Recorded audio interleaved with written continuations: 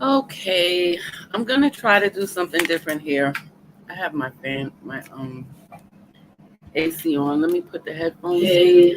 I'm gonna try to do something different here. I have my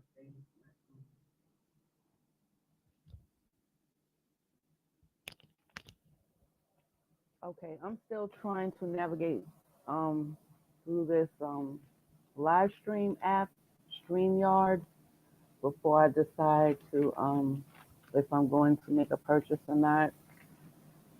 So okay, I think my sound is good. Okay. So I want to get into where the title says Roe versus Wade and black women or the Negro women, the implications of that, because I really didn't get into it yesterday. I was like busy like talking about a whole bunch of different things, but even though they are all connected. So and also Clarence Thomas and his wife, who is a Supreme Court justice, I believe, also, um, and white feminists. I want to also get into that too. But hold on, let me see.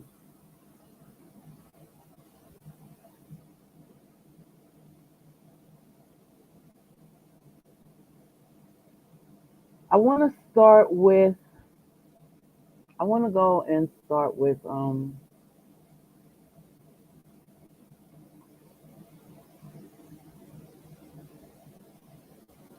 I would like to start with. Sorry, I'm trying to.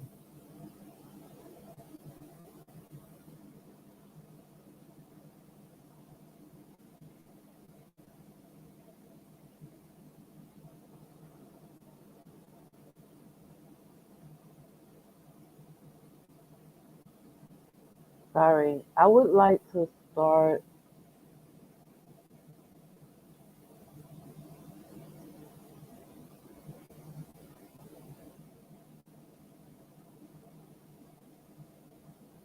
Okay, so I would like to just go back and review, because it's a lot of things. It's the gay rights and the interracial movement, and I see the white feminists trying to come at Negro females and try to use them and their energy as the face for this fight for abortion. And yeah, they want to start with abortion first. There was a video because I think I don't know if I think I watched it yesterday, but it was a video. Let me see. It was a video that I saw yesterday, white lady, and she was speaking on how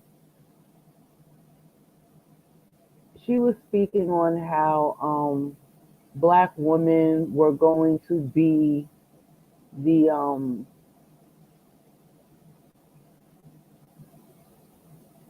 the uh the most harmed from the Roe versus Wade.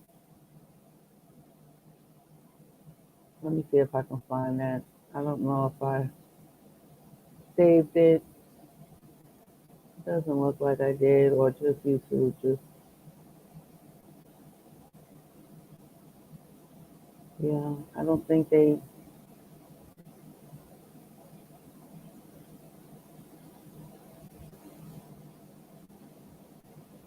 So it looks like maybe I didn't save that video. I'm not sure if I saw it on YouTube or if I saw it like on a news channel that I was reading and they just played the video, right? But the title of the video was that black women were going to, wow, I can't believe, the title of it was that black women were going to suffer.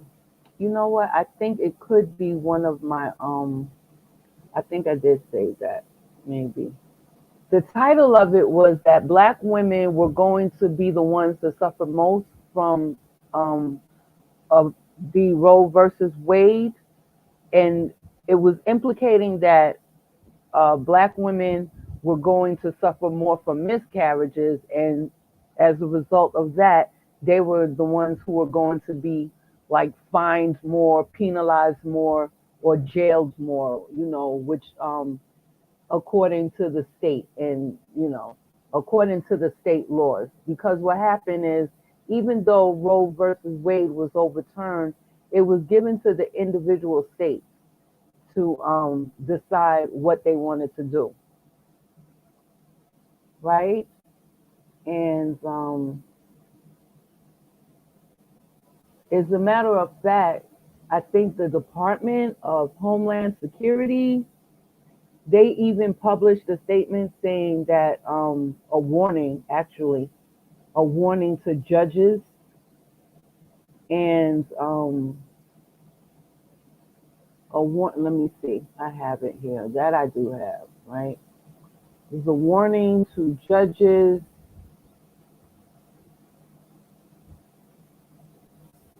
Um, okay, bear with me because this is my first time. Hey, strong and humble. Okay, Wink News. So, as I was saying, the Roe versus Wade was overturned. However, it is up to each individual state to, decide on whether they are going to rule out abortion or not. Okay, and as I was saying, let's see.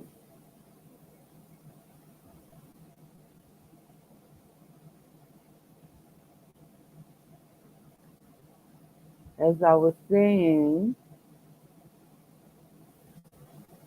okay, just bear with me because this is my first time navigating through this like this, so I can share the screen. Here it is.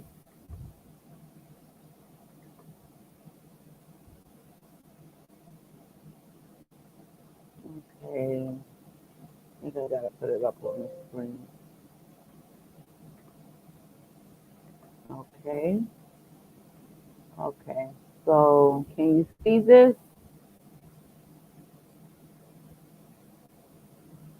Just put in the chat if you can see the screen that I'm sharing. If you can see the screen that I'm sharing, just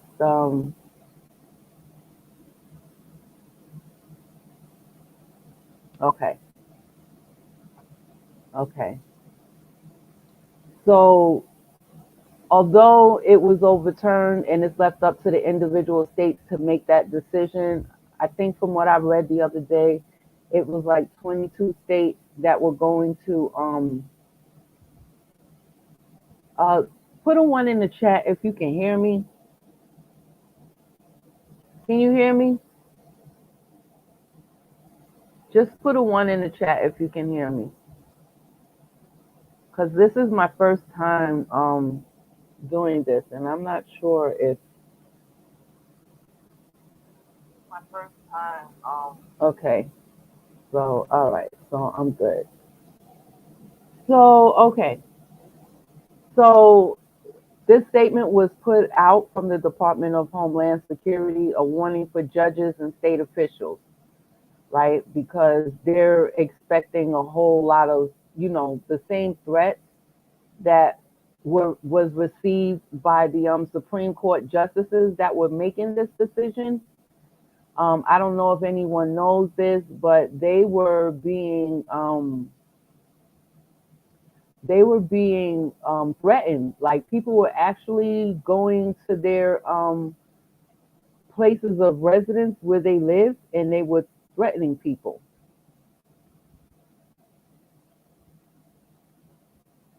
Okay, so I'm trying to find you, y'all. Here it is. So They put out a warning. A memo from the Department of Homeland Security warns that threats of political violence will likely intensify after the Supreme Court's ruling. So now they're going to leave the Supreme Court justice residences and they're going to go to their individual states. I heard that they were rioting at a state capitol. I'm not sure if this was in Idaho, Missouri, somewhere, but they were actually rioting. It says here it is, we're already seeing acts of violence.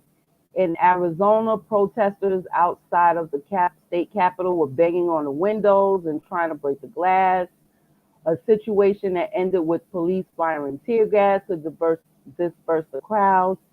In Colorado, Longmont Public Safety said a fire at the Christian pregnancy clinic is being investigated as an arson. So damn, somebody burnt down a Christian pregnancy clinic. Like, I don't get it. I would think that a Christian pregnancy clinic is probably not for abortion, but more likely for like adoption or something if the person doesn't want to have the baby. You know, most Christians don't agree with abortion. And then it says the Homeland Security warning mentions one of the those targets to the political violence could also be federal and state officials, including judges and facilities. It also mentioned that the First Amendment protected events and reproductive and healthcare facilities, as well as faith-based organizations connected to abortion rights. So this is crazy. So they're going to start vandalizing. I guess we're going to have a Black Lives Matter re-go. They're going to start vandalizing everything. They're going to start vandalizing, y'all. So, and I just want to say that with this Roe versus Wade, um, Black women are going to be the face of this, and they're going to expect for you to go out there marching for your rights to have an abortion. And the implications of Roe versus Wade to Negro women and males are, I believe, in my opinion, phenomenal. Okay, because you already have Negro males killing their own babies and killing the women that gave birth to their babies, you know, because they don't want those babies. So can you imagine, you know, the most sexualized creature on the planet right here in America, you know, just being sexualized as usual and not being able to abstain or fast from the penis and having all of these babies by force. And then that's if they even make it, because I'm going to get into that. And then these Negro males just, you know, taking them out, the baby's mother and the baby, maybe after birth happens or even while she's still pregnant. I can see a lot of that happening too, especially if there's no legislation to make because America, especially if there's no legislation to make like to make it easier for women to have babies. And I say that to say that America is very anti-family. It doesn't matter if you're a nuclear family. It doesn't matter if you're a family that's headed by one single person. It doesn't matter if you're a family being raised by your grandparent or one grandparent or both grandparents. It doesn't matter. America is anti-family, right?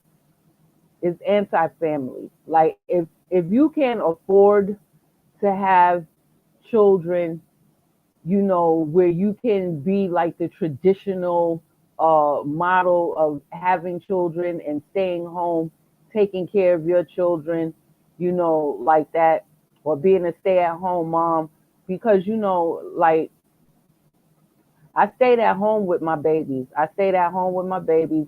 Like I said, I didn't have them till I was like, you know, in my 30s, right?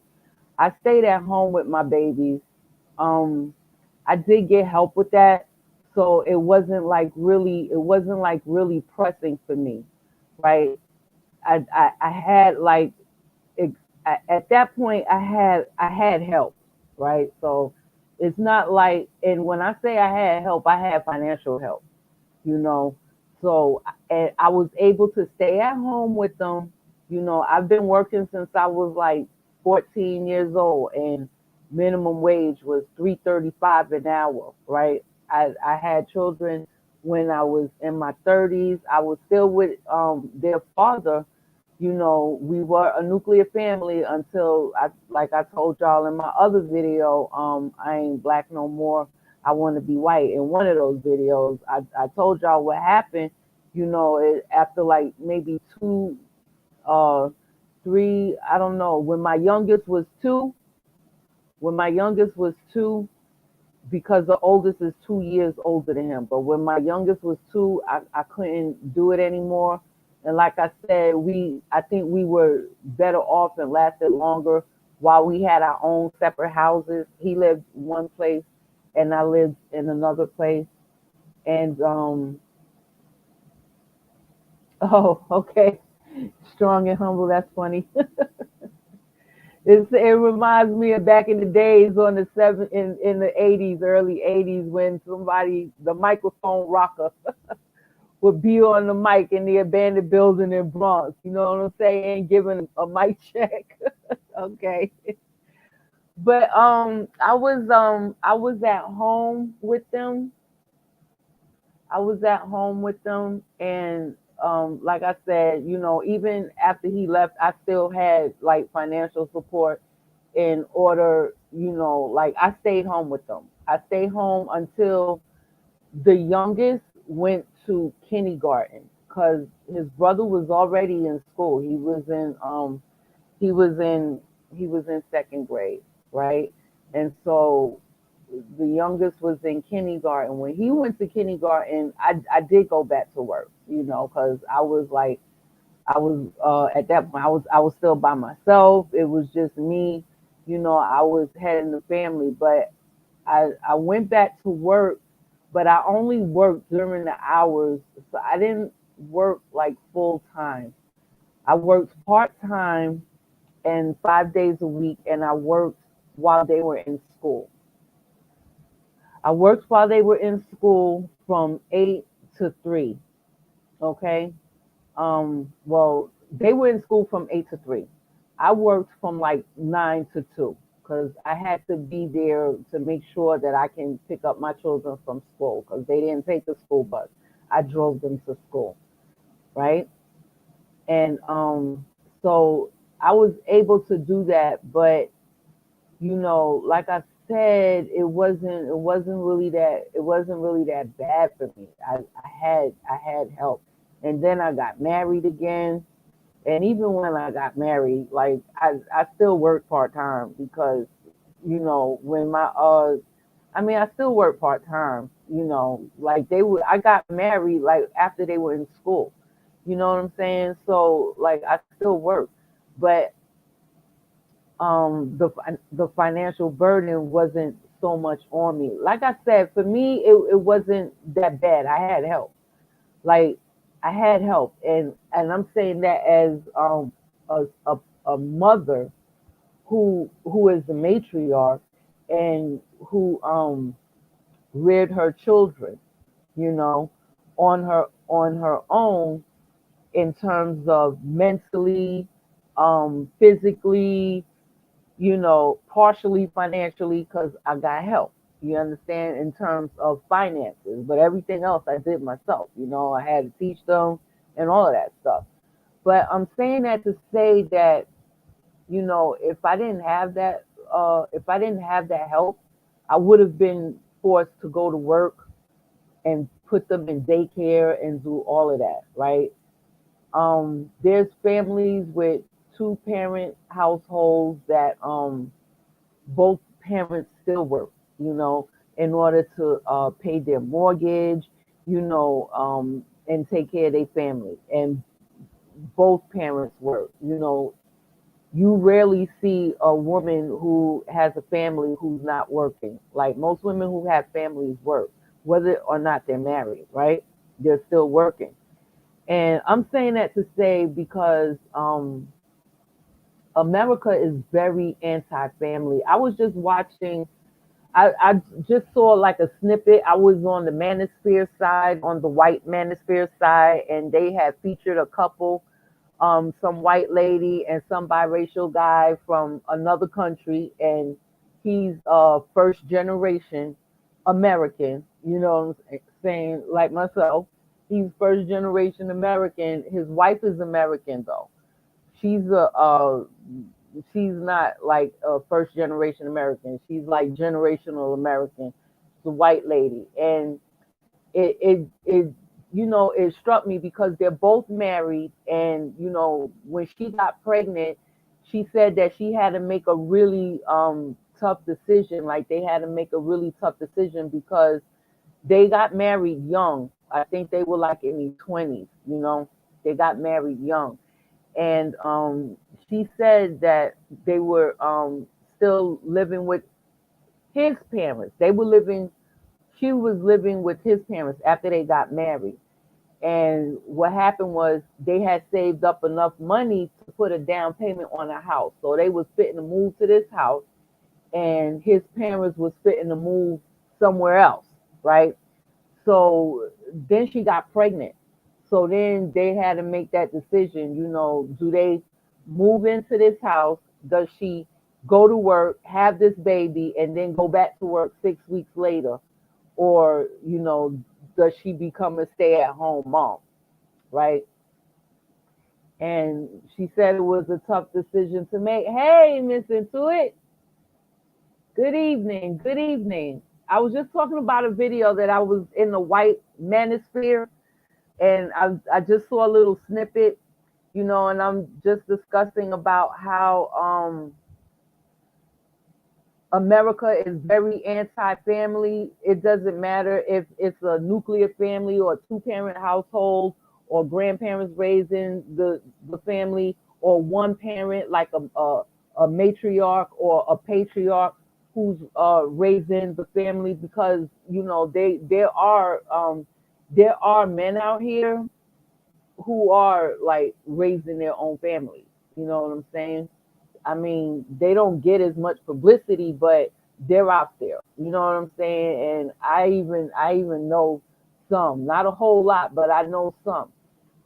But America is very anti-family. So this woman who is married to her biracial husband, who her biracial husband is a first generation, was living. They got married in their early 20s and was living in his parents' house. So she got yeah, yeah. She got pregnant, and then they had already saved up enough money to buy a house and move out on their own into their own brand new house. But she got pregnant. So they decided that they wasn't, because the question was she wanted to be a stay-at-home mom.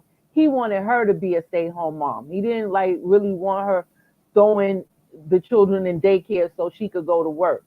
And that was the question. She was like, do we move out and I just go to work while I'm pregnant, and then I have the baby and then go to work 6 weeks later? Or, do we just, try to struggle and maintain?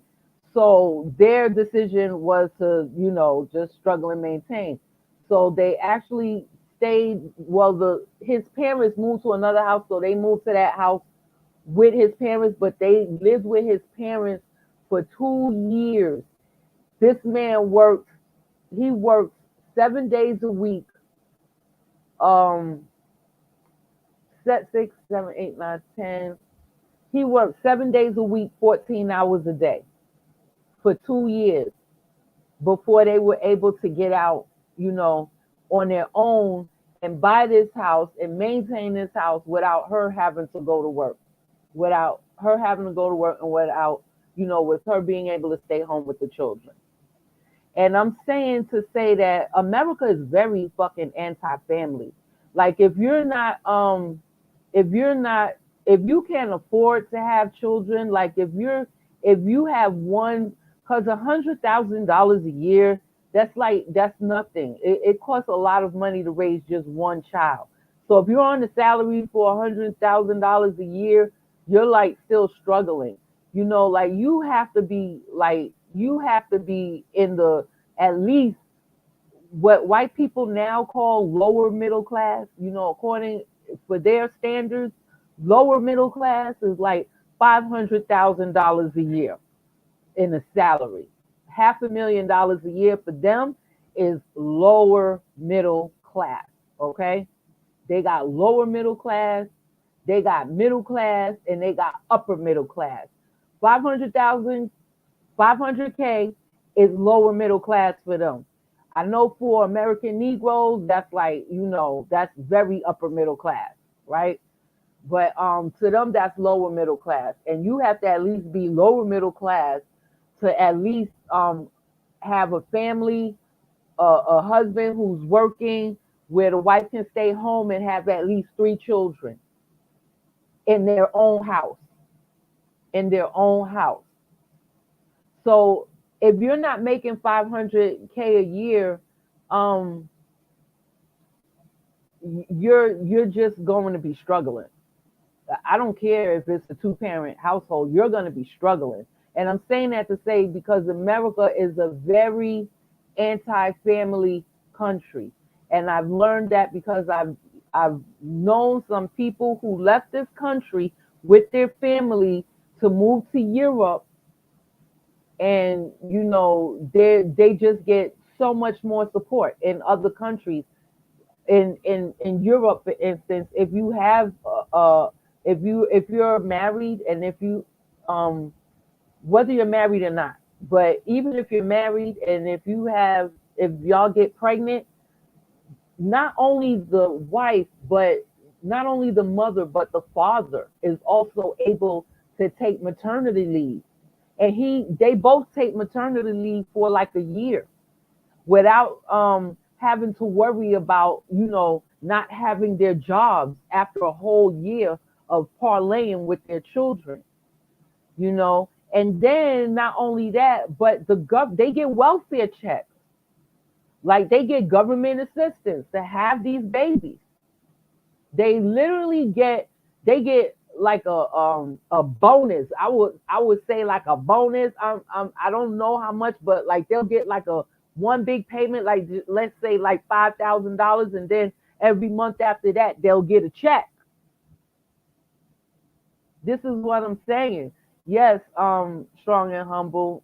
I think Antonio Moore said only 3% of American descendants of slavery make that mark, 500 grand mark. Only 3%. Only 3% of whatever percentage we are in this country. I think we at 16% now. We're like 16, 17% of the population. And out of the 17% of American descendants of slavery, only like 3% make that mark. Only 3%. Everybody else is like, like,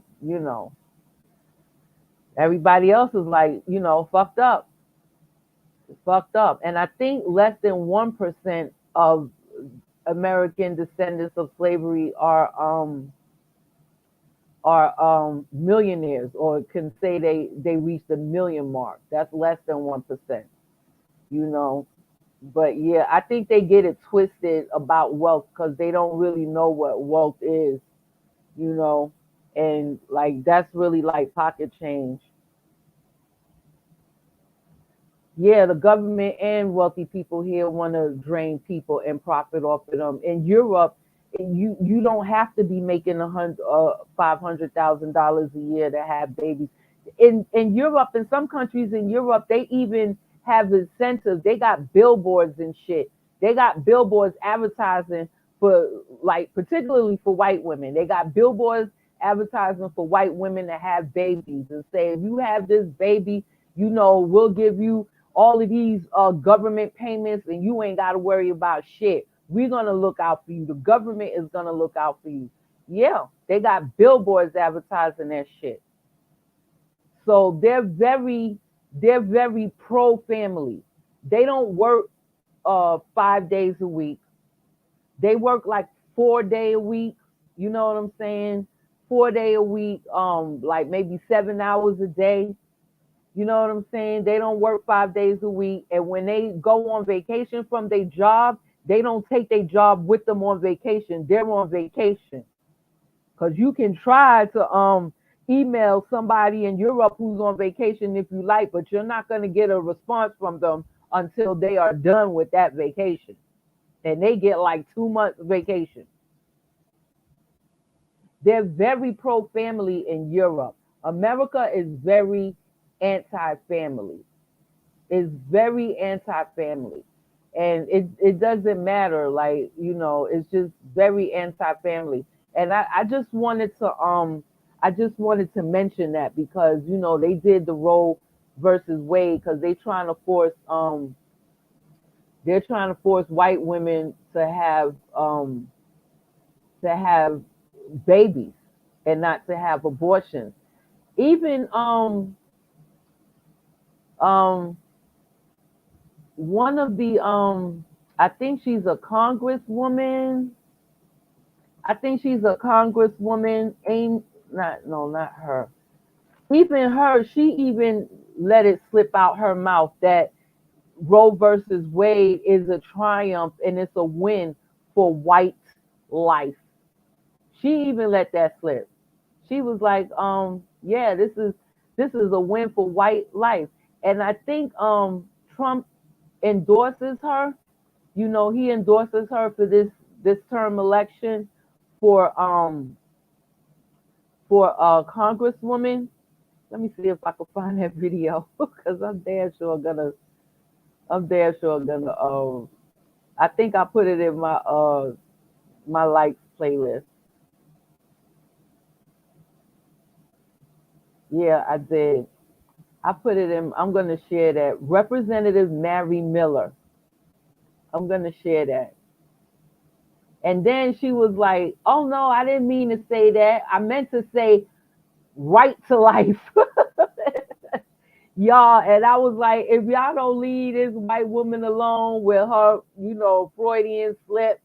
Nobody got mad when Miss Thang over there was like LA nigger. Nope, I meant LA nigger.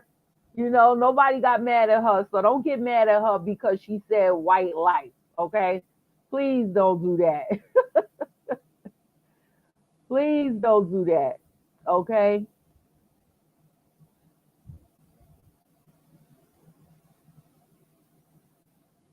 So yeah, I want to share that because before y'all even think about getting it twisted that this ain't about black women, that this is about or this ain't about Negro women having babies, that this is about black women, you know. I want y'all to hear it right here out the horse's mouth, okay? I want y'all to hear it right out the damn horse's mouth. Okay?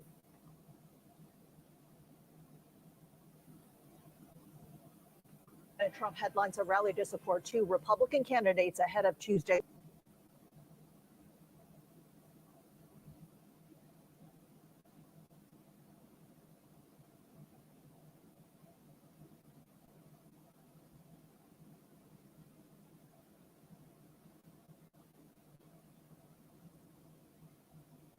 His primary. Comments made by one of them, Congresswoman Mary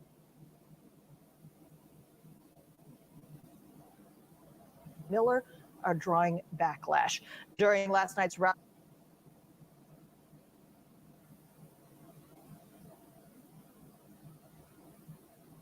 Oh, come on. Trump endorsed State Senator Darren Bailey in the six-way.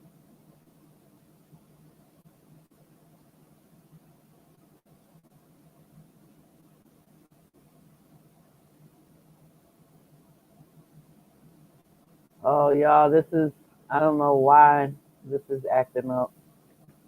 I think this StreamYard, It's a rally to support two Republican candidates ahead of Tuesday's primary. I don't like this StreamYard. Like, I can't play anything. It buffers shit too much. This is crazy. comments made by one of them, Congresswoman Mary Miller,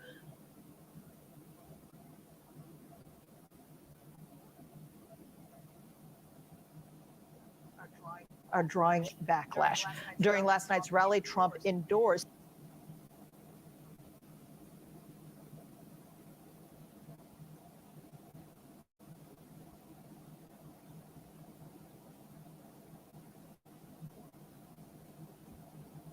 State Senator Darren Bailey in the six-way GOP race for governor. Oh man, maybe I ain't gonna be able to play it. It don't look like it's gonna play for me.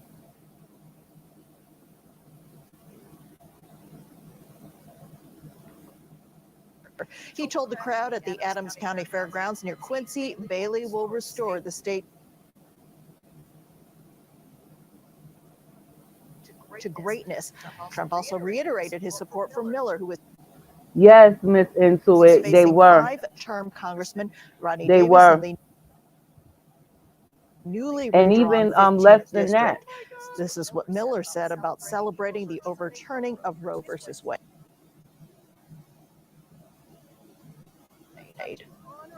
President Trump, on behalf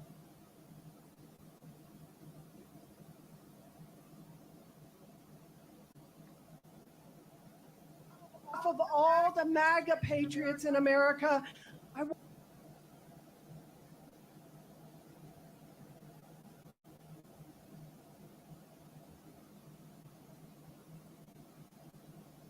want to thank you for the historic victory for white.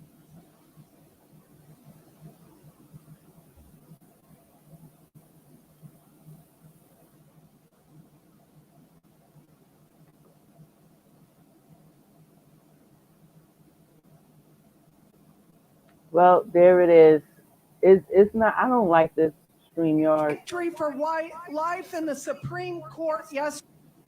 There it is, y'all. White Life, Representative Mary Miller, and they tried to bully her and say, "Oh, you said white life. What's wrong with you?" And she was like, "No, I didn't say white life. I said right to life." That's what she said, y'all. She said right to life. Leave her the fuck alone, because y'all said LA nigger, not LA nigger. So leave her alone. She said right to life. Right, boom, there it is. Okay, yeah, I'm going to put the link in the chat. Let me do that, because this thing is just, Yeah, but that is just so damn crazy. So, yeah, in Europe, shoot, in some parts they pay you, they were advertising that shit on billboards. Like literally advertising that on billboards. Like, have a baby, we'll pay you. Don't worry about the baby daddy. You'll get a check from the government.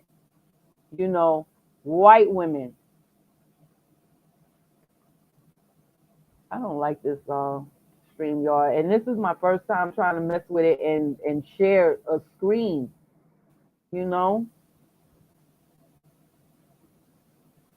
So yeah, so I just wanted to say that, number one, America is very anti-family. Unless you're lower middle class by white people standards, you can look to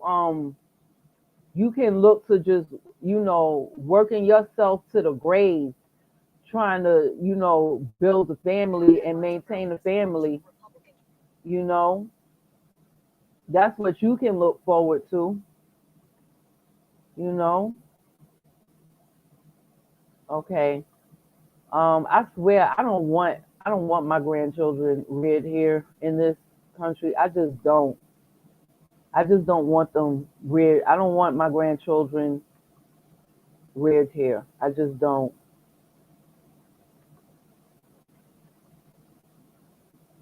Okay. All right. There it is. So I'm just gonna go back because I want to talk about the implications of Roe versus Wade on the American Negro female, how the white feminists are gonna come at her and use her as the face for their fight. You know what I'm saying? Try to get her to, fight for them in their individual states. You know what I'm saying? And I'm trying to tell y'all, don't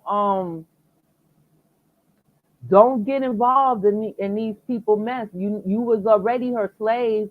You was already her property. Okay, like the book says, they were her property. They were her property.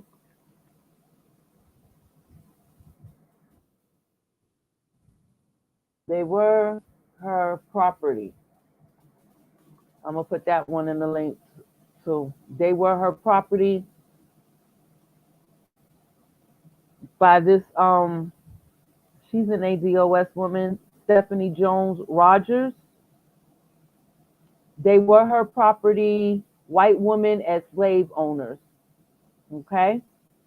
I think y'all don't want to go back there. So first they were slave owners and then they became white feminists. You understand what I'm saying? And like somebody asked me in the chat yesterday, like what I know about white feminists, and I told them, and I'm gonna repeat, what I know about white feminists is that they would come into our schools while we were in middle school talking about, make sure we get an abortion, like we can fuck all we want. You want to fuck? Go ahead and fuck. Yeah, you can fuck. This is how you fuck. You can fuck all day, fuck all night, fuck anywhere. You can fuck in the car, you can fuck in the toilet, you can fuck in the bathtub. You don't even gotta fuck on the bed. You can fuck on the floor if you want to fuck, but just make sure you have an abortion. And if you get pregnant, but if you don't want to get pregnant, wear rubber. They used to call it rubbers back then. They didn't call it condoms. They said rubbers. But the rubber could always break. The rubber could break. So if the rubber breaks, just make sure you get an abortion. So that's what I know about white feminists from, firsthand experience, right? And I also know that they infiltrated the Black Panther Party.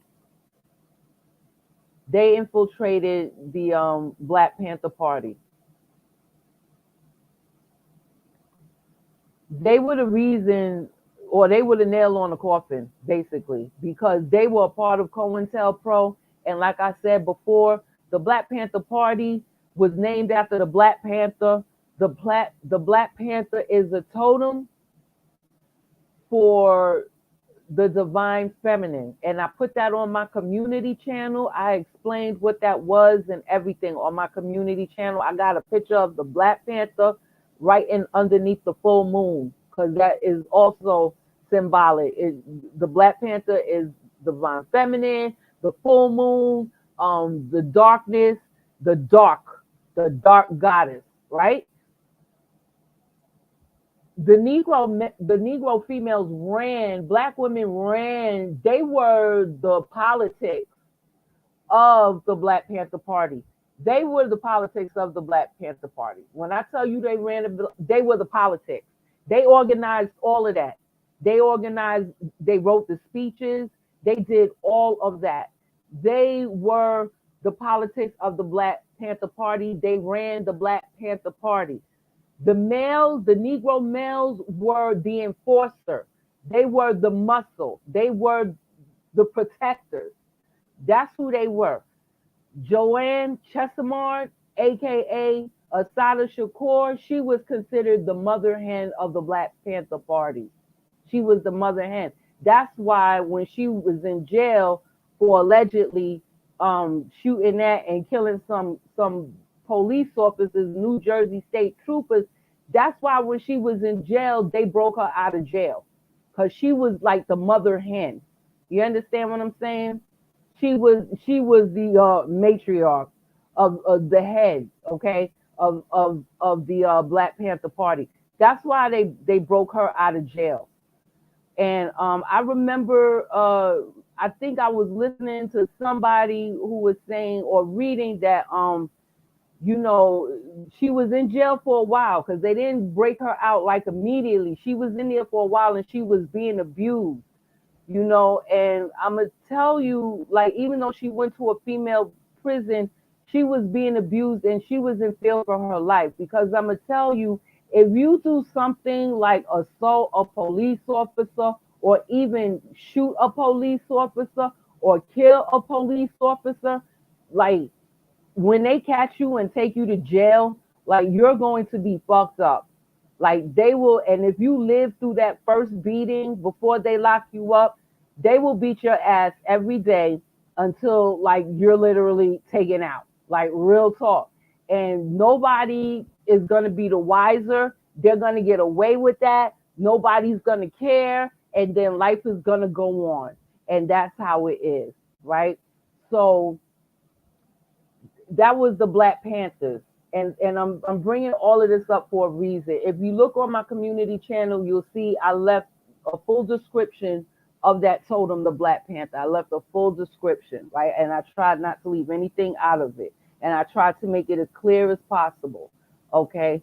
So I'm saying that with this Roe versus Wade, these white feminists is gonna recycle what they did in the Black Panther Party movement, because that's what they did. They used the lust that these Negro males have for the white woman. They used that lust against them, and to put anonymity between, to help perpetuate the anonymity between the Negro male and the Negro female, right? And then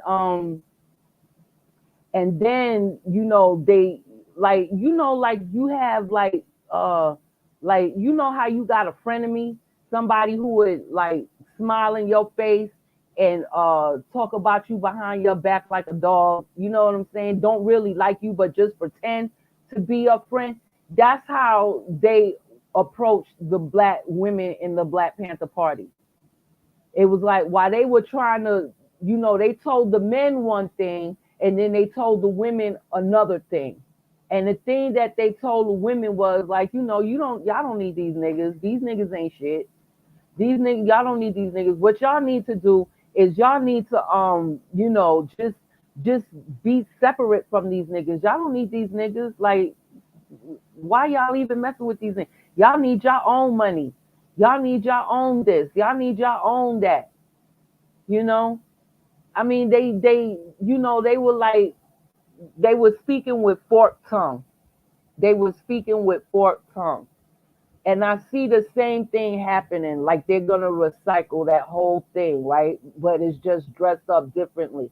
With Roe versus Wade, I already see them talking about, and it's all of these white women on all of these news channels and everything. It's just white women talking about, the 14th Amendment in Roe versus Wade, and they keep mentioning the 14th Amendment, but they don't want to mention that the 14th Amendment was one of the three amendments made during the Reconstruction era in 1865, right after the slaves were freed, and that the 14th Amendment were meant for the slaves. You know why she's not going to say that? I see all of these white women talking about the 14th Amendment and don't want to mention slavery, because they were her property.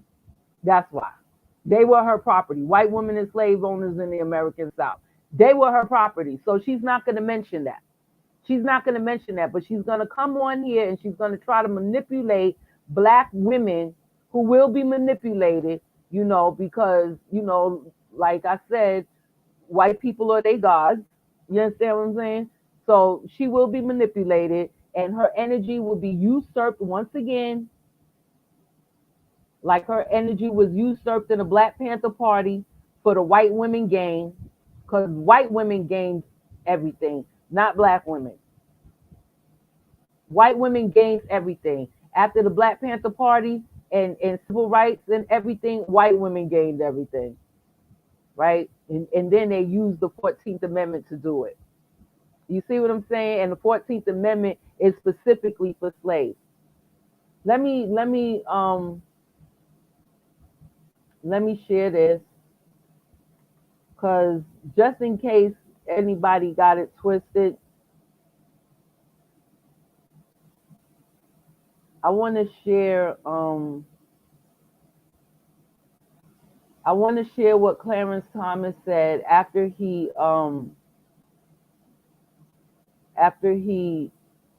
made that ruling, or after, because he didn't do it by himself. There were other Supreme Court judges that also did it. after they made that ruling. I want to show you what he said.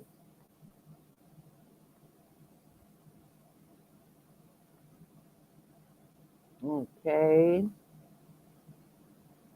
Okay. Let me try to put the whole screen up here.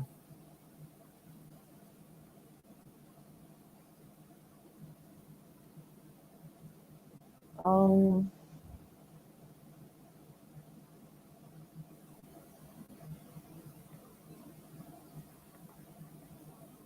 Okay. I guess that is the full screen, right? So,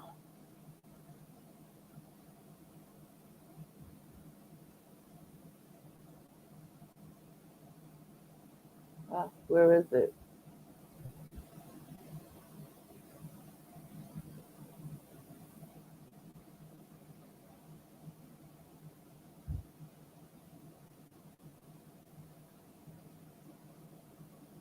Okay. So this is what he said. Now, the highlighted cases are what's in highlight are the cases that he was making reference to when he was saying that everything else should be looked at, right? But I just want to bring you here. I want to bring you here where it says, after overruling these demonstrably erroneous decisions, the question would remain whether other constitutional provisions guarantee the myriad rights that our substantive due process cases have generated.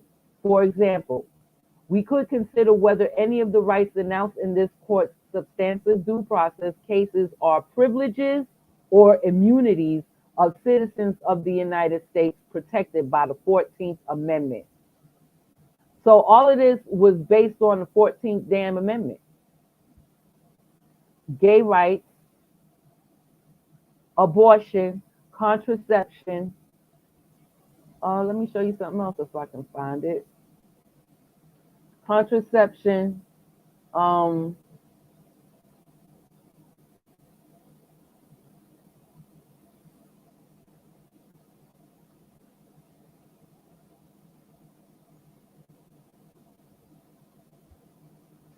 okay. And what you call it, interracial marriages. All of that was based on the 14th Amendment. So here he said it right here in his own words that was quoted, that was posted on Twitter. And then I want to show you,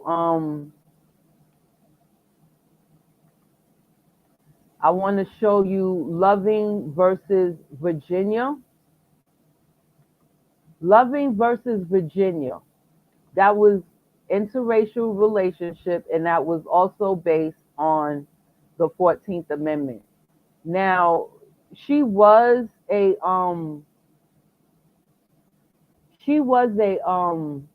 biracial woman, so like you don't have to take my word for it. Like you can go and just Google Loving versus Virginia, and a whole lot of pictures will come up showing you like what the couple and their children look like, and she had a daughter that could like literally pass for white, right? So you can go there like, and it'll show you what they all look like. But I also want to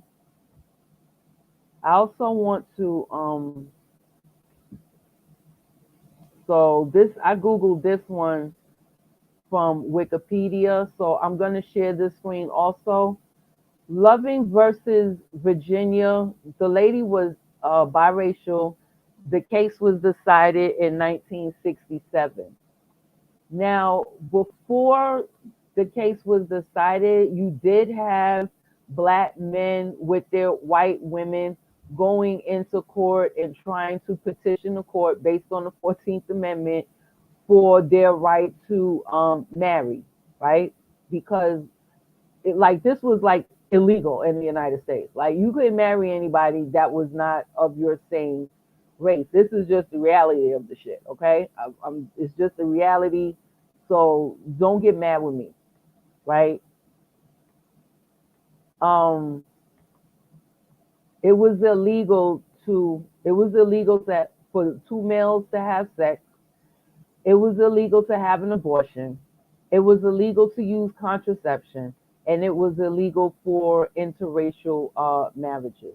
Okay, so I'm saying that to say that this case was decided in 1967, and even though you had black males attempting to, sue and petition the court to marry their white girlfriends, and they failed at it, they like literally failed at it. Here you have a case with a biracial woman and a white man, and they use the 14th Amendment base. They use the 14th Amendment as their basis. I'm gonna share the screen. Okay, there it is, right there.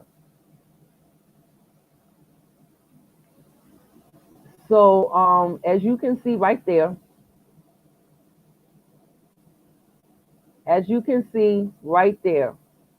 it says this case was decided in 1967 again, like I said, and as you can see, it says Loving versus Virginia, 1967, a landmark civil rights decision of the U.S. Supreme Court in which the court ruled that laws banning interracial marriage violate the equal protection and due process clauses of the 14th Amendment to the U.S. Constitution. Okay? Okay? So they use the 14th Amendment to the U.S. Constitution, the same thing that Clarence Thomas said, that's unconstitutional. Unconstitutional. So, and I'm mentioning that this was only decided when a biracial woman decided to take this to court, even though I was getting kind of like mixed messages because I did see the movie. I don't know if anyone saw the movie, but I did see the movie, and I got the gist that, she was more into getting it overturned, I think, because they wanted to move.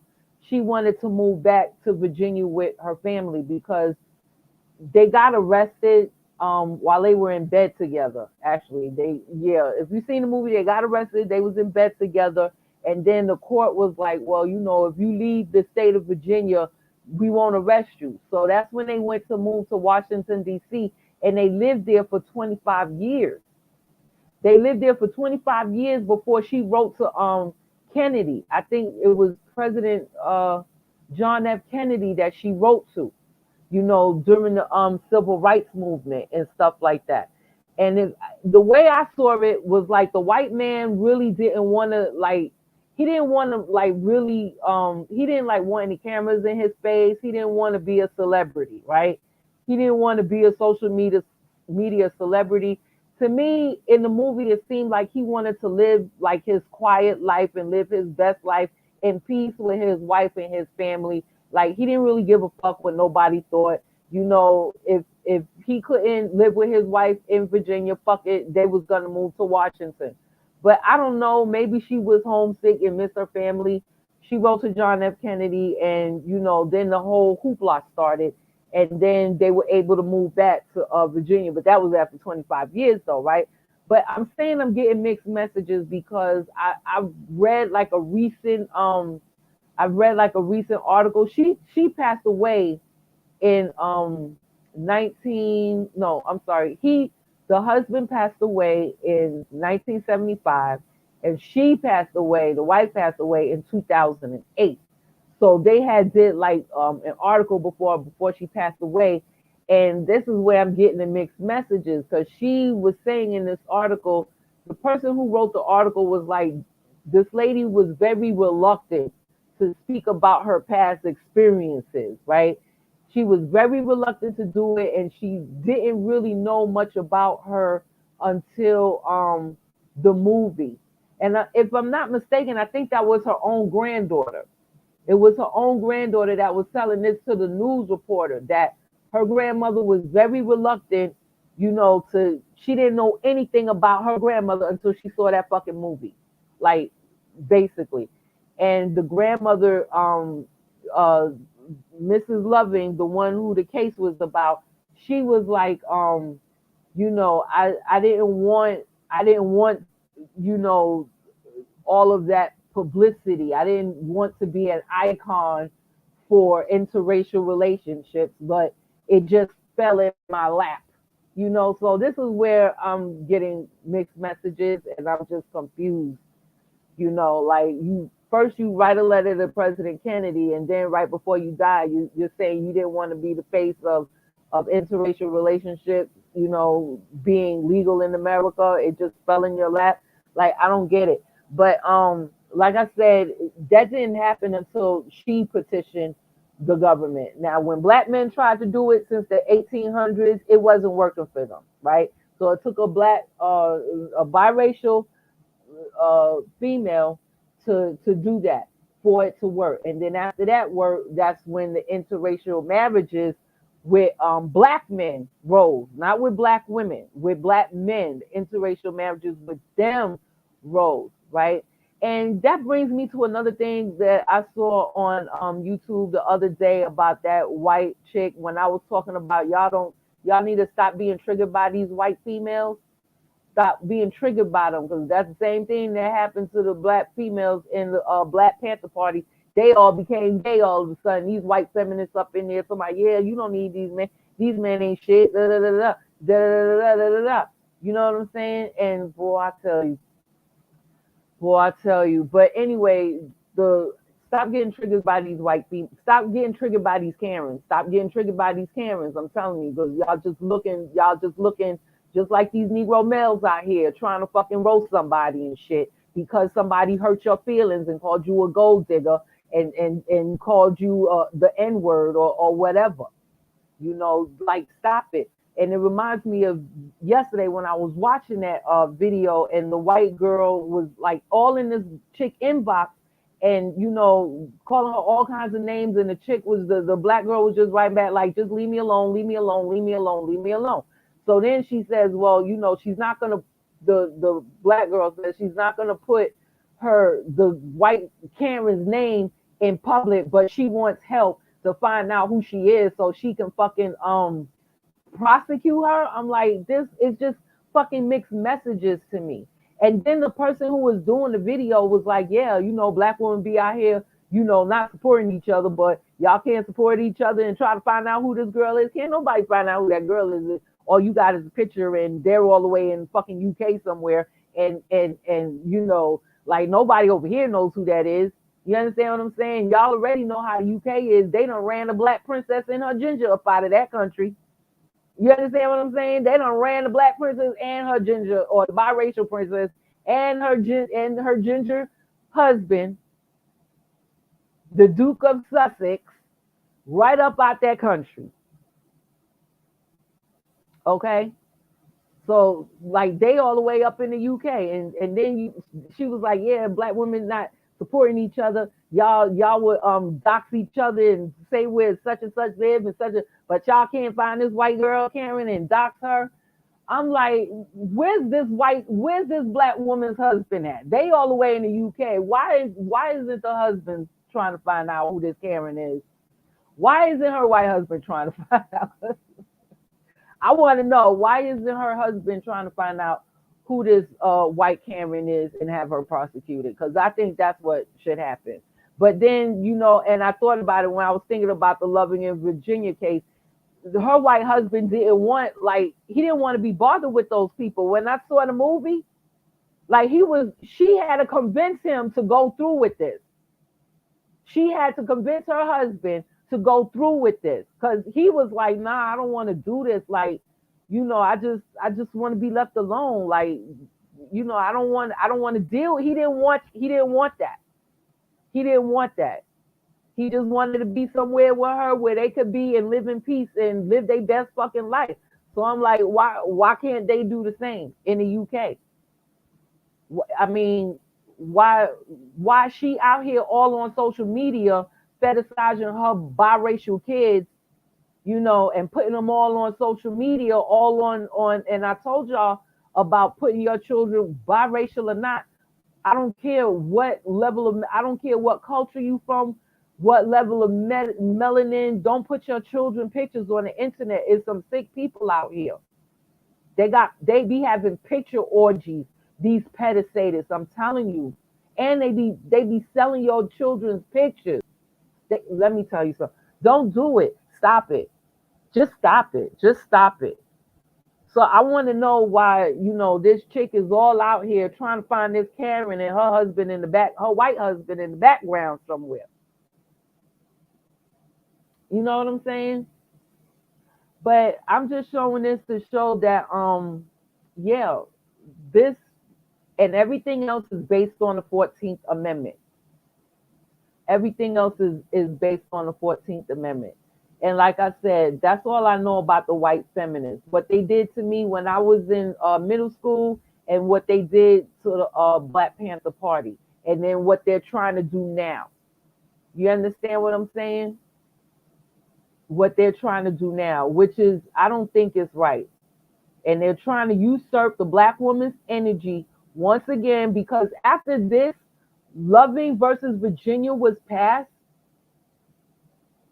It was Black men that went and white women that went and did all the marriages. Okay. It was them that did all the marriages. Okay.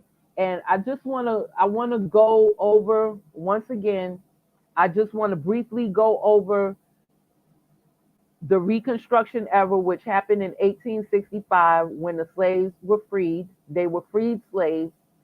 It was between 1865 and 1877. That was 146 years ago. The Reconstruction era ended 146 years ago.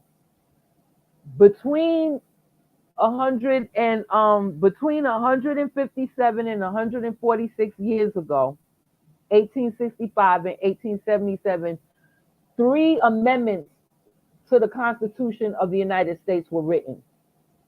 3 amendments were written and 2 civil rights acts were written. Okay? I didn't go into the civil rights act, but I'm going to go into it today. 3 amendments were written. The first amendment was written just like a few months shy of before President Lincoln being taken out. Right? So that was the 13th Amendment. That was the First Amendment. It was 3 amendments that was written between 1865 and 1867, which is only 157 and 146 years ago. Wasn't that long. It wasn't millennial and millennial and millennial ago. Like everybody keeps saying, like it don't matter. It was just 146 years ago. Now, I know some of you people out here may have grandparents that's in their 30s. You understand what I'm saying? But when I was coming up, you know, my grandparents were already like in their 60s and 70s and 80s. I'm just saying. I'm just saying. And not only that, but my great-grandparents were still alive. And I'm just saying that, you know, that's both on my mother's side and on my father's side. And even though my father is an immigrant, him and his family is an immigrant, and from that side, I'm first generation born. My mother's side, they've been here since the 1700s. They've been here that long. And I'm just saying, neither one of my great-grandparents were that far removed from slavery. Like I said, this was only 157 years ago. And I'm 54. I'm 54. This was only 157 years ago that the slaves were freed. Okay? 157 years ago that the slaves were freed. And 146 years ago that the Reconstruction era ended. Okay?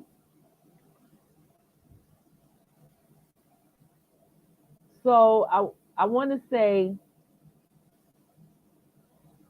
The 13th, 14th, and 15th Amendment were the three amendments that were written during the Reconstruction era. And then you had two Civil Rights Acts that was also written during that time. So I just want, because y'all need to understand how important this is, because I see these white feminists all over fucking social media and mainstream news media. Oh my God, you know what? I hate that Donald Trump came up with that name before I did, because I'm really good with the cloak, the you know what I'm saying? I'm really good with stuff like that. And I hate that he came up with that before I did, but I love it.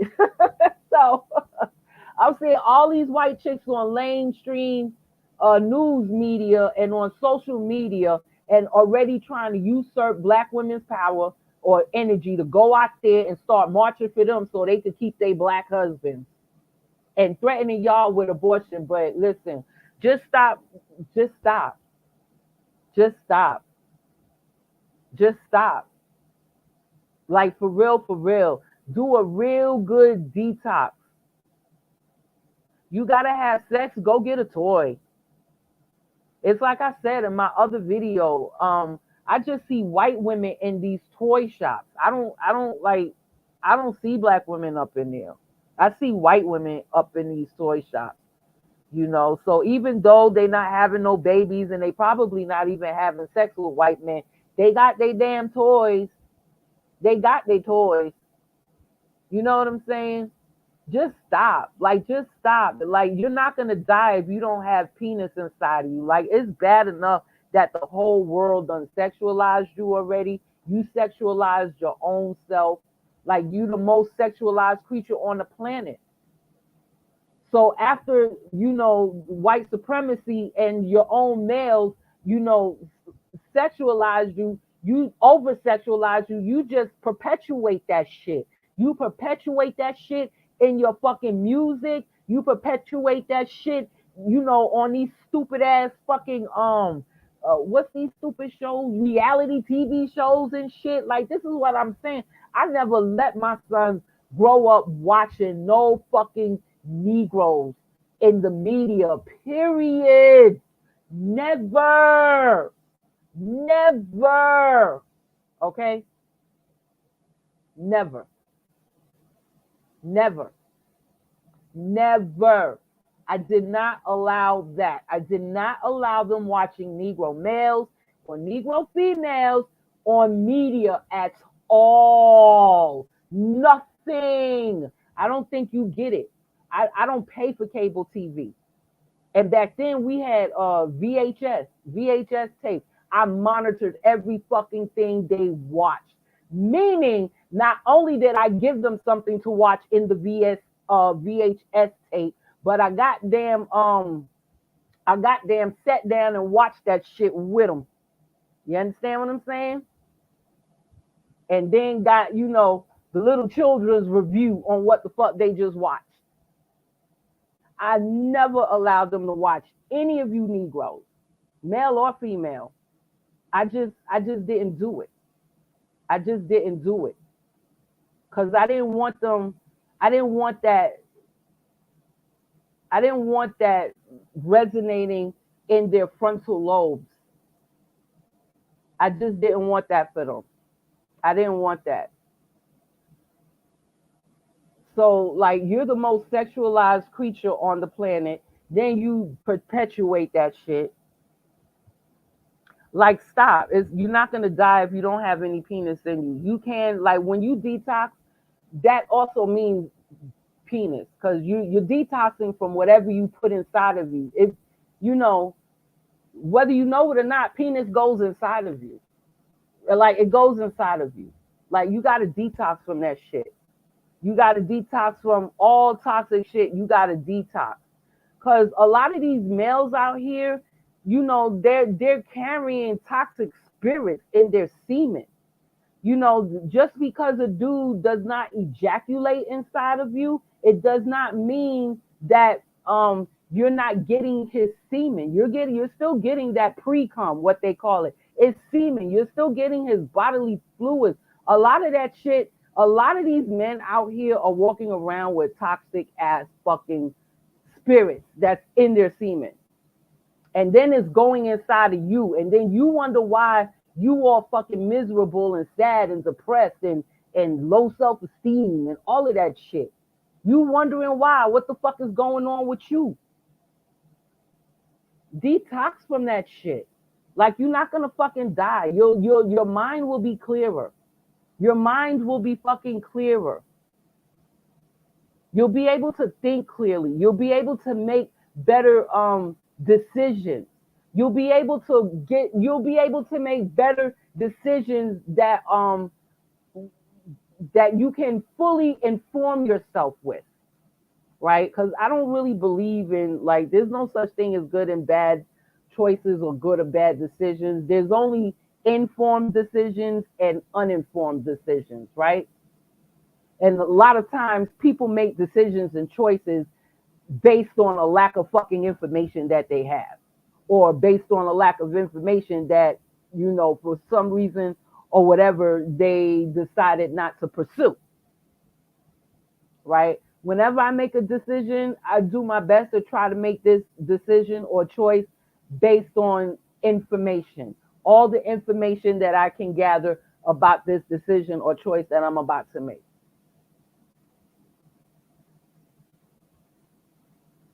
So it's not gonna hurt you to do that. But you know what? They're gonna use you. They're gonna use you.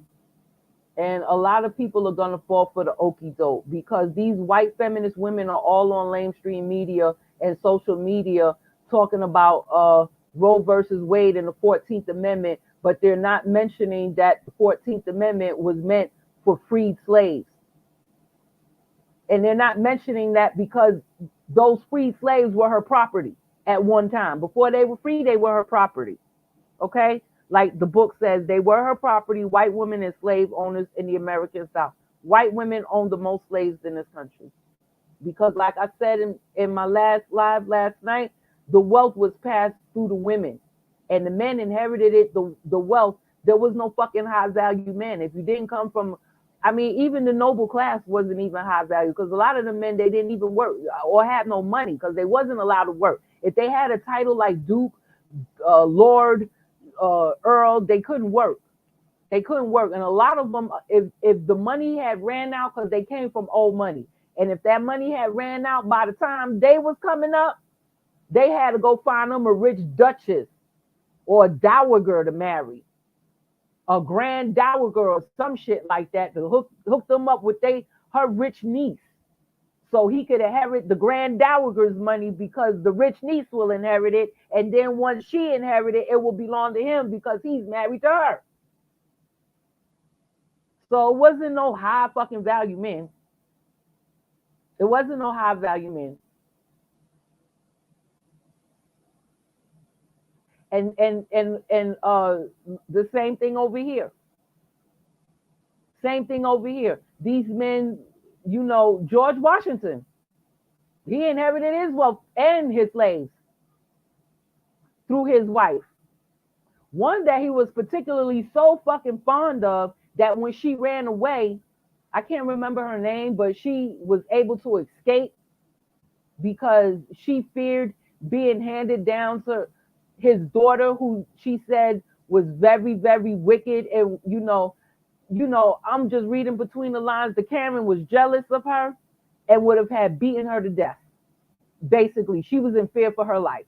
She knew that once she was handed down to this daughter, that this Karen was going to beat her to death. So she made it her business to fucking escape, and she did. I believe she escaped when she was in Philadelphia. And George Washington had it in for her so much, he had a reward out to try to recapture her. I can't remember her name for the life of me, but just Google it, George Washington slave. He had it in for her. I believe she ran and hid in New Hampshire. I think it was New Hampshire that she actually went to, and the governor at that time of New Hampshire actually protected her. He gave her refuge in his state, just like they gave Assata Shakur refuge in Cuba, And again, she has Asada Shakur has the most highest bounty on her head of any man or woman in the FBI. So if you can come up with her head, you'll be rich, and you'll be set for life, because she got the highest bounty to this day in the 21st century, 2022, June 2022, in the 21st century. She got the highest bounty of any man or woman by the FBI. And so the slave that ran away actually belonged to George Washington's wife. But of course, when they got married, you know, all her property became his, George Washington, right? So this slave was upset because she just knew that once she was passed down to the daughter, this Karen was going to kill her. This Karen was going to beat her to death. She already knew. She could tell that energy. She could tell that energy. So she made it her business to run away. She ran away, and the governor of New Hampshire gave her residence and refuge. And actually, when George Washington sent a bounty hunter over there for her, he was turned away by the governor and actually lied to. Like, you know what? This slave nigger ain't here. Like, you can leave. Like, he wined them and dined them and stuff and was like, yo, she not here. You can go about your business. You know, see you come again. And she actually lived her best life in New Hampshire thanks to that governor there that gave her refuge. She even got married and everything and had children. But again, they were her property. They were her property. That's why these fucking white women feminists is coming on here now and trying to usurp your energy to fight for this. And usurping your energy for an amendment that was made to save your life, because Mammy was a slave being raped by her husband. Again, go back to the other video where I was talking about Athena and Medusa. Go back to that video.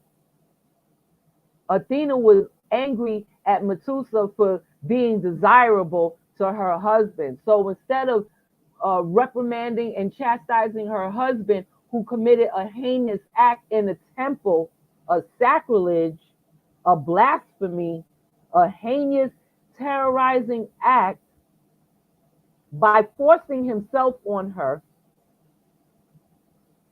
she took it out on the African woman, Medusa. And that whole point of the story was when you look at her face, you'll turn to stone. Being that when you look at her, you won't find her desirable anymore. She won't be desired, because the mother of humanity was the most desired, the standard of beauty across the whole continent, across the whole earth. Across the whole earth. Yes. Yes. So that story is very analogous to slavery in the United States. Karen being jealous of the mammy who was being repeatedly raped by her husband, and knew that she couldn't do anything to the mammy who was being repeatedly raped by her husband, because her husband wouldn't take too kindly to it. So what she did was she beat her children to death. That's what she did. She beat her little pickaninnies to death, okay? That's what she did. They were her property. White women, slave owners in the American South. And this is why she's all over social media and all over lamestream news media, talking about the 14th Amendment and your rights, and black women, you're going to suffer the most. Okay. The 13th Amendment was written 157 years ago. I'm 54. I'm 54 years old. And I'm going to keep pointing that shit out. The 13th Amendment was written 157 years ago in 1865. And the purpose of the 13th Amendment was basically, and this was written right a few months before they assassinated President Lincoln. The 13th Amendment basically said, okay, you're free. You're not a slave anymore. You're a freed slave. You're a freed slave. That's what the 13th Amendment said. That was in 1865. Then a year later, 156 years ago, I'm 54 years old, and this was a year later, 156 years ago, right?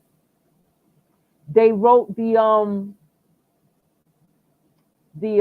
Civil Rights Act of 1866,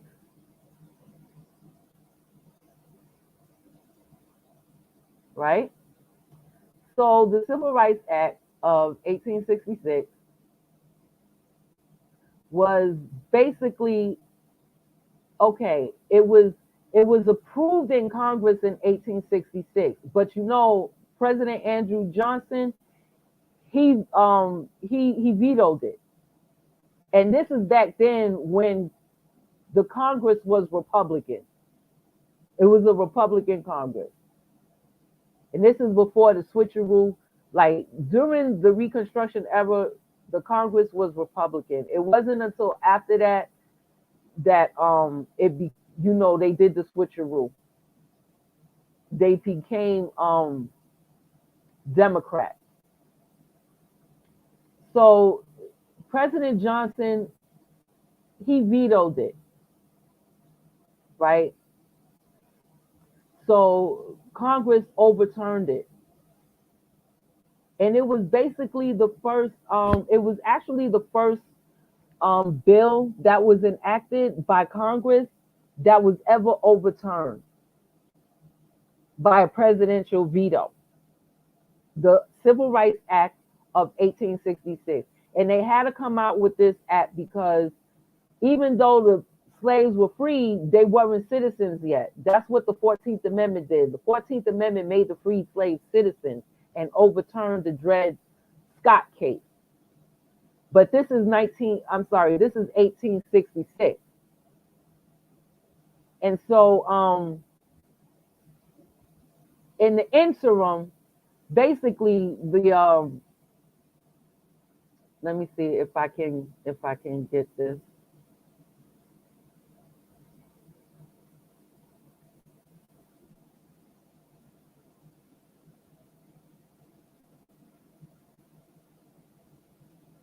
Right. The Civil Rights Act of 1866 is the first time in history that a Congress overrode a presidential veto of a major bill. Right. And what the Civil Rights Act of 1866 did was basically it said that like you couldn't deny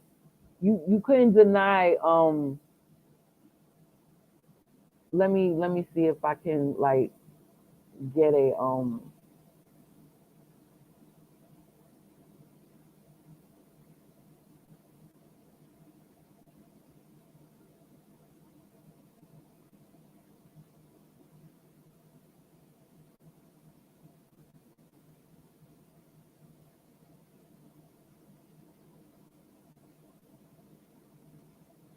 right.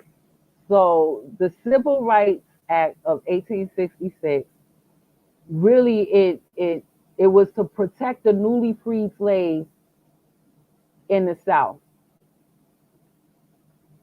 and prevent them from being banned from public schools, churches, places of public accommodations such as hotels and theaters.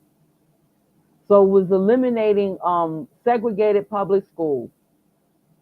This was in 1866, y'all. This was only 156 years ago, and I'm 54.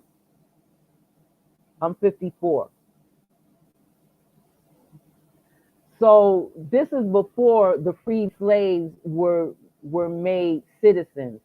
So in 1865, they got the 13th Amendment that freed them, the Emancipation Proclamation that said that they were freed slaves, right?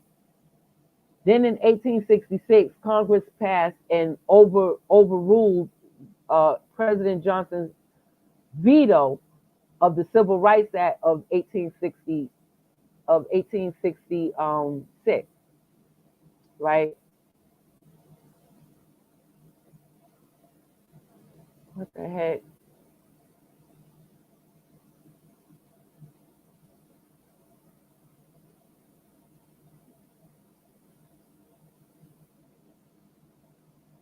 And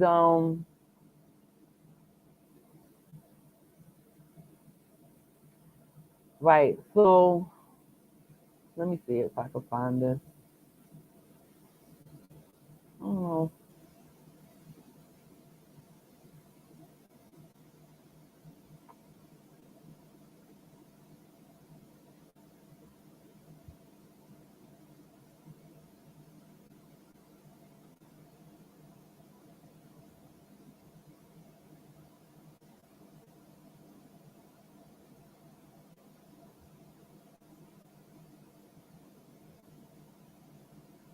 yeah, I'm not that far removed from slavery either. If I keep saying I'm 54 and this stuff only happened like 156 years ago.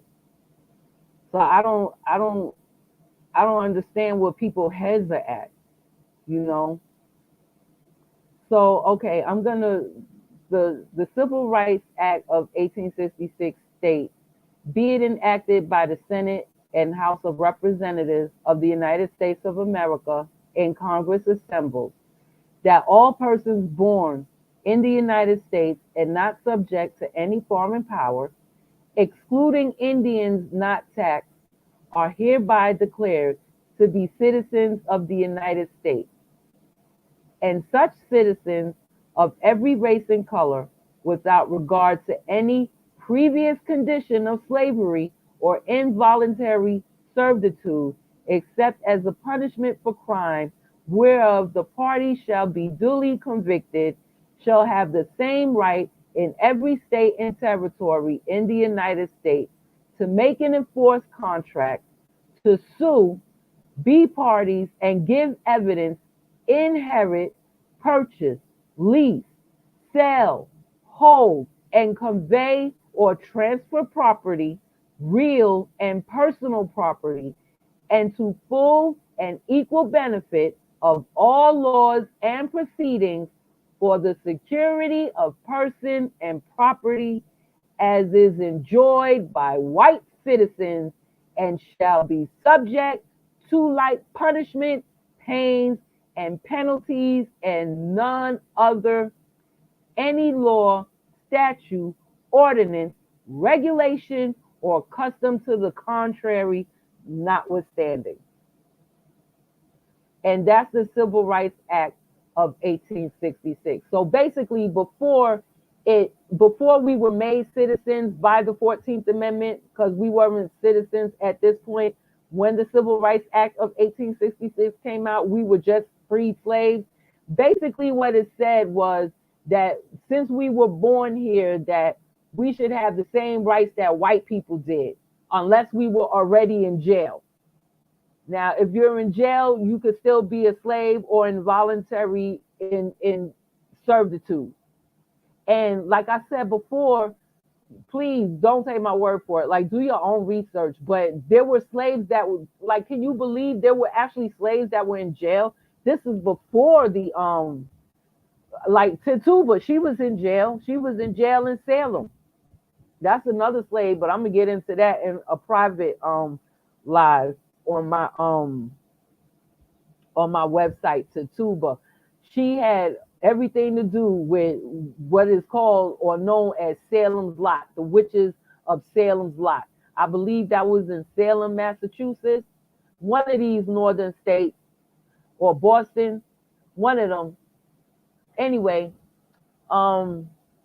yeah, Boston is the city, Massachusetts is the state. Okay, you know, I'm American, I don't know shit. But anyway, anyway, this act was written in 1866, 156 years ago, and I'm 54, right? So basically it was saying, because we wasn't citizens yet, we were just free slaves. What it was saying, that if we was born here, which most of the slaves were born here, that we can have all the rights that the white people had. You understand what I'm saying? We can have all the rights that the white people had. We had the right to buy and sell property. We had the right to inherit property. Oh yeah, about the damn there was actually slaves in prison, like Tatuba, because that was still slavery when the Salem's Lot happened, or the witches of Salem's Lot. But I am going to really talk about that in a private live. I can't do that one on YouTube. You know, a lot of these white people will be triggered, but I'm going to do that in a private live. I'm going to tell you the real deal about Tituba. Her name was Tituba, and she was a slave from the Caribbean. She was actually bought from her white master who lived in Salem, and he was a priest. Okay, but yeah, I'm going to get into that right there because I'm telling you, boy, I tell you, I'm gonna get into a whole lot of stuff privately. But we weren't we when this act was written, the Civil Rights Act of 1866, we were not made citizens. We were just freed slaves at that point, right? We were just freed slaves, okay? So being that we were only free slaves, they wrote this act. Congress, who was Republican, wrote this act, and President Johnson, who I believe was a Democrat, uh, vetoed it, and then Congress overruled that veto, right?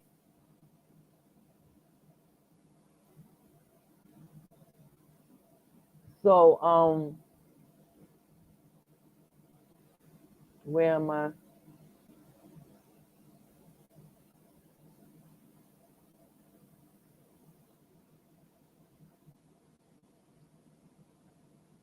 So yeah, so we were in 1866 during the Civil Rights Act. We were given the same rights as white people.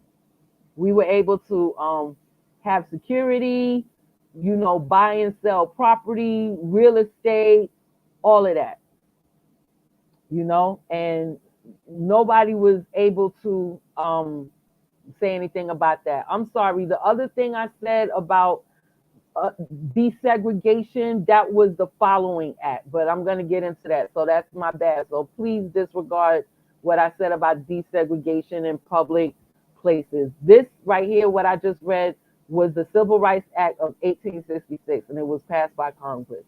And we were able to do everything white people could do: inherit, purchase, lease, sell, hold, transfer property. We could sue, and we could be a party in the lawsuit.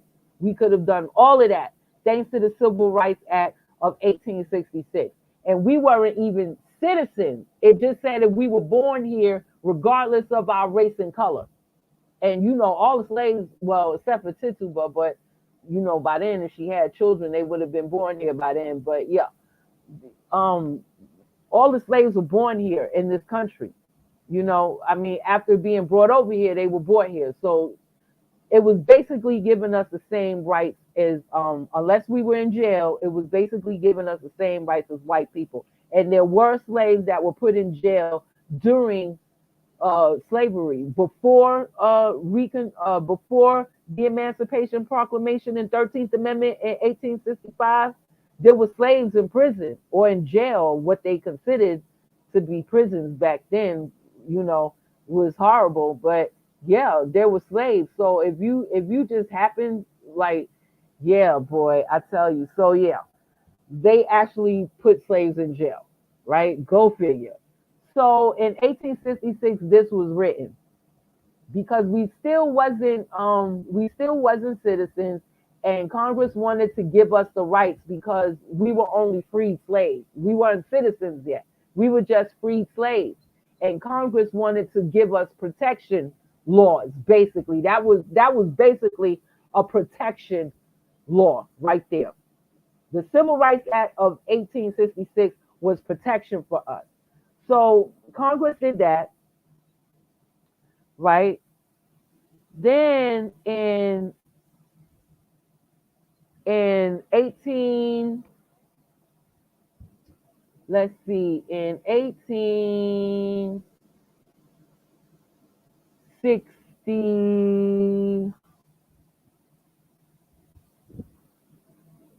in 1868, 2 years after the 1866 Civil Rights Act.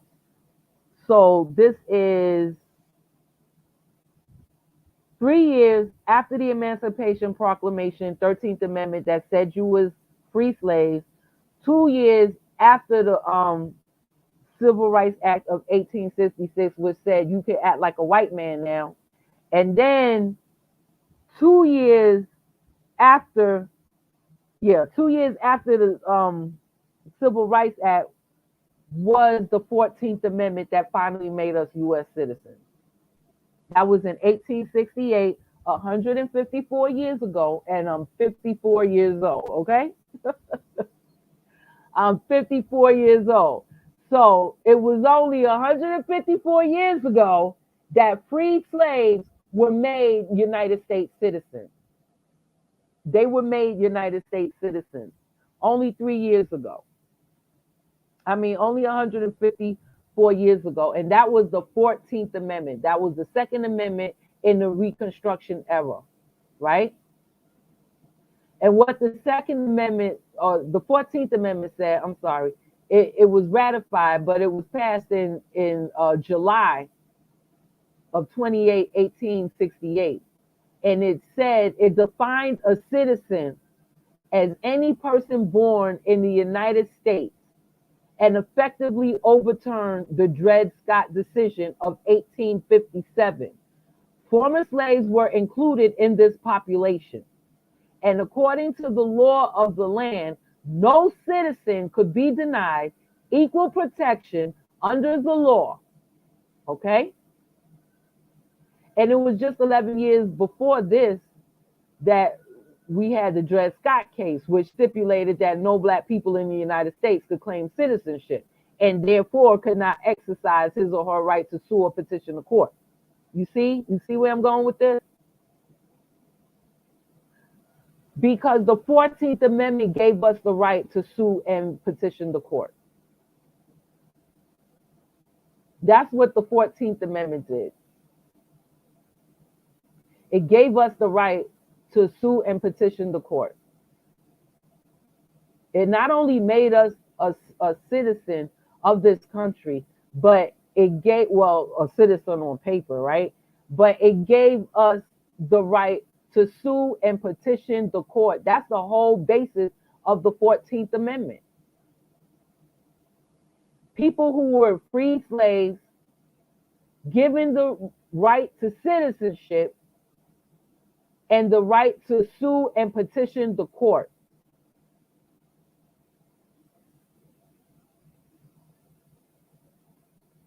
Okay? And that's how the gay rights, LGBTQ, SVU people, interracial marriage, the people in Texas who made the first law that a man could sleep with a man, and contraception. This is how the laws giving them rights, it was based on the premise of the 14th Amendment. These laws giving these groups rights, abortion, birth control, same sex, having sex with, gay marriage, and interracial relationship was based on the 14th Amendment, the right and to sue and petition the court. Okay? And there's different sections to this 14th Amendment.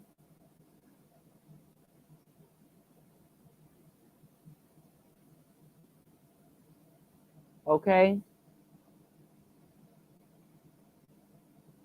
So I suggest, like, just Google the 14th Amendment, because I think it's like 4 or 5 sections to it. Google that. But that's the basis. What I'm saying is that's the basis of a lot of Supreme Court rulings, like Brown versus Board of Education, Loving in Virginia, Roe versus Wade, same-sex marriage. I'm telling y'all, all of them base these rights to protect these people under the 14th Amendment that was made for the freed slaves, for the freed slaves, the American descendants of slavery, and the freed slaves. It was made for them, the 14th Amendment. And I'm seeing these white women talking all about how the 14th Amendment was the one that helped they Roe versus Wade case, but they're not saying, they're not giving you the gist of the 14th Amendment and really telling you why Clarence Thomas said that it was unconstitutional and the ruling was erroneous. Because that amendment was made for the freed slaves. It was made for the free slaves, and they used the 14th Amendment to do that. They didn't use the Civil Rights Act of 1964 to do that. They used the 14th Amendment written in 1868 to fucking do that. An amendment that was written 154 or 53 years ago, and I'm 54. I'm 54. So I can't be that removed from slavery. I know if I wasn't that removed from slavery, neither were my grandparents or my great-grandparents, who I happen to know.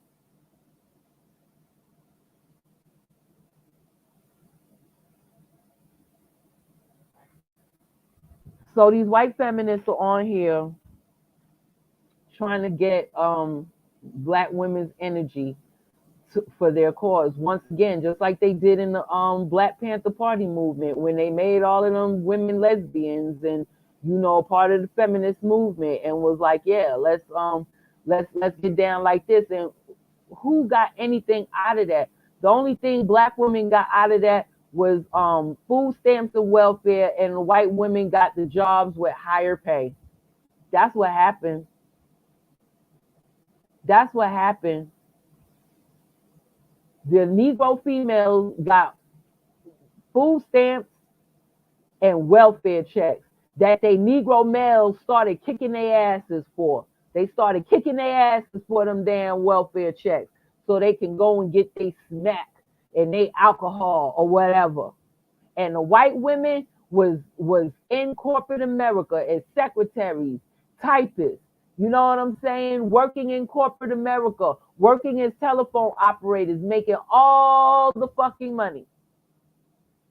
Making all the money.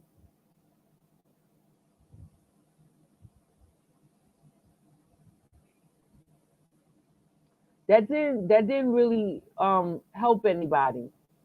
It didn't really help anybody. Because right after that Black Panther movement was finally destroyed in 1894 when they bombed the people in Philadelphia, I think it was Philadelphia or Pennsylvania. You know, I can't remember which, but I remember it was in 1984 and they bombed them people there. That was like the end of it. And then the crack came. And that crack was the nail on the coffin. Because I'm telling you, like I said, all them black women got welfare, food stamps, and the Negro males was kicking their ass for them checks. Like, bitch, give me that check. What the fuck you mean you about to buy some damn milk for that baby? Give me that fucking money. Yeah.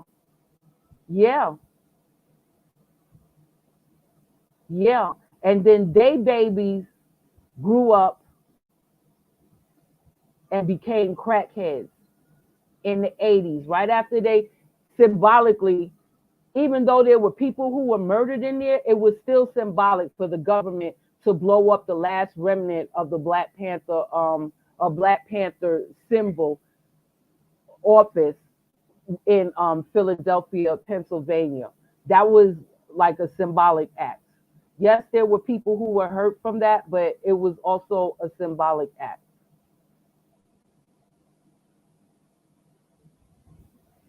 And then right after that, the crack came.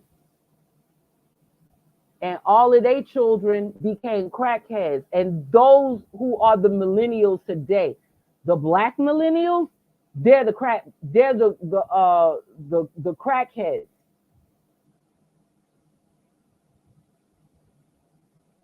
The crackheads and the crack babies.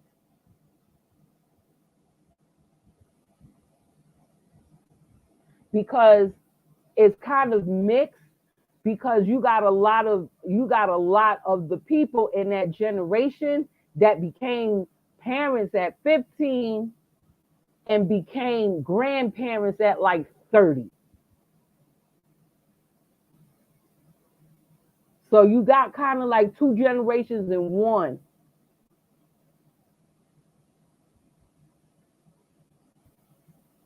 When we talking about the millennials and Generation Z. You got the crackheads, the crack babies, the millennials, and even the crack babies of the crack babies, the Generation Z.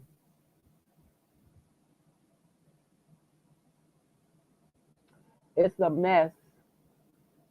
So these women are usurping the energy, and I want to tell you how this is really going to hurt Black women.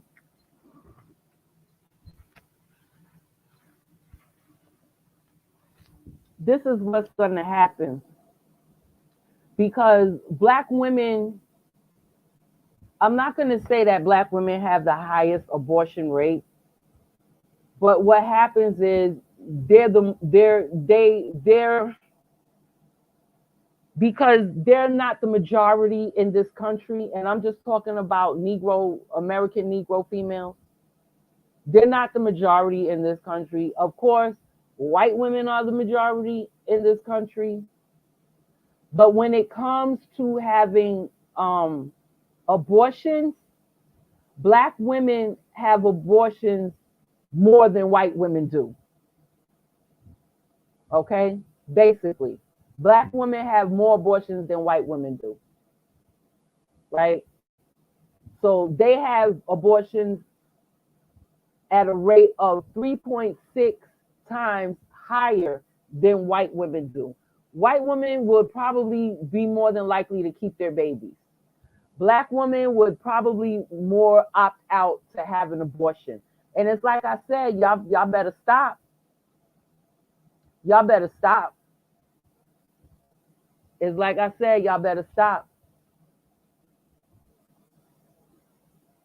Black women are mostly or most likely the ones to have abortion, right? So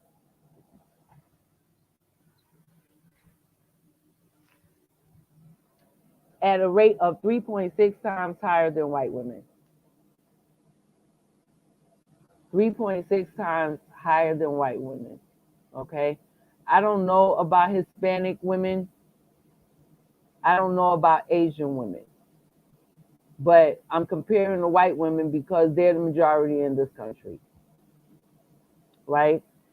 And not only do they have higher abortion rates, but Black women have the most mortality rates mortality rates during pregnancy, because it doesn't just mean giving birth, right?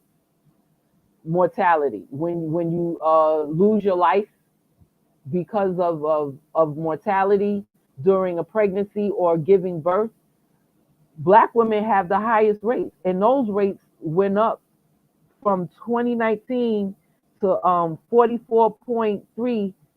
A ratio. It's a ratio. So if y'all know algebra and shit, I'm speaking in ratio now.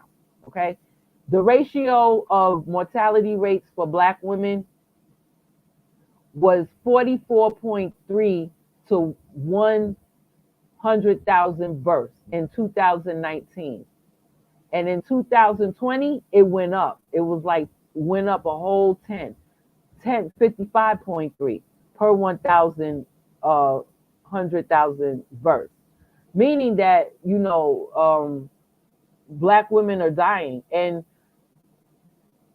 even during pregnancy. And for information purposes, let me just explain for people who don't know what maternal mortality is, okay? And this is according to the Center of Disease Control. You can get it on CDC.com. A maternal death is defined by the World Health Organization as the death of a woman while pregnant or within 42 days of termination of pregnancy, irrespective of the duration and the site of the pregnancy, from any cause related to or aggravated by the pregnancy or its management, but not from accidental or incidental causes. So, she falls down the stairs and breaks her neck while she's pregnant. That doesn't count as a maternal mortality rate. Basically, that's what that said. Accidental or incidental causes. Basically, if, she gave birth, if she is pregnant, or if she terminated her pregnancy, had an abortion, she's more likely to die at a ratio of 55.5%. Let me share that, and I'll put the link in here.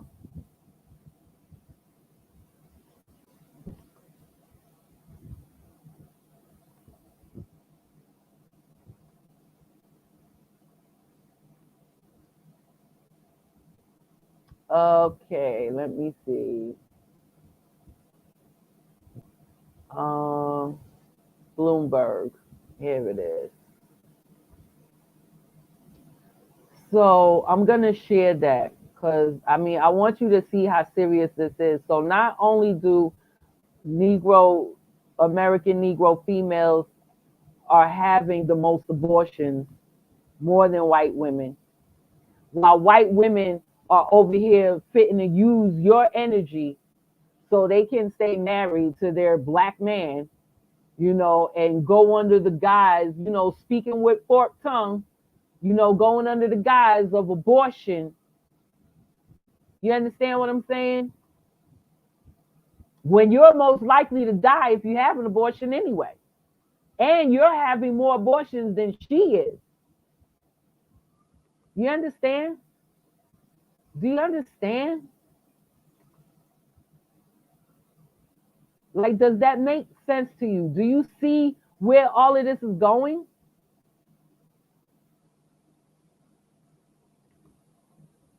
Okay.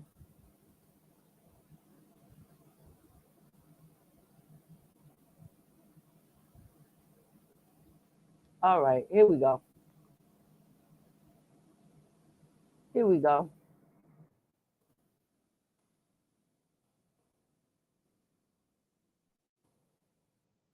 U.S. maternal mortality rate among the black women is nearly triple that of white Hispanic peers. Okay? So not only are you having the most abortions than these white women who are about to use your ass on the front line to fight so they can have the right to fuck a Negro male, basically. They're about to put you on the front line. They're about to put you on the front line for it. Because I already hear them talking about, oh, black women, you better be, oh, you ain't going to be able to get no abortion. Why are you trying to encourage abortion as a method of birth control? Like, that's sinister to me. That's like really sinister to me. And it only perpetuates the stereotype that you're, the most sexualized creature on the planet. You're overly sexualized. You're overly sexualized.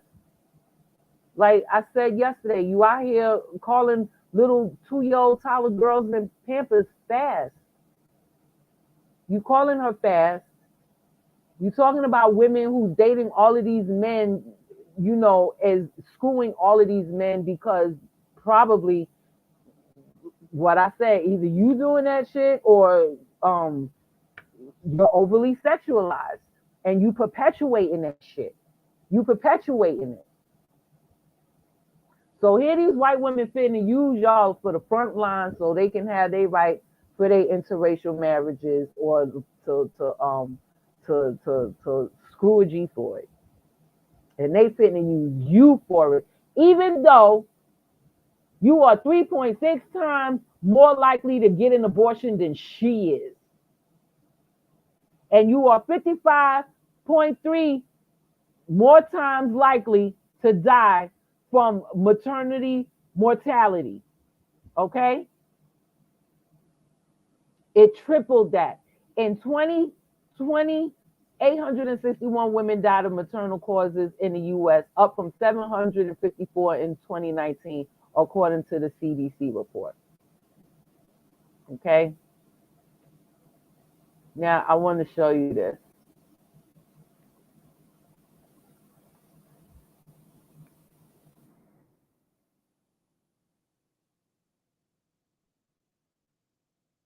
Here's the ratio.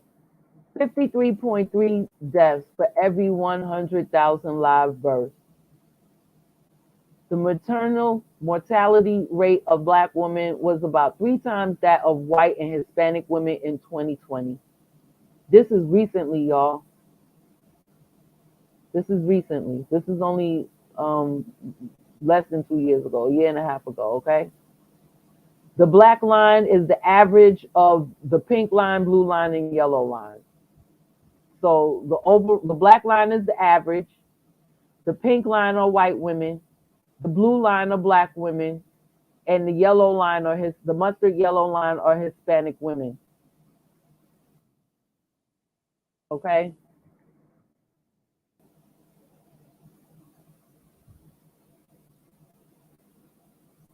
And there you have it. In 2018,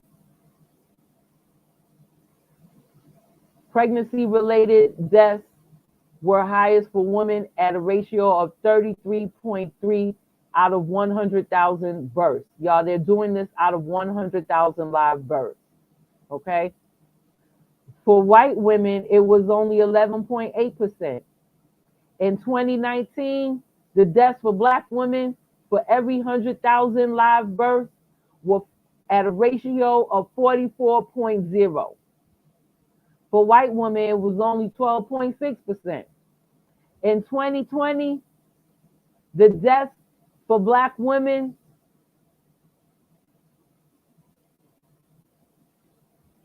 for every 100,000 live births were at a ratio of 55.3, and for white women, it was only 18.2.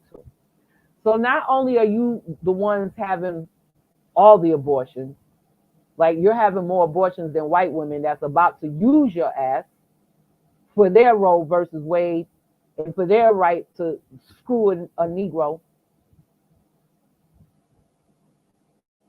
Not only do you have the highest abortion rate compared to her, and I'm specifically speaking on Karen, not only do you have the highest abortion rate compared to Karen, Karen is having these babies. See, because she's not out here, using her womb as a playground like that. She's having her babies. And like I said, I see most of them in the sex toy stores. I see, maybe 1 or 2 Black women in there, like myself, and maybe one other, and then she might even be ambiguous. You understand what I'm saying? But I mostly see white women up in there. I'm just saying it is what it is. Those are my observations. If your observations are any different, please feel free to leave a comment or put it in the chat. Let me know. I'd like to know. So not only are you having more abortions than Karen, which tells me that Karen are having these babies, not only are you dying, even during your pregnancy or after an abortion or after you give birth, because I just read to you what maternal mortality is defined as according to the Center of Disease and Control, cdc.gov. Go right there, okay? So even if you have an abortion and if you die within 42 days of that, that's still considered in this blue line. So not only are you having the most abortions, you're dying from the abortion, you're dying from not getting prenatal care, the right or quality care, because there is hate when that's compared to, we don't get the same quality care as white Americans do. We just don't. And that's the bottom line. I've been in the healthcare field for like 22 years. And look, I've observed it for myself. It just, we don't get that same level of care. We don't. We don't get that. Like, you can even look at during the time of the pandemic when it first came out. Who were the people that were on the respirators for 3 and 4 months? They were not black people.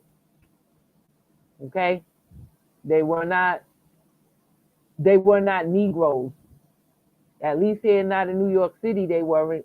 I don't know about where you live. Maybe you should tell me about where you live. Did you have Negroes, on the respirator for 3 and 4 months? Because we didn't over here. And a lot of Negroes came down with the COVID that bad. A lot of them, whether they were American descendants of slavery or first generation like myself, or just got off the boat, fresh off the boat. A lot of them. And none of them were put on respirators for no 3 and 4 months. But white people were. White people were put on respirators for 3 and 4 months, and Jewish people were put on respirators for 3 and 4 months. They were able to work through that illness and come out of it alive. That what was being done for them. And that's recently during a pandemic.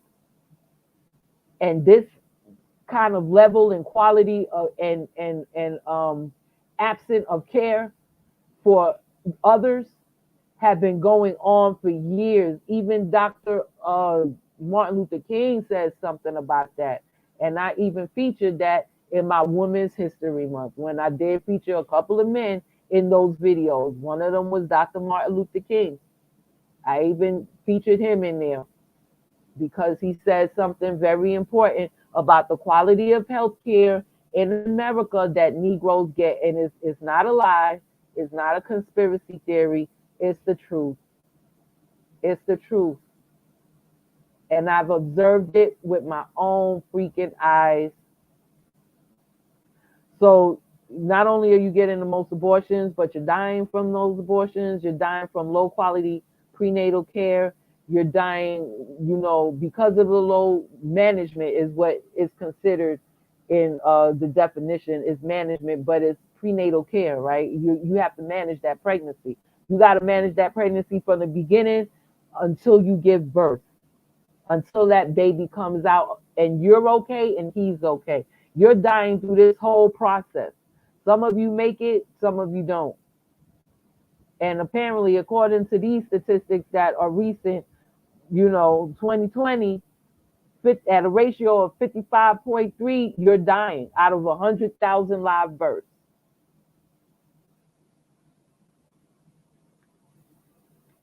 So you're getting the most abortions, you're the most at mortality rate, you are also the most who are getting your wombs taken out, the most hysterectomies.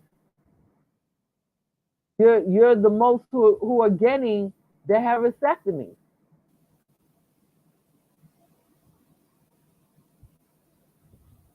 Here's one. Here's one that just even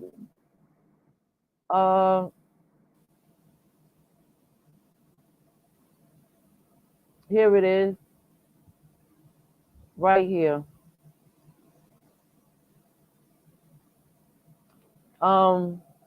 Even Serena Williams, big celebrity, married to a white man, living her best life, got all this money. And she said the doctors even ignored her when she was carrying her baby. Okay? You see, it says right there. It says right there. Public figures like tennis star Serena Williams and track field and athlete Allison Felix have called attention to Black women's issues Black women often face when having babies in the U.S., such as lack of access to affordable medical care and discrimination within the healthcare system. Williams said doctors ignored her symptoms, and yes, they will ignore you. they will leave you sitting right there in the emergency room crying and screaming in pain and look at you like you're overreacting and like you're crazy, and might even tell you to be quiet. Hush that noise. Just wait. Somebody will get to you. Hold on. What you making all that noise for? Ma'am, if you can't calm down, I'm going to have to ask you to leave the emergency room. Yeah, boy, I tell you. And like I said in my other videos, it don't matter how much money you think you got. Your level of care in this country, when it is concerned with the healthcare system, will be substandard. And that's automatic. That's automatic. Substandard. Substandard. I don't care how much money you got. It don't matter. It don't matter. I don't care. It don't matter. You're getting substandard care. Oh, I tell you. So it continues to say a recent study assessing language used in medical records found healthcare providers more often describe Black patients with negative descriptors, such as non-compliant and agitated. In a January survey of 1,000 Black Americans, a third said they'd experienced racism while dealing with the healthcare system, leading some of those to delay making a health decision or stopping treatment altogether. Now, see that? You stop treatment altogether, you stop going, and it gets worse. Why you stop going? Because of the discrimination, right? And then what happens? You end up being taken out, you know? So Jessica Shepard says, think of the tenets of medicine in general. It's a very personal relationship. She's an obstetrician gynecologist and chief medical officer at Verywell Health, which conducted the survey. Sometimes when it becomes transactional or where there are instances of racism or issues in the relationship, it can taint it in a way where both parties may not feel part of it at all. And that's when we lose interest, and therefore you have to change in the outcome of the actual healthcare condition.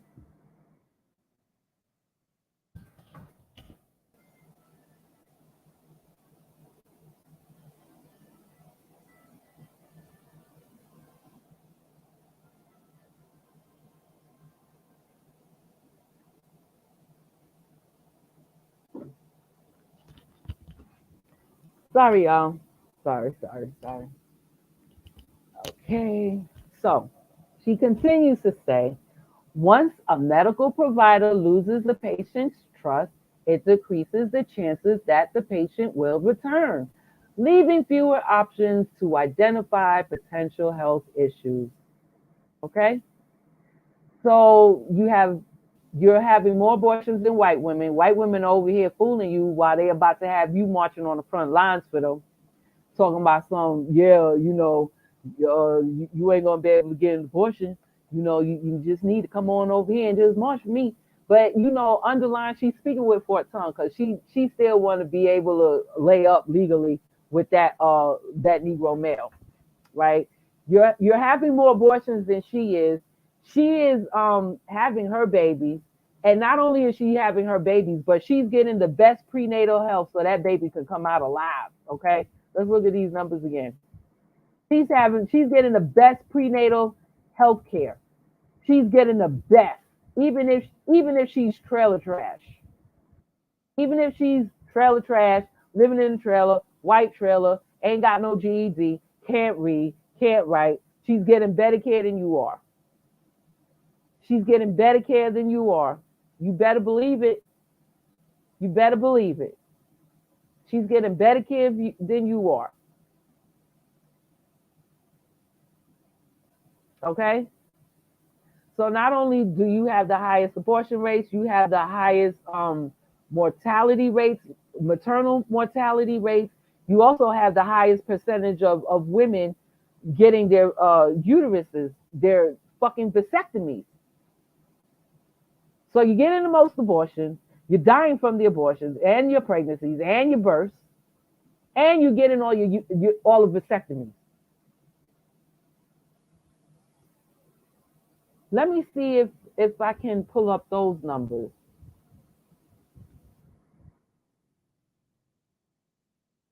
Let me see if I could pull up those numbers with the vasectomies, because this is ridiculous. And the vasectomy's been going on since, like, as far as I know, it could have been long before that, but as far as I know, since 2010.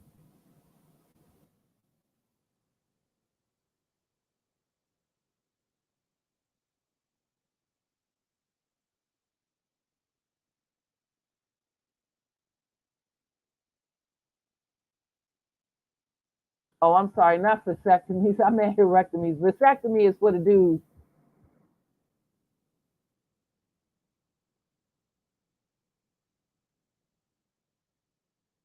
Hysterectomy. Hysterectomy. Sorry.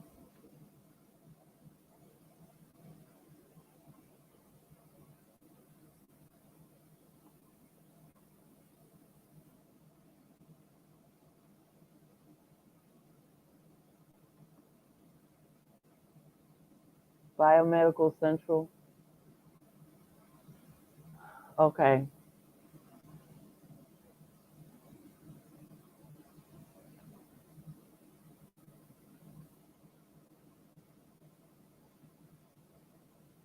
Um, these are old numbers. I can't get any newer numbers.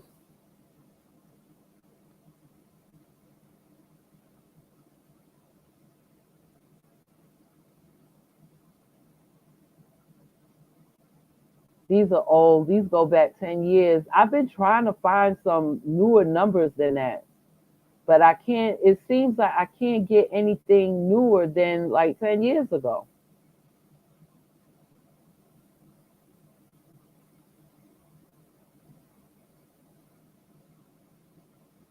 And I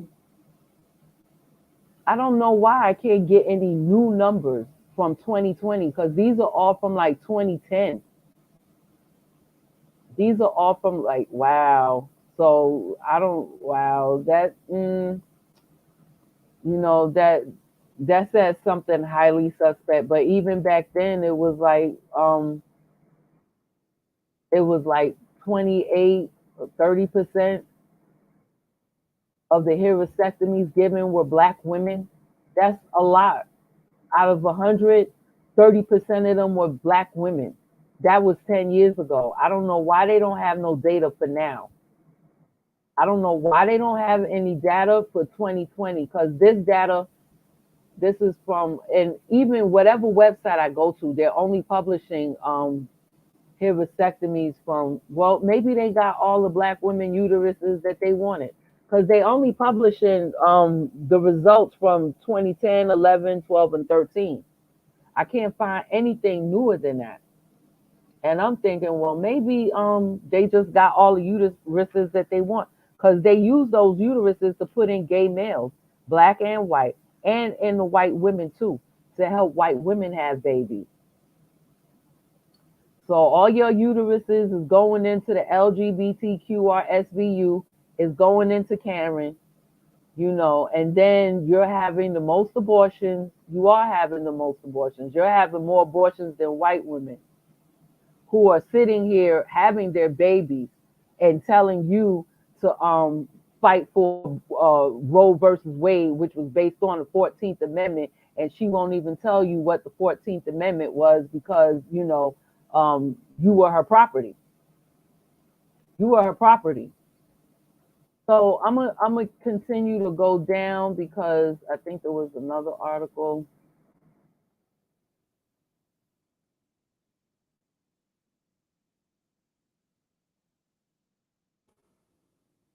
Uh, they must have took it down. I'm thinking they took it down. because there was an article here in the Bloomberg that said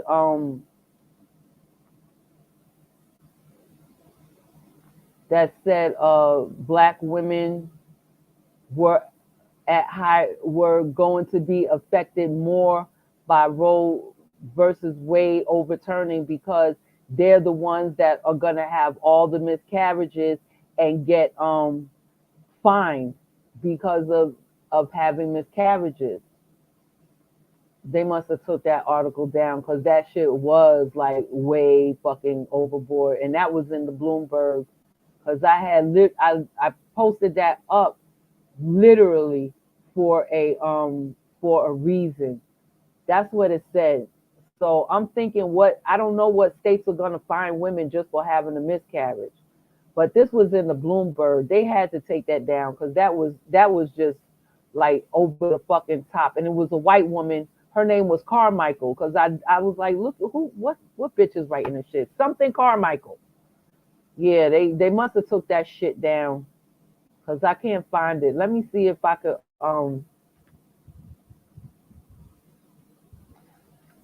I can't find it because I don't even remember the name of the whole damn article. But yeah, that shit was just over the fucking top right there. You know, that was just over the fucking top. So they used the 14th Amendment, which were for slaves. And they're not telling you that. That was for slaves. Now they're about to usurp your energy and use you to fucking to to um to fucking this is just sick. This is just really fucking sick. And I see how a lot of black women, just like them women in the Black Panthers, fell for that fucking okie doke. I could see a whole lot of black women falling for that same fucking okie doke. Real talk. Why that article isn't here, Bloomberg?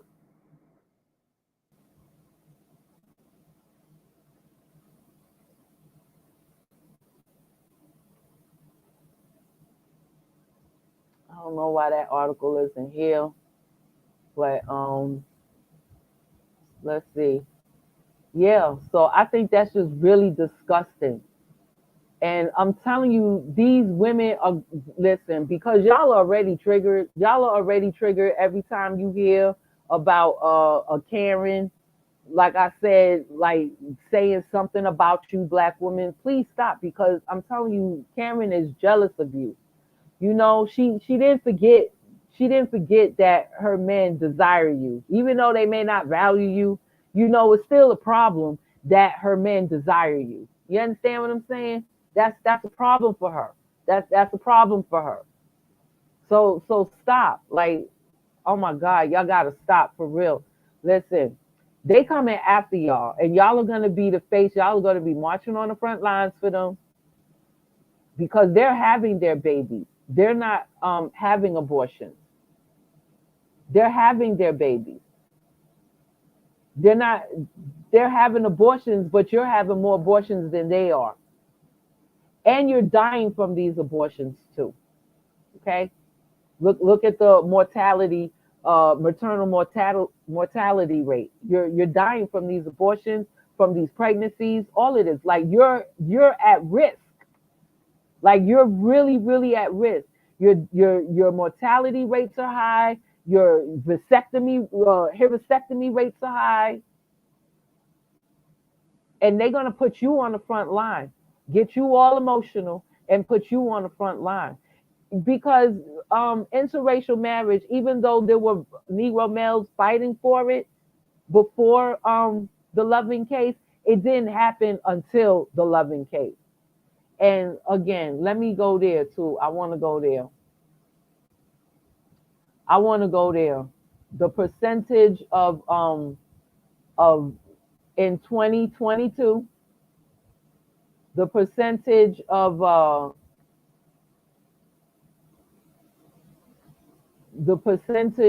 interracial marriages for everybody, right?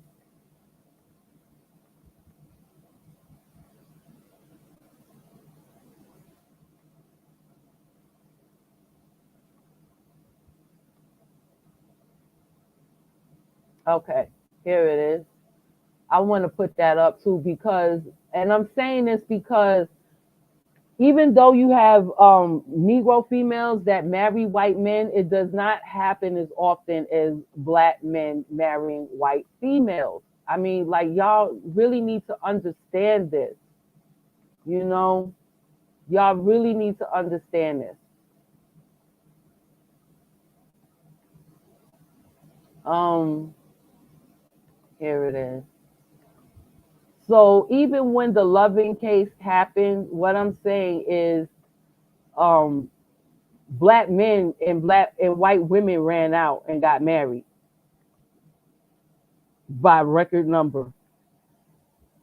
Okay, that's what happened. They got married by record number, not black women and white men, not black women and white men. So according to this, that got its statistics, according to this article, datingnews.com, this is based in 2022. Let me see if the date is up here. Yeah, May 12th, 2022. Let me see. Is it in? Okay, yeah. May 12th, 2022. According to this article, um,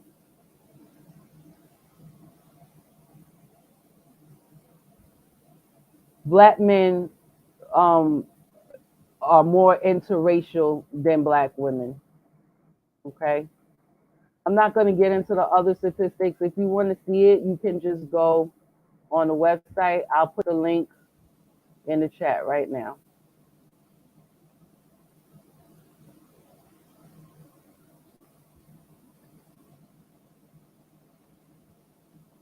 I put the link in the chat for dating.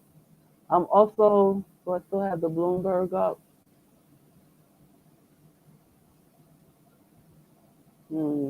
They sure did get rid of that article, the Bloomberg report. I'm telling you. I'm telling you. They got rid of that shit because that shit was disgusting. Talking about, yeah, black woman is gonna be hurt because she gonna have all the miscarriages, and the state is gonna fine her for having a miscarriage.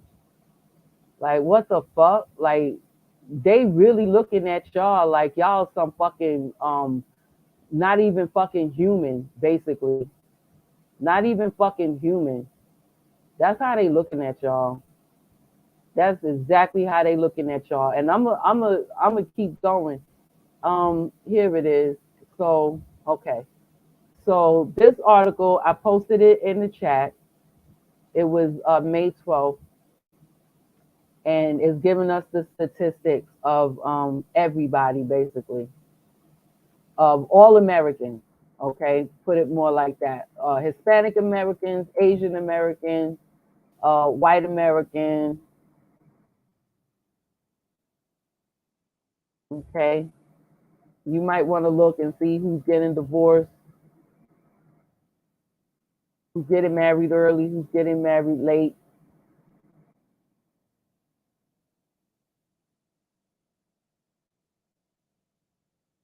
It's talking about millennials and Generation Z. Well, my sons are not married. They Generation Z, and they can't do that until they are fully established.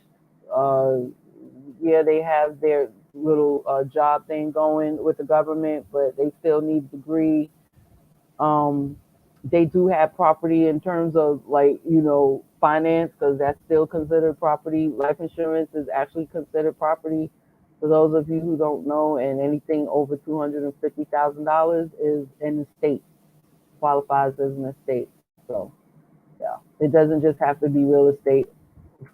Like, that's like, yeah, that's like where the black mind is. Like, oh, you got like a house, like you got property. Like, no, that's not the only property. A house and a damn car, boy, I tell you. Okay, I'm looking for, it's here. Generation Z. Okay, it's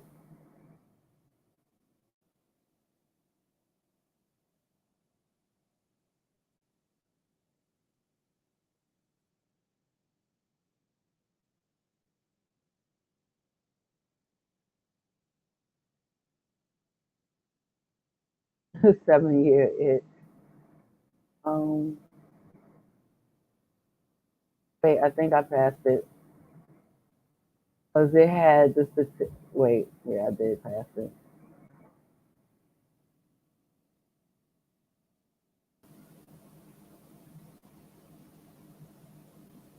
Divorce rate is relatively high in the black community. About 42% of black men and women identified as divorcees. I identify as the divorcee.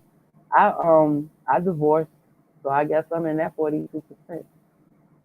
Um,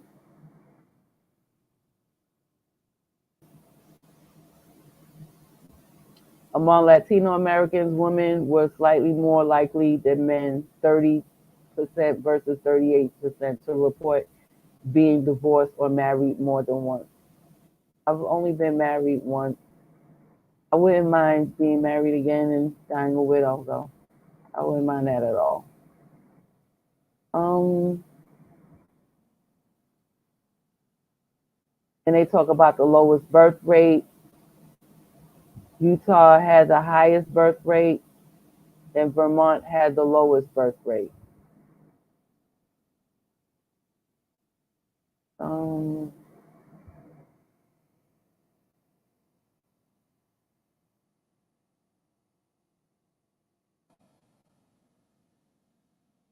Come on.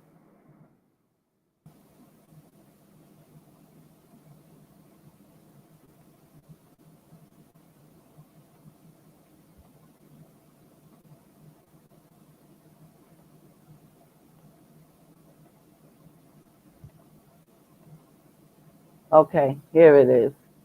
This is right here where it says Asian and Hispanic people are most likely to intermarry, right? So intermarriage is generally on the uptick in the United States, but it isn't uniformly popular or commonplace among all racial groups. The Pew Research Center broke down the interracial marriage numbers by race. Okay, y'all can go to the Pew Research Center. That's where these numbers come from this dating website.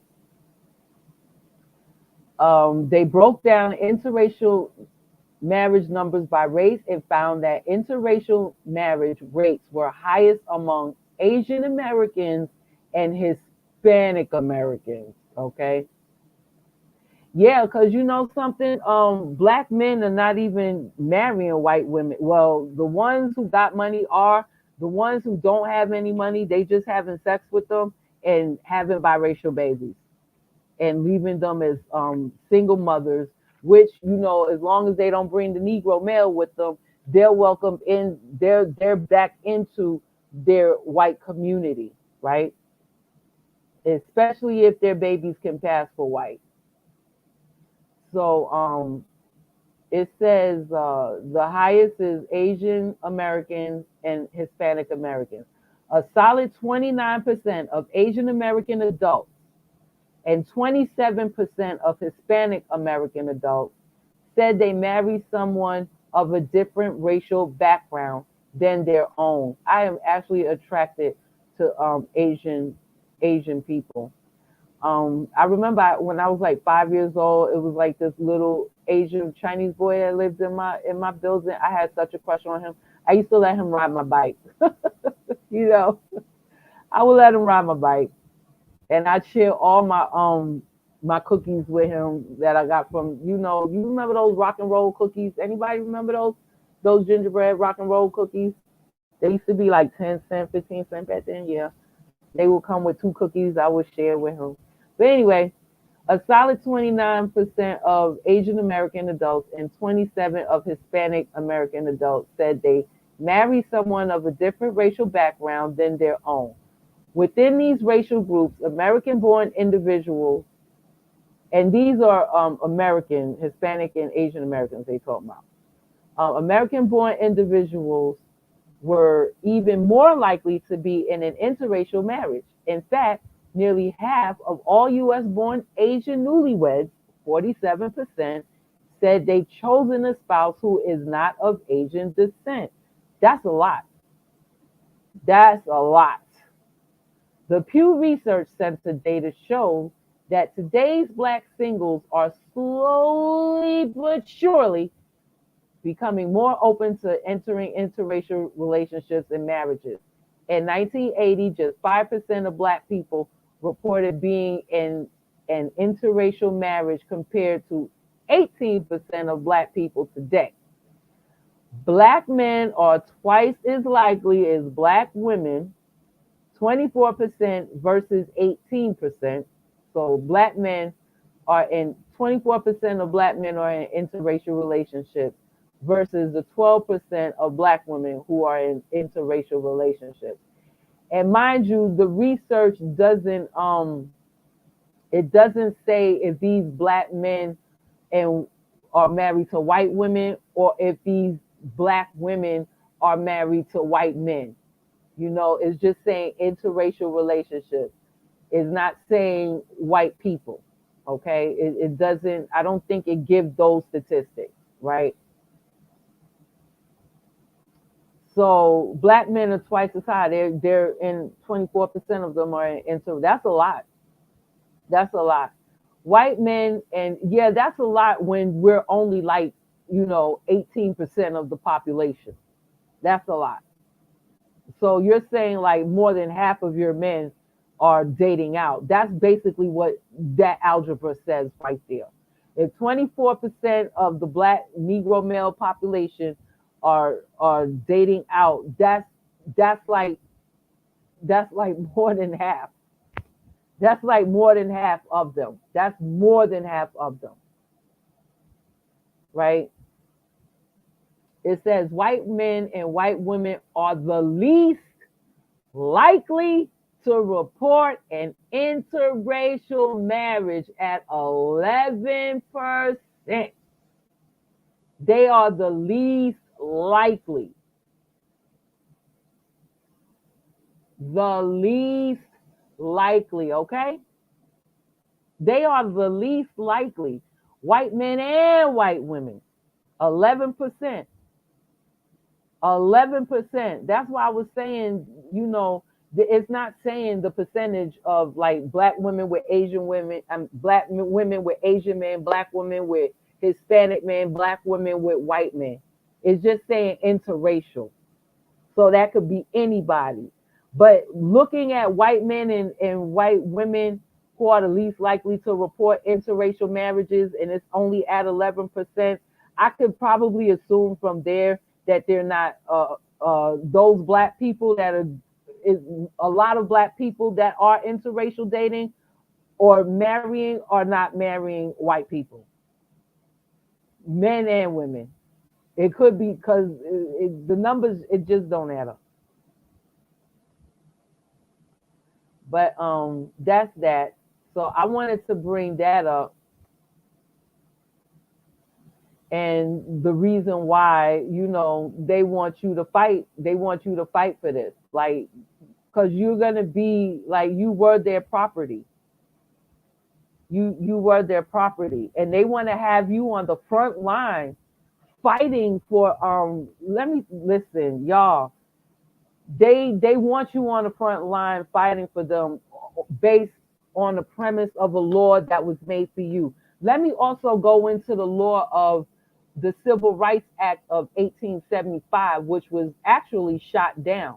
Now, the Civil Rights Act of and actually the Civil Rights Act of 1964 was based on the premise of the Civil Rights Act of 1875, which was shot down. Okay? The Civil Rights Act of 1875 or 1866 was passed, right? It was first vetoed by President Andrew Johnson, and then it was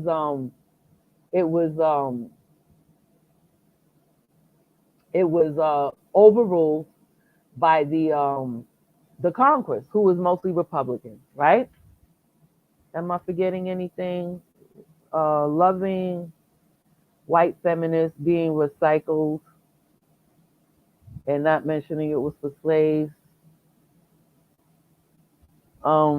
Yeah.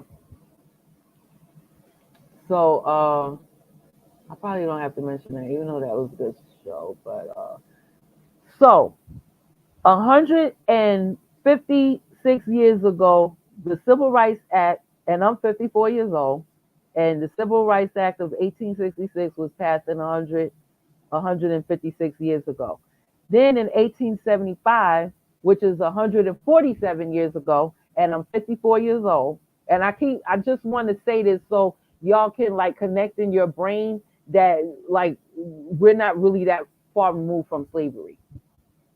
I know you want to forget about it. I know you don't want to think about it, but that's why these people are able to get over on you, because that's why these feminists can come in here and start to usurp your energy. That's why these Karens can make you mad when they be like, "Oh, you a N-word, you over here messing, you a gold digger, you over here messing with my white man. You know, you who you think you are messing with my white man." Boy, I tell you, and y'all getting triggered from that shit. But if you fucking knew this shit right here, that slavery isn't that fucking far removed from you, and that same fucking Karen was descended from a bitch who owned your motherfucking grandmama, your a mammy, okay? And not only owned her, who was the mammy, but the husband was raping that mammy repeatedly, okay? Repeatedly, okay? Boy, I tell you. But in 1875, that was 147 years ago, and I'm 54, okay? And the Civil Rights Act of 1875, they shot it down, but I want to tell you what it was. It was one of the last civil rights statutes enacted by the Republican-dominated Congress after the Civil War during the Reconstruction era, which was 1865 until 1877. So this was 1 year before the end of the Reconstruction era in 1877. Okay? And the end of the Reconstruction era was 146 years ago. Okay, so now Senator Charles Sumner of Massachusetts, of course, he was the leader of the so-called radical Republicans, and he wanted to enact these laws for further protections for the newly freed slaves who just only a few years before that just became American citizens, right? And it was President Ulysses Grant. He actually signed it.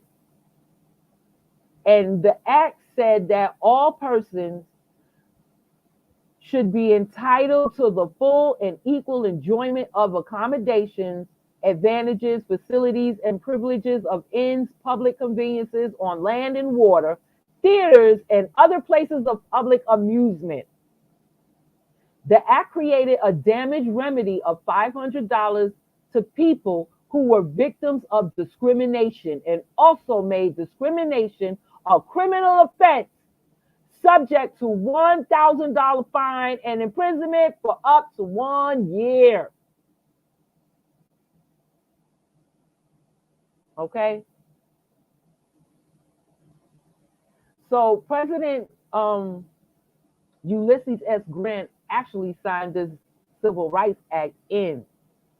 So it was actually working for a little while, and because, like after the Civil War, because y'all don't know anything about slavery because you want to forget about it and you don't care anymore. But after the Emancipation Proclamation, where we were just still free slaves and we weren't American citizens yet, there were a lot of, this was like the inception of the Ku Klux Klan. This was the inception of the bitter Confederate that lost the South and wanted to, they just wanted things to go back to normal. They couldn't stand seeing Negroes just roaming around the place. They couldn't stand that. They just wanted things to go back to normal. Like, just come back on the plantation and just do some work and I'll pay you like a penny a day. But they actually terrorized people to come back. You know, they wasn't wearing the white hoods yet and burning crosses at that point, but they were committing domestic terrorism. Okay, they were committing. Yes, into it. They very are. They really are. They really are. I was also I also had a crush on Bruce Lee. And I didn't know that he was dead when I had a crush on him. I was like only 5 years old. But yeah, I saw, like, I was watching his movies, and I just fell in love with that man. And I just knew that when I grew up, I was going to marry him. Bruce Lee, yeah. Nobody told me he was dead. You know, I guess they didn't want to hurt my feelings. I don't know. But yeah, I was in love with me some Bruce Lee, boy. I tell you, you couldn't tell me nothing, because I was going to marry him. Boy, I tell you.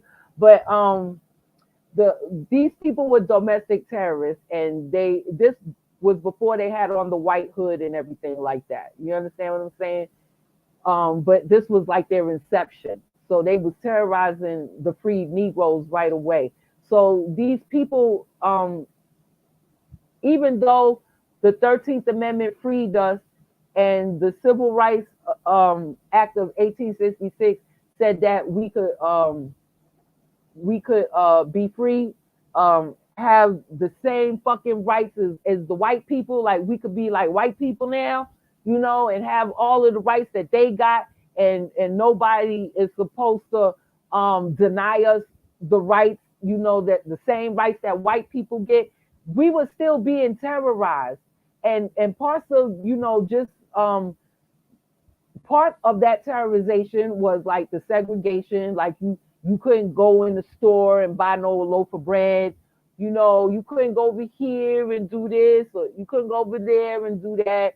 You know, you couldn't go to the theater and see a opera or anything like that. So they enacted this because this let you be free to move around. And also, you would be given damages of $500 if somebody discriminated against you. And the person who discriminated against you will be subject to a $1,000 fine and a year in jail. See, this is what I was saying in one of my other lives, in one of my Juneteenth lives, when I was telling y'all that back in the 80s, they took away something in the law that gave you the right to sue for racial discrimination, and instead they made it a hate crime. Like, you can't sue for racial discrimination because it's too hard to prove that somebody is discriminating against you for your color. Really? Really? It's so hard to prove that somebody is discriminated against me for my color, right? You got all these cameras out here calling police on you for no reason. Then you got old boy up here in Buffalo, New York, who had fucking nigga wrote on the goddamn tip of the barrel of his gun where the bullets come out, and where he pulled the trigger, his trigger finger said, "This is your reparation." He wasn't considered a racist though. He was considered mentally ill. But just 2 weeks ago, the FBI arrested 31 white men in Iowa that they considered to be white supremacists because they went to infiltrate a gay fucking pride motherfucking parade. Okay? That had little kids there with bubble gum and balloons. Well, I tell you. But those men were racist, right? They found a grenade in the van, and one person was walking around. I think they said it was a powdered grenade. I don't know what a powdered grenade is, but okay. And one person was walking around with a rifle or a shotgun. I think a rifle, maybe, like a regular rifle, you know. And one person was walking around with that. And even though I think one person was arrested for disorderly conduct because he had one of those, you know, those the loudspeaker thing you put to your mouth and you talk really loud so everybody can hear you, because he was probably shouting the F word. They said that he was hurtling insults, so he was arrested for disorderly conduct. So I'm thinking that he was using the F word, because I don't say gay when I'm behind closed doors, you know. Yeah, Jet Li, oh my God, me too. Yeah, me too, Jet Li, Jackie Chan, yeah, boy, I tell you. But yeah, Jet Li, he fine as fuck. He is. Yeah, girl, he is. But they what was I saying? Oh my God, y'all, tell me what I was just saying. Oh yeah, the people in Iowa. So they was yeah. Boy, I'm telling you, I use the F word like I throw it around like it ain't shit. Same way white people throw the N word around, you know, when they behind they closed doors and they comfortable, you know, within they closed doors and with they people, right? I do the same thing with the F word, you know. So I'm just assuming that the insults that he was hurtling was probably the F word. So that person was arrested for disorderly conduct, and another person was arrested for some other minor infraction. I can't remember what it was, but then they just arrested the other 31 people for just being there, and they called it attempting to incite a riot. Even though the other 30 people was quiet, and the only one who was making all the noise was the one with the bullhorn shouting out the F word, probably. You know, boy, I tell you. But they were racist. They were racist. I don't know how you could be racist against someone who is gay, because a gay is a sexual identity. It's not an identity of so-called race. So I don't know how that makes sense. But 31 these 31 white men were arrested and identified as white supremacists because they showed up at a gay parade, and that was a racist act. That they were just being racist. They were being racist. They were being racist, y'all. Like, I don't know how you can be racist against somebody's fucking sexuality, but this is where we're at in the fucking 21st century because of the 14th Amendment that was made for slaves. Okay? So in 1875, you would have been able to sue somebody for being racially discriminated against you. And I told y'all in one of my other Juneteenth lives that used to be the case until they stopped that in the 1980s. It was like, nah, niggas, y'all not suing for that shit no more. No. You know what? We just gonna say hate crime. Hate crime. We can prosecute somebody, but you can never mention that somebody hated you because of the color of your skin. Basically, that's what they did. They took away our fucking right as a U.S. citizen to discriminate against or to petition a court or sue somebody for fucking being racist against us. That's what they did. That's what they did. And they did that in the 80s. And I remember that. I remember that was a big problem among my peers, you know, my collegians and stuff, the black collegiate. It was a big problem because I'm in New York, right? Y'all know I'm in New York City. I'm gonna tell y'all, back in the 80s, there was a lot of lawsuits that black women were doing. Black women were suing like the Hilton Hotel, the fucking Ramada Inn. They were suing the hotel industry because they were being fired from their job because of their hair. They could not wear their cornrows or their braids to work. And there were a lot of fucking lawsuits. There were a lot. There were a lot. And after that shit, after they were fucking paid out for being discriminated against, Congress was like, no more. No more. So they basically took away, they infringed upon our rights. They infringed upon our rights. People didn't really see what was going on like they don't see what's going on now. They didn't see what was going on in the 1980s when they took away our right to sue for discrimination. Now you can't even do that shit. Like listen, I already told y'all the dude in fucking Staten Island, the black dude who was doing the Amazon protest, and they got caught, you know, they got recorded on their telephone conversation calling, you know, it was obviously racist.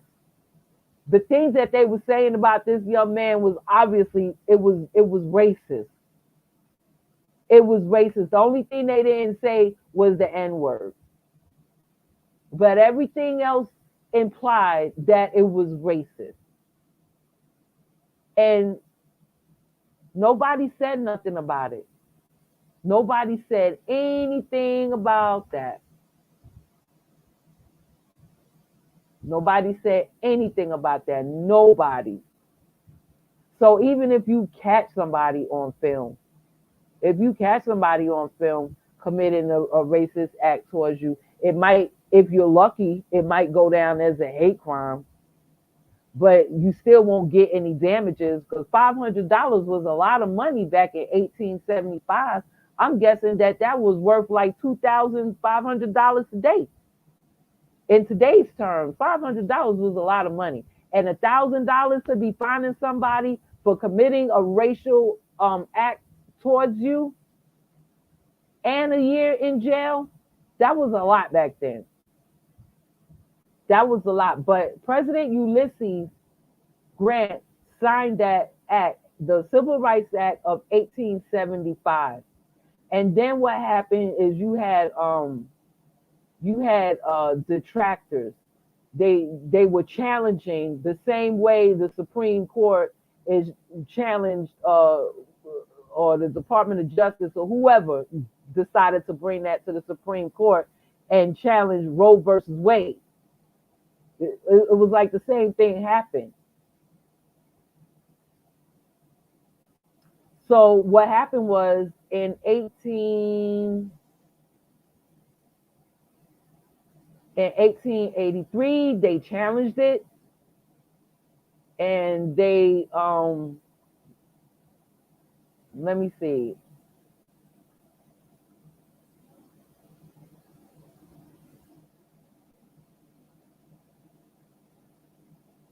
Yeah, they challenged that shit, and listen to their reasoning of the detractors, that the act does not profess to be corrective of any constitutional wrong committed by the state. That was one excuse. Another excuse, the wrong, now check this one out. Another excuse to challenge this was the wrongful act of an individual is simply a private wrong, and if not sanctioned in some way by the state or done under state authority, the victim's right remain in full force.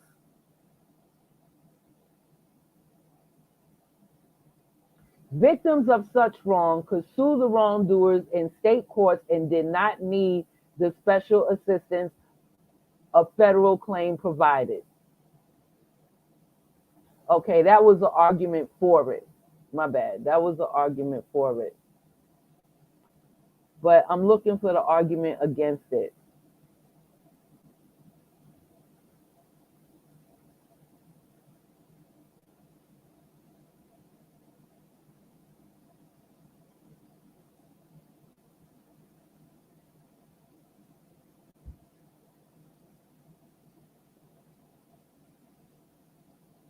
So I think it was in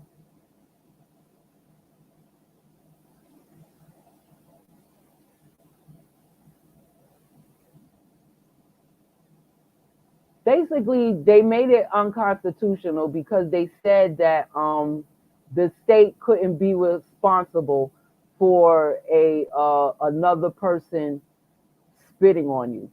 Like if that person spit on you, the state, it was unconstitutional to make the state responsible if the person that committed that crime was not reprimanded. So they said it was unconstitutional because the state couldn't make the person who spit on you, responsible. Like if that person spit on you, then they just spit on you. Like, the state couldn't do anything about it. Basically, that they were saying that, and they outed that, made it unconstitutional in they made it unconstitutional, I think it was 1883. 1883, okay? And let's see how many years ago that was. So the Civil Rights Act of 1875, which was supposed to protect our rights to sue anybody who spit on us or call the police on us for no reason, you know, that was declared unconstitutional in 1883. And by this time, the KKK, by this time in 1883, the KKK was in full force. The Reconstruction era had ended in 10 years before that, in 1877, not 10 years, 77, 78, 79, 81, 2, 3. 6 years before that, the Reconstruction era ended. And when that had happened, the fucking KKK was in full force. And actually, during the Reconstruction era, that was the most black people elected into Congress ever in the history of the United States of America. They had the most elected officials in Congress, you know, just so you would know. But after the Reconstruction era happened, the fucking KKK was powerful and in full force, and they were made up of lawyers, police, sheriffs, governors, elected officials. Like, yeah, you have to elect the sheriff, right? In some counties, you elect the sheriff.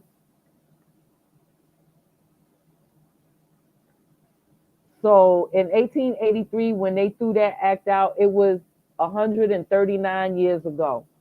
And I am 53, I'm 54 years old. So they threw out the Civil Rights Act of 1875 in 1883. They said it was unconstitutional to make the state at fault. And at this point, the KKK was in full fucking force, and they were made up of fucking people who run the motherfucking state, who couldn't be held at fault for, you know, hanging a Negro and burning them on the cross. And not only Negro males got hung, but I had a list. I'm still trying to find it. I had it on I had it published on the internet, and I'm still trying to find that shit. But I had a long list of about 100 women that were hanged. 100 Negro women that were hanged. And it was more than that, but I only caught 100 that were hanged. A lot of them were hanged with their pregnant bellies, and they were given an abortion. They had them babies cut out. They had those babies cut out. So it wasn't just Negro males. I know they just like to show that is, but no, you was getting hanged too. The mother of humanity was over here getting hanged with her pregnant self. They was getting hanged. So by the time they had stopped that law, you know, governors and sheriffs and lawyers and city council members were KKK. So now they could do whatever they want to do to a Negro and don't have to worry about being fined $1,000, having to pay that Negro $500 and going to jail for a year. It made it safe for them. It made it safe for them. And then it wasn't until, you know, all the civil rights, like all the marching going on and stuff, Martin Luther King, it wasn't until 1964 that the Civil Rights Act came about. And John F. Kennedy signed that, the Civil Rights Act. He passed the Civil Rights Act of 1964. And that was only 56 years ago. And I'm 54. John F. Kennedy signed the Civil Rights Act 56 years ago, 2 years before I was born. I'm 54. I'm 54. Right? And basically, the Civil Rights Act was everything that the Civil Rights Act of 1875 was, except for the part where a Negro can sue anybody for racial discrimination. So it was all of that except that, and it included U.S. citizens, people of the District of Columbia, Puerto Rico, the 1964 Civil Rights Act. And let me see if I can just get a gist.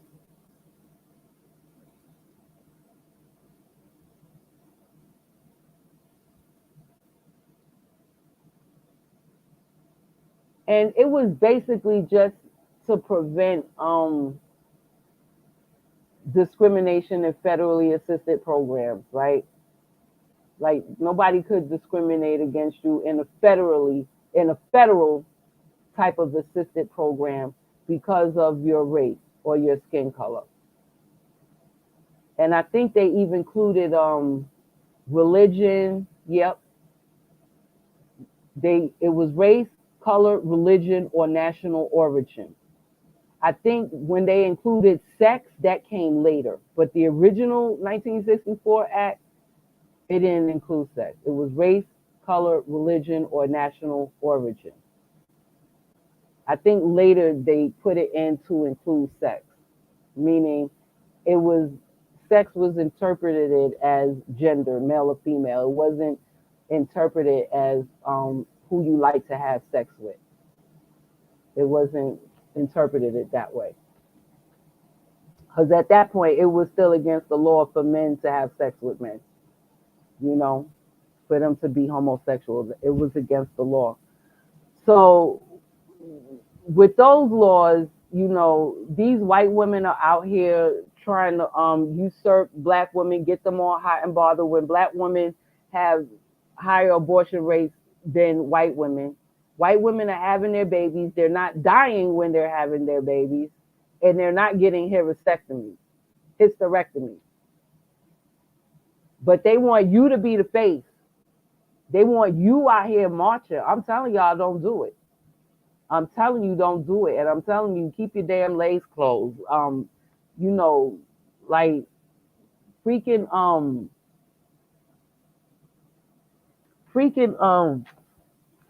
like for real. Stop being desperate. Fix yourself. Because you got a lot of issues. You have a lot of issues. And I want to bring up just two more things.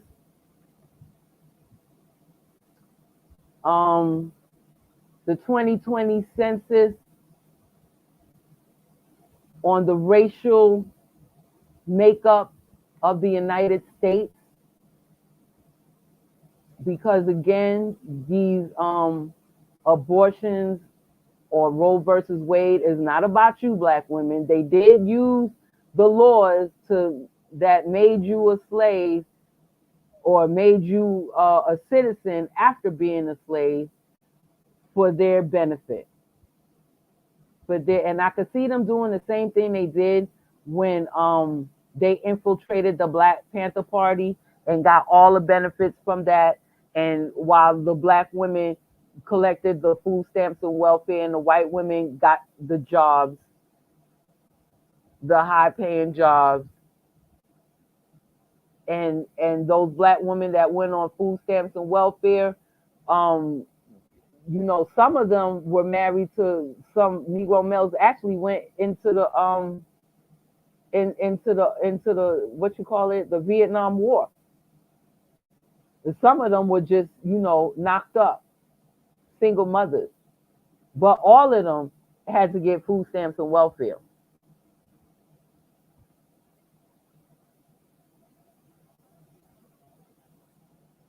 While the white women got the good jobs. And that's how Generation X came about. That was the climate when Generation X came. Because I'm Generation X. And then in the 80s, when they symbolically bombed the last Black Panther standing building in Philadelphia, that was very symbolic. And it was a wrap. Because when they did that, when I woke up the next morning, everybody was a crackhead zombie. I swear to God, I looked out my window and it was like, boy, I tell you, it was like, oh my God, it was, ooh, everybody was a freaking crackhead. I don't know how it happened for y'all, but I'm here in New York City and there's a lot of people all over the damn place here, okay? So when I literally woke up one morning, it was like I went outside and everybody was a fucking crackhead. Everybody was a crackhead. And that was no joke. That was no fucking joke.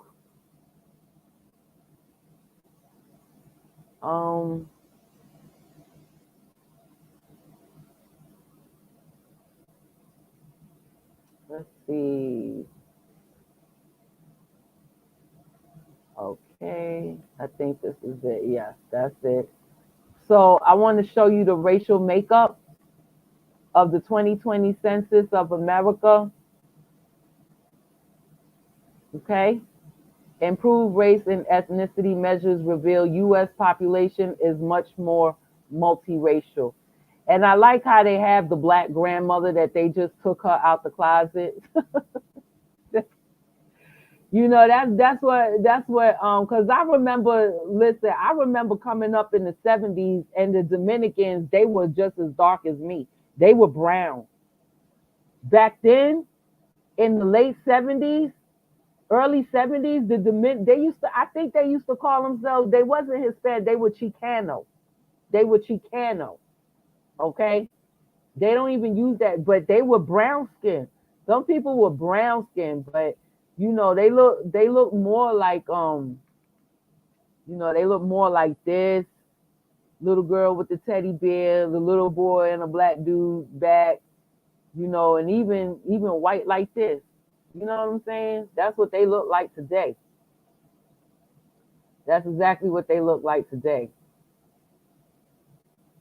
And this is why they're doing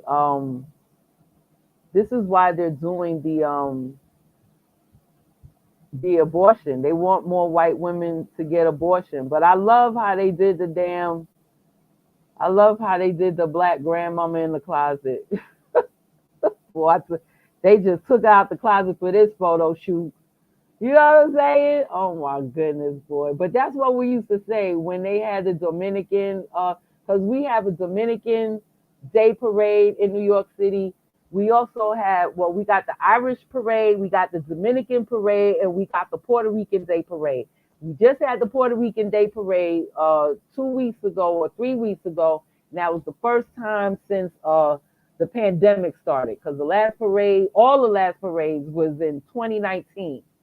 So, yeah, and the Dominican parade usually comes like in July, I think, or August, around the African American Day Parade in Harlem, right? So, but yeah, right now you go to the Dominican parade, all of them are like miscegenated. They're all miscegenated. They don't look like the same people that I was coming up with in the 70s. You understand what I'm saying? They don't. All the Dominicans that I knew were brown skinned. They were some brown people, and dark brown, like medium brown to dark brown people. You know what I'm saying? Yeah, those were the Dominicans. But this is what America looks like. And I just wanna cause boy, I tell you. This is from the census.gov. So you know what? Let me put this link in the chat. I got this straight from the census. Okay. But it was funny how they wrote it though. I was like, wow, that says everything right there. That says what the Congresswoman said. This is a win for white life. This is a win for white life. Y'all better leave that woman alone. She said right to life. She didn't say white life. Okay? If I hear anybody say anything else, I'm gonna goddamn what they do. I'm gonna report their ass. Yeah, I'm gonna flag them.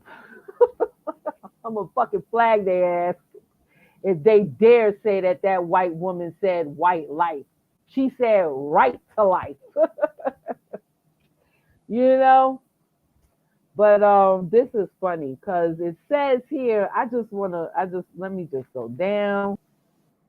This is the 2020 census that required two separate questions, one for Hispanic or Latino origin and one for race, right?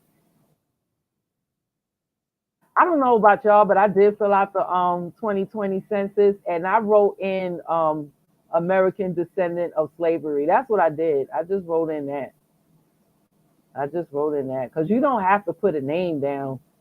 You know what I'm saying? Because I use my immigrant privilege when I check the box. I check the Hispanic or Latino origin. You know, whichever one it says. That's the one I usually check. Job application. When I'm putting in an application for an apartment, you know, that's what I do. I check Hispanic. I don't check the black box. I'm just telling y'all that now. I don't check the black or African American box. I just don't do it. But I did fill out the census this year. And this year on the census, I included me and both my sons. Because I don't think he moved out by the time I did the census. Because that was in the summer and he moved out like later that winter. But yep, I put all of us down and I wrote it out. I wrote out American descendant of slavery, and then in parentheses I put ADOS, because you don't have to put in your name. All you got to do is just like put in the address and the people that are in your house, you know, who live in your house, whether they're related to you or not. You know, you put them down. You don't have to put no name. So that's what I did. But I'm gonna tell y'all now, when I'm conducting my business out here on applications and applying for anything, I do not check the black box. I just don't do it. Because you know, I'm not black no more. I want to be white. I want to be white like that 18 I want to be white like the 1875 Civil Rights Act that died out. You know what I'm saying? I want to be white like that, where I could sue. I have the right to sue for anybody who spit on me. You know what I'm saying? Cause of the color of my skin. You understand what I'm saying? I want to be white. I want to be white, and that will make me white. Protection of legislation of the laws to protect us as a class will make me white. I want to be white, and I want legislation to make me white. So until that happens, I don't check the black box. I just don't do it. And I've also instructed my sons not to do it. Like, don't check the black box. Like, don't even do it. Don't check the black box, you know? They check the Hispanic and Native American box. You know, I just check the Hispanic and the white box. I don't check that black box. I'm telling you, I don't do it. I don't do it. And I checked the Hispanic and the white box. And even Yvette Carnell did a video where she even told y'all that, like, people from Latin America that be as brown and dark as me will fucking check the white box. Like, we check the white box and we'll look just as brown as I am, and we still check the white box. Yup. But even my grandparents didn't come over here. They didn't check the black box either. They didn't check that box either. My father didn't check that box. None of us checked that box. I learned that from them. I don't check that box. But here it is. This is what made them so mad when Congress got the results of the 2020 census. You know,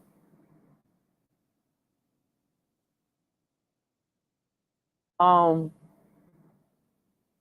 2020 census shows figures 1, 2, and 3. I'm not gonna get into the I'm just gonna read it. Nearly all groups saw population gains this decade, and the increase in 2 or more races population referred to throughout this story as multiracial population, was especially large, up to 276%. So the and I'm gonna go down and show y'all, because that grew. Multiracial means biracial, mixed people, right? It doesn't necessarily mean black and white people. It just means biracial, like it could be anything, right? You know, like I'm white and Hispanic. I tell you, it look like I ain't the only one that don't check the black box. But anyway, Yvette Carnell did a fucking video on that, where she did and talked about all the Hispanics and Latinos that come over here and they don't check the black box, they check the white box, and they be just as dark as me. Go watch that video. It's the truth, y'all. It's the truth. But yeah, I use my immigrant privilege. I use my first generation immigrant privilege all day. But the white alone population declined by 8.6%, y'all, since 2020, since the last census. They do the census every 2 years. They declined. Their population declined. That's a lot. 8.6% is a lot.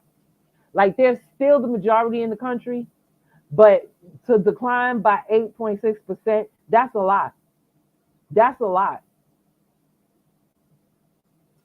So it says the white population remained the largest race or ethnicity group in the United States, with 204 million people identifying as white alone. Overall, 235 million people reported white alone or in combination with another group. So they asked you to choose, like you could choose 1 or 2 races. You know what I'm saying? So, however, white alone population decreased by 8.6% since 2010. The multiracial population has changed considerably since 2010. It has measured at 9 million people in 2010 and is now 33.8 million people in 2020, a 276% increase. Can you see why these people are nervous? I mean, I'm gonna just stop right there. Can you see why these people are nervous?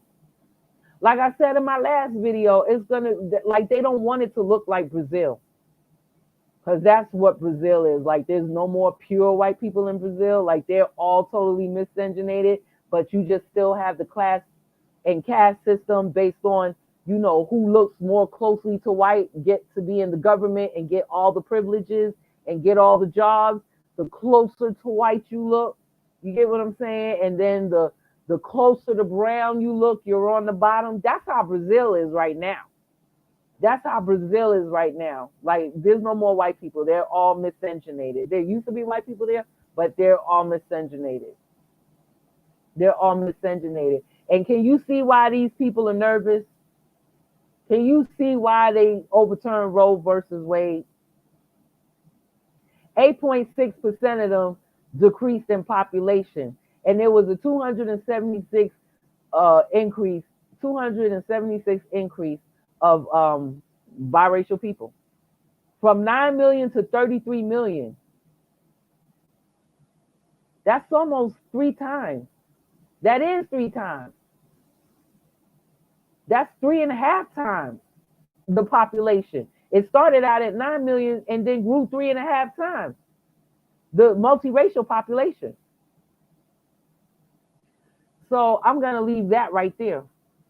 I did put that link in there so you can look at it yourself. But that says it all right there. Like, you really don't even need to go any further than that.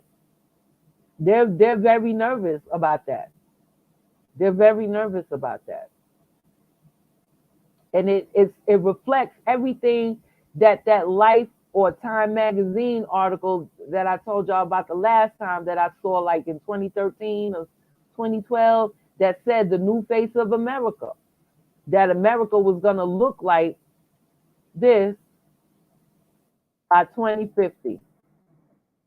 No white people. Just take these white people out. America's going to look like that, like this, like that. It's gonna look like the black grandmother they took out the closet, and these biracial looking children with the teddy bear and on the black dude belt. That's how it's gonna look. And they're nervous. They're nervous. You can see why they're nervous.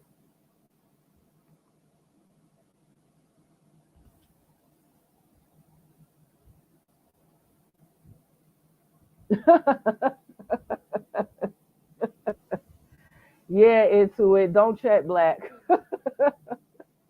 Don't check black. You could just check white. You ain't even got to check black. You don't have to check both, is what I'm saying. You could just check white. You know what I'm saying? You could just check that. You ain't even got to. If basically if your mother is white, you're white. You can just check that. You know, it goes. I don't know if I got into it, but like we are the mother of humanity. But you know, after that, like you basically are what your mother is. You are what your mother is. Just ask a Jew what makes a Jew a Jew. Ask a Hebrew what makes a Hebrew a Hebrew.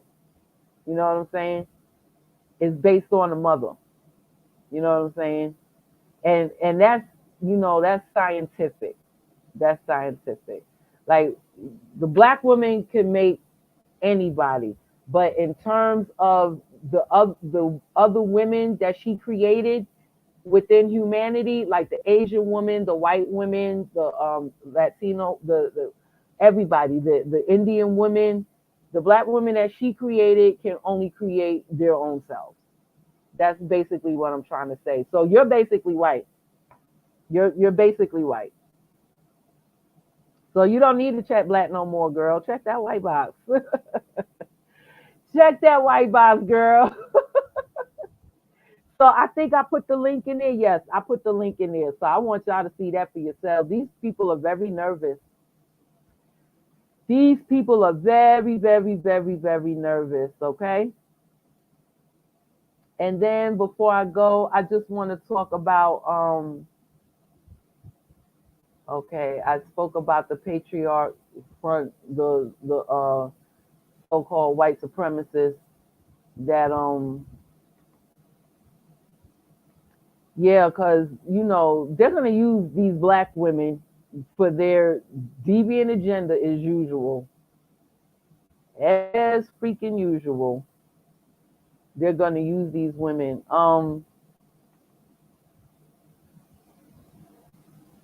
The Confederate flag.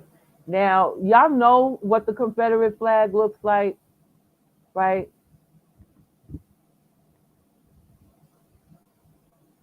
Y'all know what the Confederate flag looks like, but a lot of people are also confused about that because it of course it has to do with slavery, and nobody wants to nobody don't want to talk about slavery. That's why they're gonna hop on the non-existent breast. Well, that's why they're gonna hop on these Karens' tits and be their mules for them for a freaking a law that was made for them. Basically, let me see, is it in here? Yes, it is. So I don't want to like put the Confederate flag on, but y'all do know what the Confederate flag looked like, right? I don't want to put it on because I don't want like somebody trying to flag my video for a hate crime. You know what I'm saying? Because they can't flag me for racism.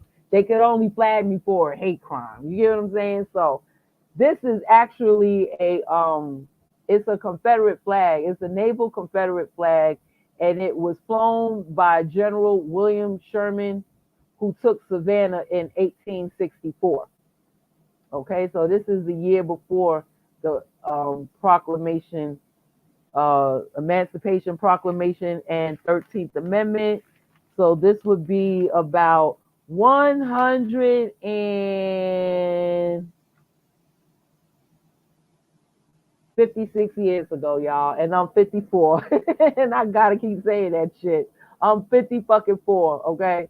So this flag is a Confederate flag, and I'm gonna put the link in the box because they are Confederate states, and several states like had their own flag, but they basically flew the flag of the General Confederacy, and I'm gonna put his name. I'm gonna put his name in the chat. His name was William Tappan some shit. Let me look.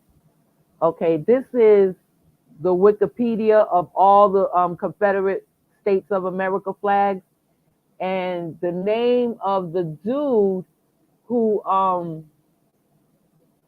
was like the spearhead, who spearheaded the making of the general Confederate flag for all of the Confederate states to fly, right? Like, of course, they had their own, like, like the United States of America, we have a national flag, which is the stripes, the red, white, and blue, and the stars, the 50 states of the stars. I know I probably said 52 the last time, but on the other timeline that I was on, it was 52 states. And somebody told me yesterday that it's 50 states. I was like, okay, wrong dimension. You know what I'm saying?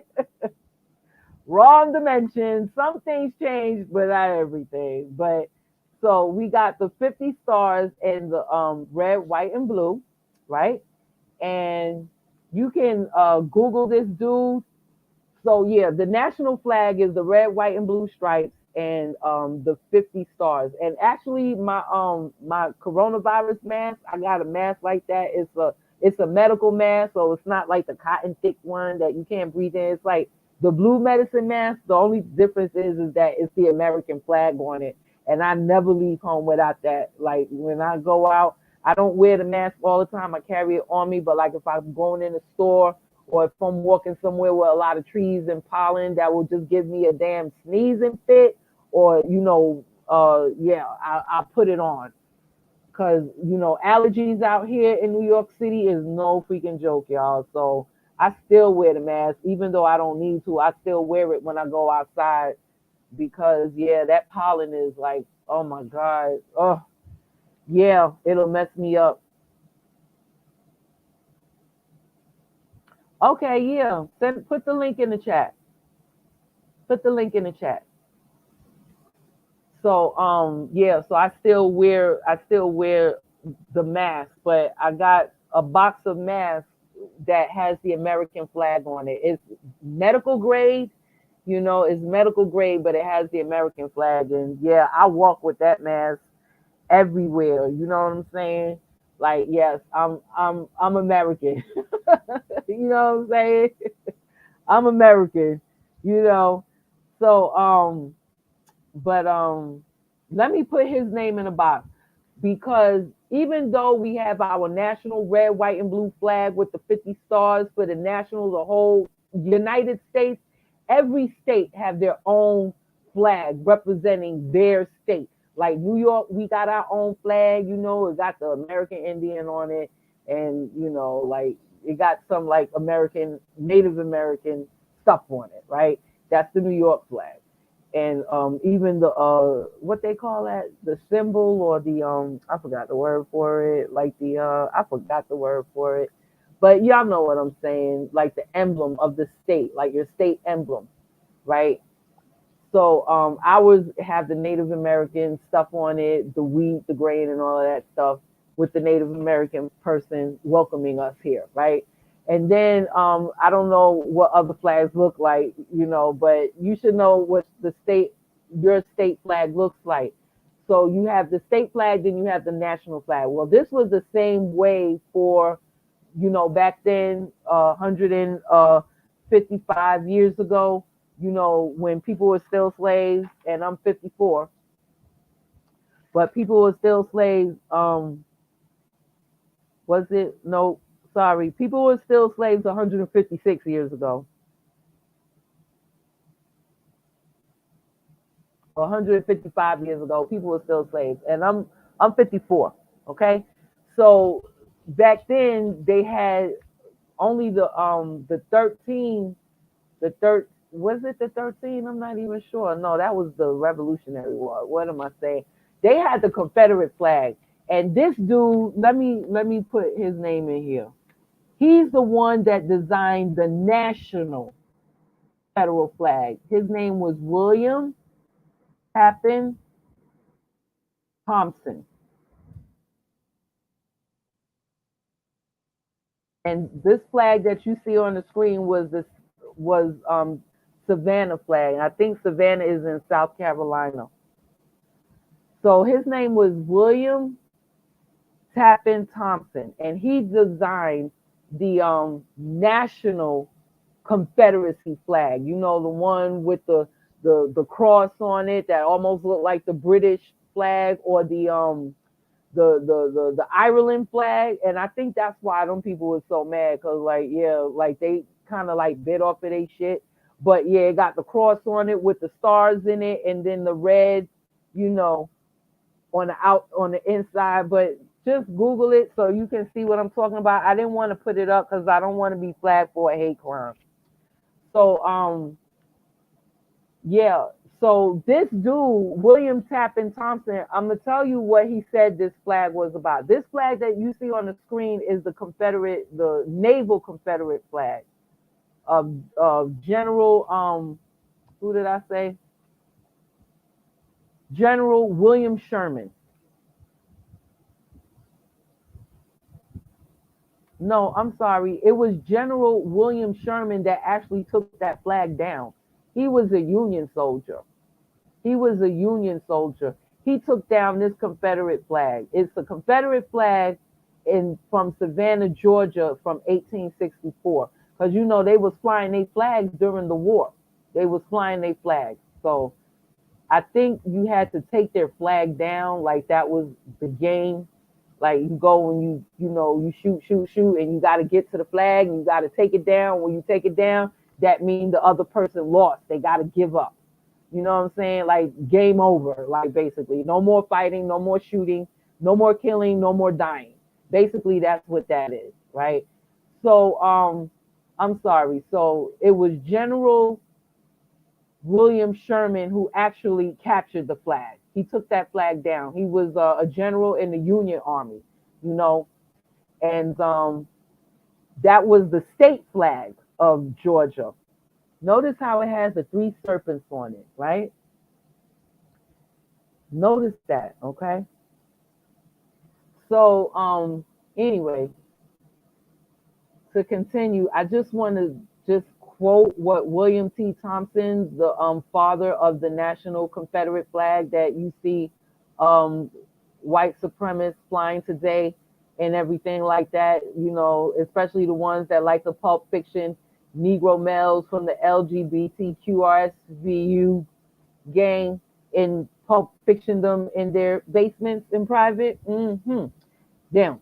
But anyway, William Thompson, and I quote, says, and I quote, as a people, we are fighting to maintain the heaven ordained supremacy of the white man over the inferior or colored race. A white flag would thus be emblematical of our cause. Upon a red field would stand forth our Southern Cross, gemmed, preserving in beautiful contrast the red, white, and blue. Yeah, I think he died like 5 years after that. He quoted that, in April 16, 1863. April 1863. That's about 100 and That was 154 years ago. No, 54 years ago when people were still slaves. Okay? So now, I also wanted to bring this up. I'm just going to bring just two more things up. Well, first I want to give props to Nikkei. It's a Japanese organization that are standing, are willing to stand with ADOS and fight for their reparations. I want to give props to them because they said they know it's possible that Black Americans can get reparations. And Nakai is a Japanese word or Nihongo word for it's a Nihongo word for a Japanese immigrant or their descendant in the diaspora, basically, who's not a Japanese citizen. They're in the diaspora. So that's what Nakai means. It's a Nihongo word. Nihongo means Japanese, right? So I just want to give props to them because, they didn't have to come out and say this, and they did. They came out and said this in January of this year, that I don't think they should probably push their energy fighting for HR 40, that they should probably support the ADOSfoundation.org instead. But, just them coming out and saying that, like, they'll support it, I think that's really good.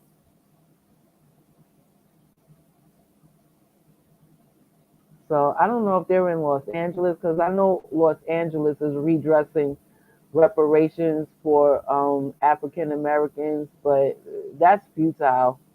Like, it's supposed to be done on a national level, and I think those people who tried to start it in California, they went rogue. They used to be a part of the ADOS, but they went rogue. It's not going to happen because that's supposed to happen on a national level, not just for a few people. Like, I thought that was an insult when Tulsa was like they was giving reparations to Black people in Tulsa, and these people were getting a check for like $1,000. I'm like, oh my God. In truth, reparations for American descendants of slavery is over $33.33 trillion. Trillion dollars. Well, I tell you. So I just wanted to mention that. And then before I go in and talk about Clarence Thomas' wife and how these Karens are jealous of Black women, because it's been like that since, they were her property. It's been like that since then.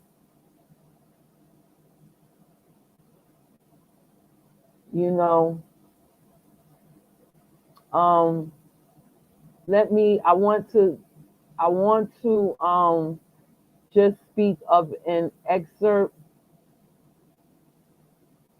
of a book called Soul on Ice. And it was written by Eldridge Cleaver, who was a part of the Black Panther Party. And at this point, the Black Panther Party was already infiltrated by the white feminists and destroyed. Right? Let me see if I can pull this up. Oh, you know what?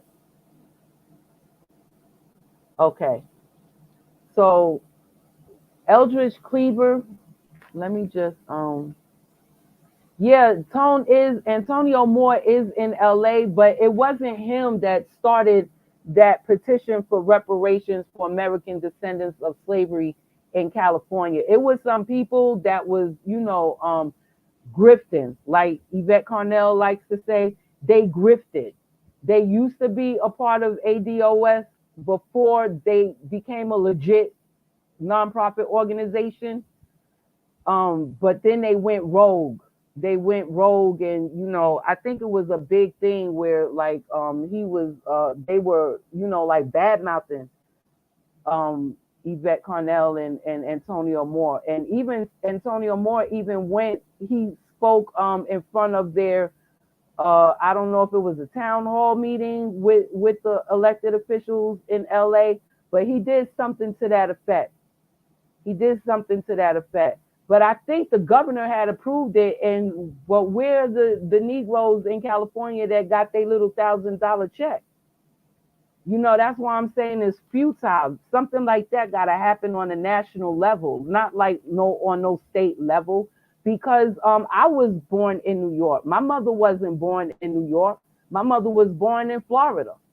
She was born in Pensacola, Florida. She wasn't born in New York. So I'm like, what the hell? You just gonna say, oh, you just gonna give reparations to people Negroes in California? I mean, I don't get it. Like, some people immigrated there to California. You get what I'm saying? It can't happen like that. It has to happen on a national level, where Negroes in all the freaking states, including the Confederate states, get their reparations. Because white people got their reparations. They got their reparations for when slavery ended. They got a redress because they didn't have no more Negroes to pick their cotton. They had to pick their cotton by themselves. They was broke. What was they gonna do? I tell you what they did. They got reparations, and then they took that money and they made most Negro ex-slaves into fucking sharecroppers.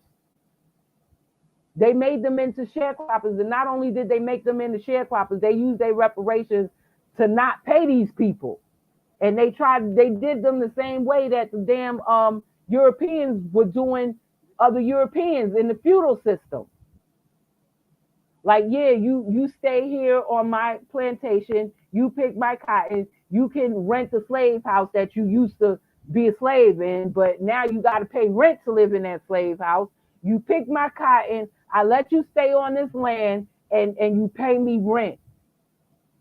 They did the same thing. And these sharecroppers wasn't able to feed their damn families.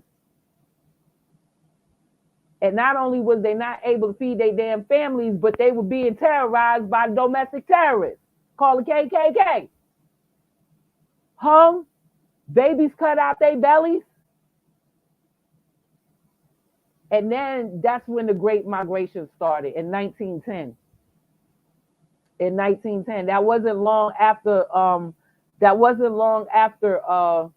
the end of the Reconstruction era. They started the Great Migration to come up north, because they thought that they could get a better way of life. They thought they could get a job because they couldn't sharecrop no more. They couldn't afford to feed anybody. Sharecropping for these white slave masters that got reparations. And here you got descendants of these slave masters, these white feminists, over here trying to once again usurp Black women and their energy to make her the face of this 14th Amendment fight, Roe versus Wade, which Clarence Thomas already said was unconstitutional.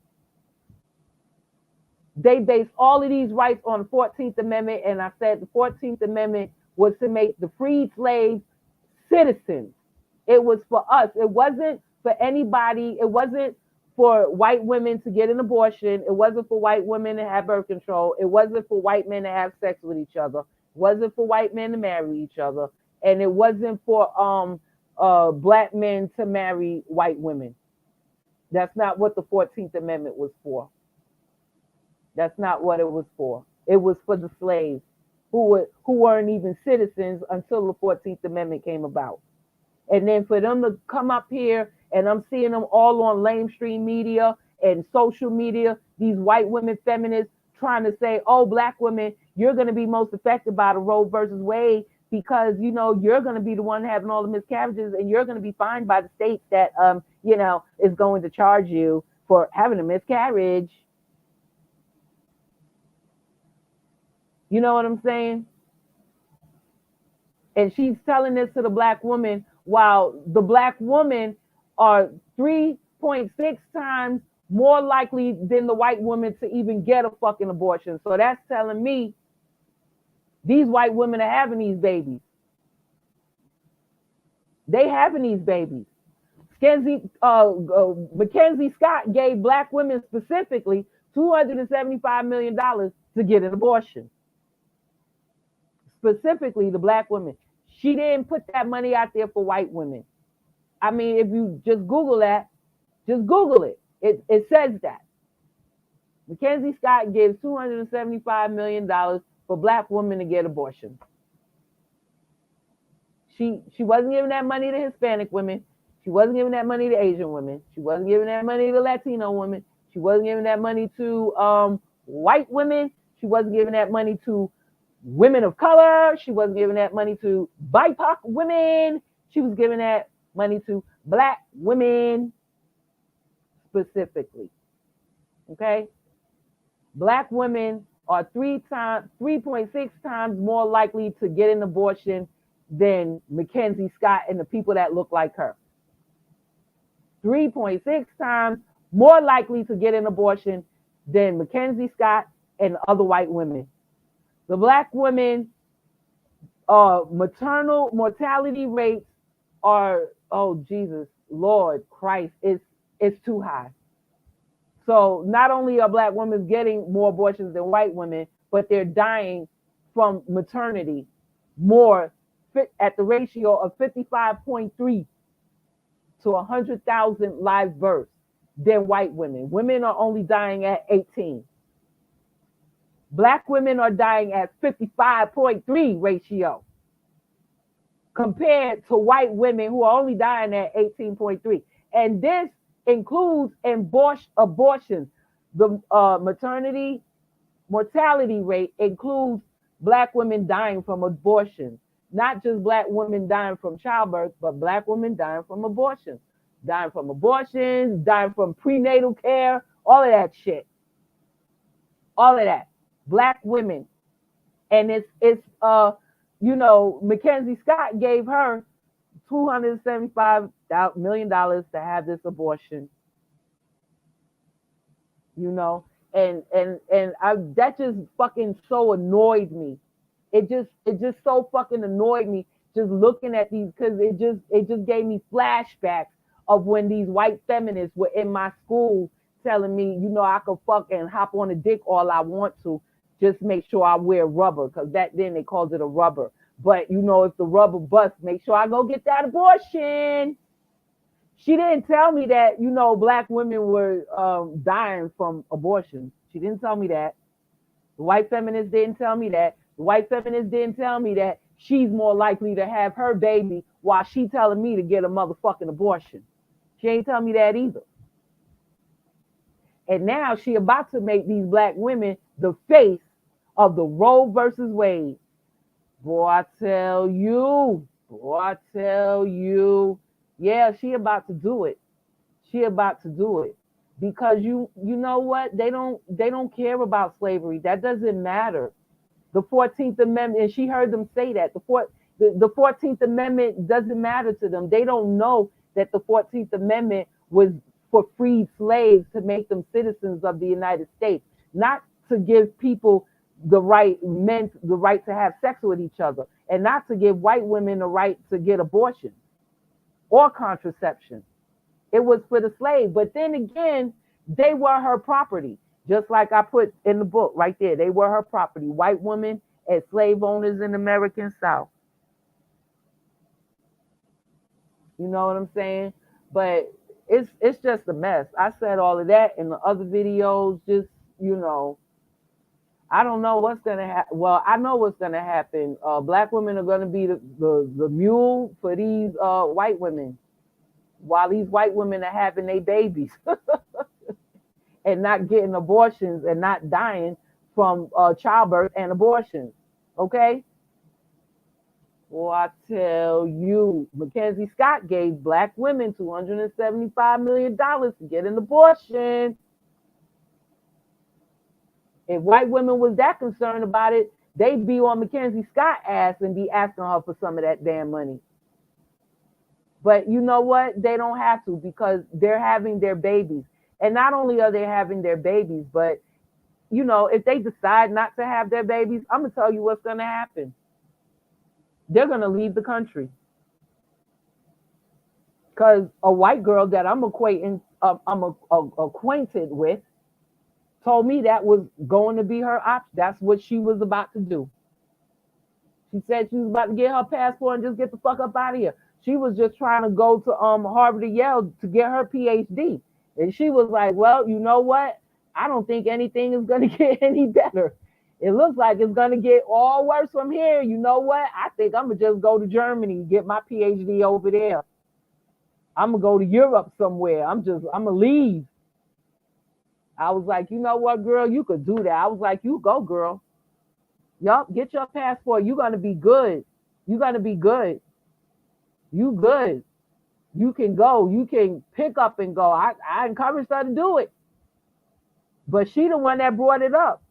And that's what these white women who don't want to have babies are going to do. What black woman you know is going to pick up and leave like that? I mean, I'm just still trying to figure out what black woman is just going to, you know, pick up her self-esteem and have some integrity about herself and her body and stop using her body as a playground and feeding into the stereotype that she's overly sexualized and the most sexualized creature on the fucking planet. I don't even think that's going to happen. And I could see them in the forefront for these white women feminists being they fucking slaves because they were her property at one time. They were her property. White women slave owners in the American South. They own the most slaves in the American South. They were her property. Yeah, into it. I already got my passport. Matter of fact, I had to prove that, damn it, I was a damn citizen of the United States. They couldn't take my New York birth certificate. Girl, I had to have that shit certified. They made me certified, so I got it certified. I melted to them the original one, and they finally sent me the original one back. I didn't think they was even going to do that, but they damn sure did. Department of State in Virginia. They sent my shit back. I'm so glad I got my shit back. But yeah, I'm getting some documents apostle. I'm getting my my degree apostle, my transcripts from school apostle. So you know, when I go, I was just thinking about maybe just teaching part-time as a teacher, English as a foreign language. I'll be able to do that. You know what I'm saying? Yeah, I'm out of here. I'm out of here. I'm not. It's not gonna get any. It's gonna get a whole lot worse before it get any better. And that's just. I just don't want to be in the way. I'm just gonna let them do them. Let them continue to be sacrificed. Whatever. Because like I said, a lot of them they're gonna be sacrificed. They don't care about slavery. I hear them say that all the time. They over here calling other black women mammies when it was the mammies that were getting raped by the slave master, which is why Karen is so jealous. It was the mammies getting raped by the slave master, and Karen was jealous as fuck. But yeah, they're just gonna be sacrificed, but yeah, I'm out of here. I could make a video anywhere in this world. I ain't gotta be here to do that shit.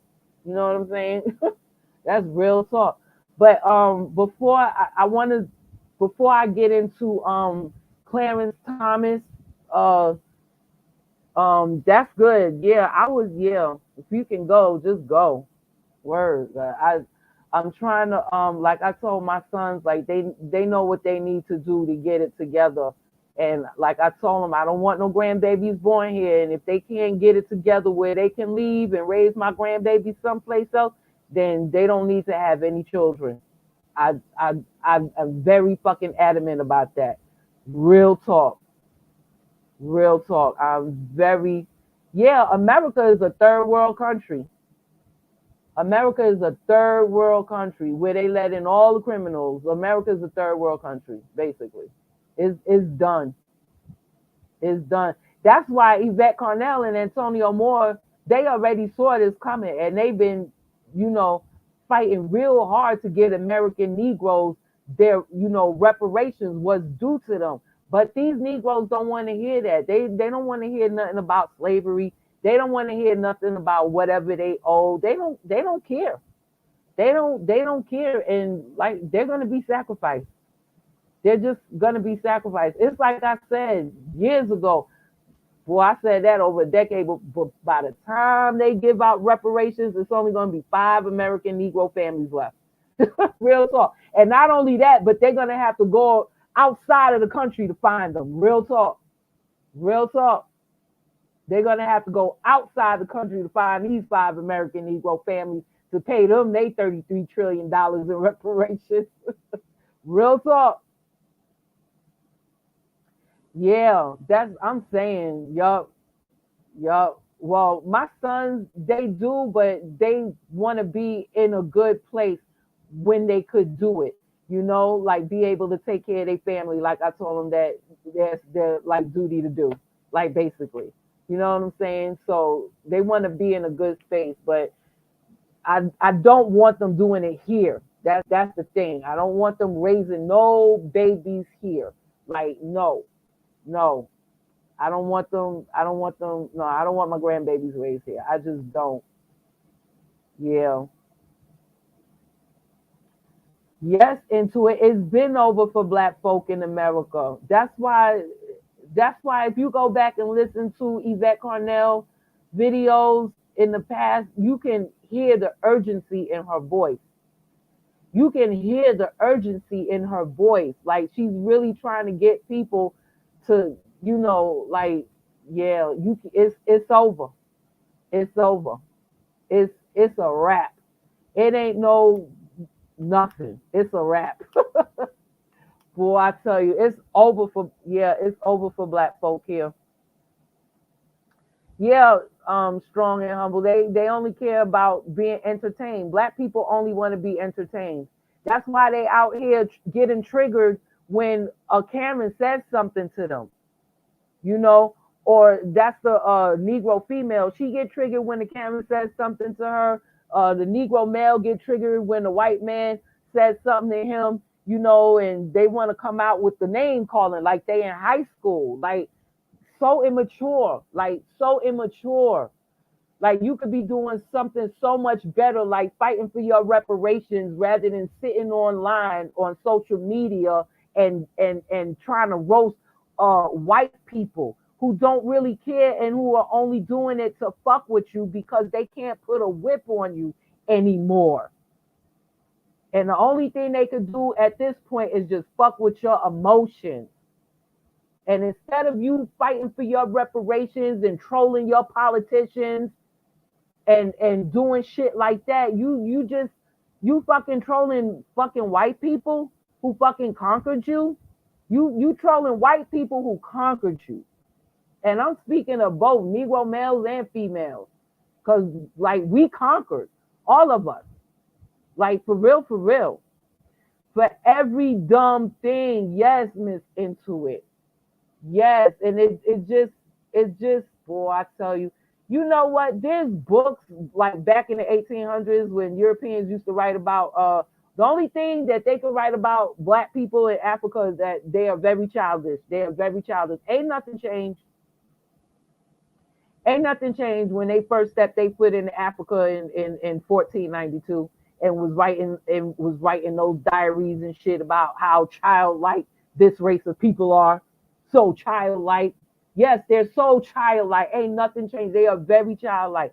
And like, they just want to be entertained. Like food for the fucking gods. Like, they're food for the gods. Like, they are literally food for the gods. And Black Lives Matter, like I said, only as a source of food, resources, and entertainment.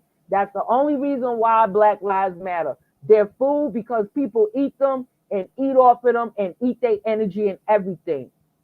They're resources because people use their energy to manifest their magic, to manifest whatever it is that they need to benefit them and their agenda. like these white feminists are about to come out right now and use black women energy as a resource to manifest their deviant agenda. And they're also entertainment. The whole world just don't never take them seriously. They just look at black people and they're just entertained. They are never taken seriously. Never. Never taken seriously. So Black Lives Matter only as a source of food, fuel, and entertainment. And that's the only reason to keep them around. That's the only reason to keep them around. That's it.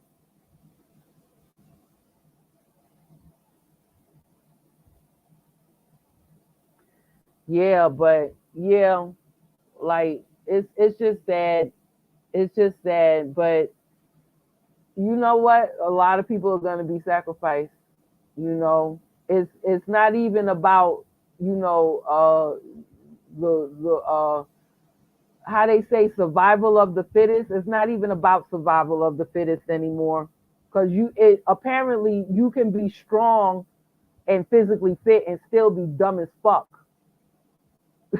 You know, you could be strong and physically fit and run a ball and catch a ball and hit a ball, and you could still be dumb as fuck. So yeah, it's not about survival of the fittest anymore. It's about survival of the wisest.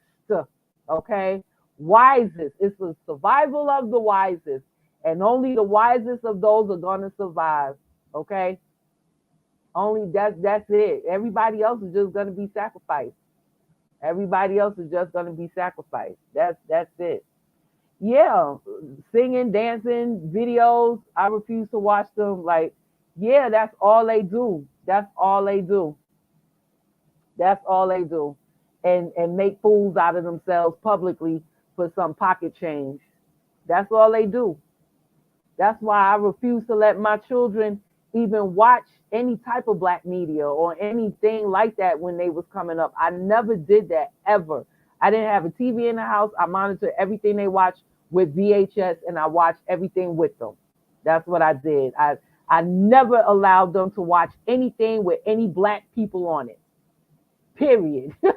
I just didn't do it. Now, don't get me wrong. I taught them about people, but these are the ancestors. I taught them about the ancestors because, like, nobody after really 1960 was really worth even talking about. You know what I'm saying? I just talked about the ancestors, people, you know, 2 generations ahead of me because I'm 54 years old. So, you know, people from the 1800s, you know, when they were still slaves, and even before that, you know, I spoke about the ancestors, you know, and I did that on both, spoke about the ancestors on my mother's side and the ancestors on my father's side. You know what I'm saying? So yeah, I didn't want them, I swear I didn't want them watching black people on media looking like the way they do, like fools. I didn't want that imprinted in their frontal lobe. I didn't want them to see Negro males like fools. I didn't want them to see Negro females like fools. Like I couldn't allow myself to allow that. I don't. They didn't see them on media. They didn't listen to any of their music. None of that. None of that. You know, I played classical music, classical jazz, stuff like that. You know, they play instruments, so they know about the jazz greats from the 1920s and 30s. And what's that music called from New Orleans, Louisiana? I forget. The blues, because that's how it all started and stuff like that. You know, I taught them because they play instruments. They both play like 3 different instruments: piano, drums, guitar, fucking violin, shit like that. So that's 4 instruments, right? Yeah.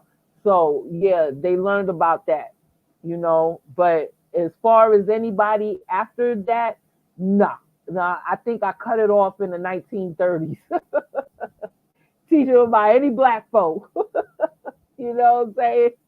Yeah, like nah, I couldn't. I just didn't want them walking around with that image in their head of black women being sluts and overly sexualized and sexualized creatures and Negro males being jiggers and lazy and can't even form a sentence correctly and shit like that. I didn't want them seeing that. I just didn't want them seeing that. You know what I'm saying? So I never raised them around. And to this day, they moved out on their own and they don't even fucking got no cable in their apartments. They don't watch TV. So, they got internet, you know what I'm saying? They watch movies, I don't like want to incriminate myself, but they like watch Netflix and shit like that, right? You know what I'm saying? But then they watch movies, but they don't watch no movies with black people in it. They mostly watch anime. They like anime. They like Japanese stuff. So, and even if they watch movies, a lot of the movies they'll watch are foreign. They even listen to foreign music, like music from other countries and shit like that. Yeah, and they'll watch foreign movies too, you know. So yeah, I don't. Yeah, thank you. Yeah, Memphis and New Orleans is where jazz originated. Thank you. Yeah, yeah. So I taught them about all of them people. Yup, yup. But yeah, but that was it. I don't know. I didn't want them seeing black people like that. I didn't want them seeing black people like that. I just didn't, and I don't. And as far as they concerned, as far as they concerned, black people are just struggling, you know, in this country. As far as they know, black people are just struggling. They don't see black women as overly sexual sluts and black men as you know degenerates. Basically, they don't see that. They don't see that.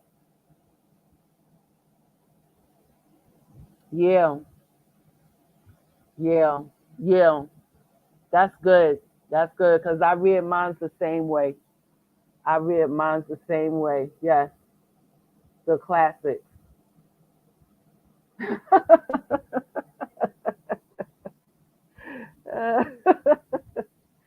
Yeah, I remember my club days. House music was fire. I remember my club days, boy. I tell you, yeah, yeah. But yeah, I don't want my children having that image of black people. I just don't. Everybody else can have that image of them, but my sons are not gonna have that image of themselves or men that look like them or women that look like me. They're not gonna have that image, you know. So yeah, they don't even watch the news or anything like that. I gotta let them know what's going on. They don't even fucking watch the news. They don't watch the news. They don't read newspapers. I'm not saying that they don't read. They read, but they read books. You know, they read like educational books, but they won't fucking pick up a newspaper and read it. The most of news media that they do read is a magazine called GameStop, I think. They've been subscribed to that since they were like 12. So they still get those magazines from GameStop. They'll read that, but they won't read a newspaper. They won't read no newspaper and they won't watch no fucking news. I gotta tell them what's going on. They won't know what's going on unless I tell them, because they not even trying to find out. I would have to tell them what's going on. But yeah, I don't do none of that. And I'm so glad that they're not so pressed to like sit in front of a TV and watch that garbage or listen to rap music. So I know that the only thing that has to happen now is their children can't be raised in America. And everything will be gravy. Everything after that will be gravy, boy, I tell you. But yeah. Yeah, let me go on because I want to read before I bring up this Karen that's married to Clarence Thomas. She's a Supreme Court justice also, I believe. I want to read an excerpt from the Black Panther Soul on Ice. That's the name of the book. His name was Eldridge Cleaver, And his book is sold 4 million copies. It sold 4 million copies, and it's also cataloged in the Library of Congress. Now, anything that's cataloged in the Library of Congress is like a time capsule. Like one of my dreams was to, like, get a pass to go to the Library of Congress and just camp out like for 7 days and just read every fucking thing that I could in 7 fucking days. You know what I'm saying? Because I like to read. I've been reading. I taught myself how to read when I was 4 years old. So ever since I learned how to read and taught myself, I couldn't put a book down. You know what I'm saying? That's why I'm half blind now, because I remember being young and trying to read books under the cover and shit when I was supposed to be in bed sleeping. I have a book in the bed with me trying to read that shit. You know what I'm saying? But yeah, the Library of Congress, it got everything. It even had the name of your slave masters from 155 years ago. The Library of Congress have the names of your slave masters in there. Okay, they do. So yeah, that was always one of my dreams, to just go to the Library of Congress and just read whatever I could in 7 days, because all the information is there. It's almost like, how the fucking Vatican got all of those religious texts and scrolls that they don't share with anybody, and they keep that in their basement, and like you have to have like high kind of security and all types of passes to get in there just to read one page. The Library of Congress is the same way. It's the same way. Like nobody, just anybody can't go in there and read anything. You know what I'm saying? These are all records that are cataloged in the history of this country, But this book, Soul on Ice, is cataloged in the United States Library of Congress. Okay? And that's important because, with this Roe versus Wade dropping it with the 14th Amendment, interracial relationships will happen. And remember, I said, and I put the chat in the link, Black males are the ones that date interracially more than Black females. They date interracially at 24%, and Black females date at only 12% interracially. And even though the Negro male was trying to get legislation in his favor and sue and petition the court for the right to marry his white girlfriend, the courts never honored that. It was only until the Loving versus Virginia case that happened in 1867, when that was honored. It was mostly Black men that went and got and did interracial marriages. It still wasn't Black women, is what I'm trying to say. But I want to read this excerpt. This is Soul on Ice from Eldridge Cleaver, written in 1968, page 107. There is no love left between a Black man and a Black woman. Take me, for instance. I love white women and I hate Black women. It's just in me so deep that I don't even try to get it out of me anymore. I jump over 10 nigga bitches just to get to one white woman. Ain't no such thing as an ugly white woman. And just to touch her long, soft, silky hair, there's softness about a white woman, something delicate and soft inside of her. But a nigga bitch seems to be full of steel, granite, hard and resisting. I mean, I can't analyze it, but I know that the white man made the Black woman the symbol of slavery and the white woman the symbol of freedom. Every time I'm embracing a Black woman, I'm embracing slavery. And when I put my arms around a white woman, well, I'm hugging freedom. I started out practicing on Black girls in the ghetto, where dark and vicious deeds appear not as aberrations or deviations from the norm, but as part of the sufficiency of the evil of the day. When I considered myself smooth enough, I crossed the tracks and sought out white prey. So basically, in the last sentence, he was talking about R-wording black women. And not only was he talking about R-wording black women, but he was saying that was the norm in the black community in 1968. That was like the norm. And it wasn't even looked at as horrendous. It wasn't looked at as a deviant act. It was normal. You know, just like I say a lot that black people misconstrue dysfunction for success. They misconstrue it easily. Dysfunction, they misconstrue it for success. You know? And you can see that right now on social media with black women excellence and all of this crap. You know, it's a dysfunction that black women are where they're at. It's a dysfunction that black women are coming from dysfunctional families. Like we all come from dysfunctional families. I had a dysfunctional family. You understand what I'm saying? My mother and father was married. They had a gunshot wedding, so they was pretty much forced to get married.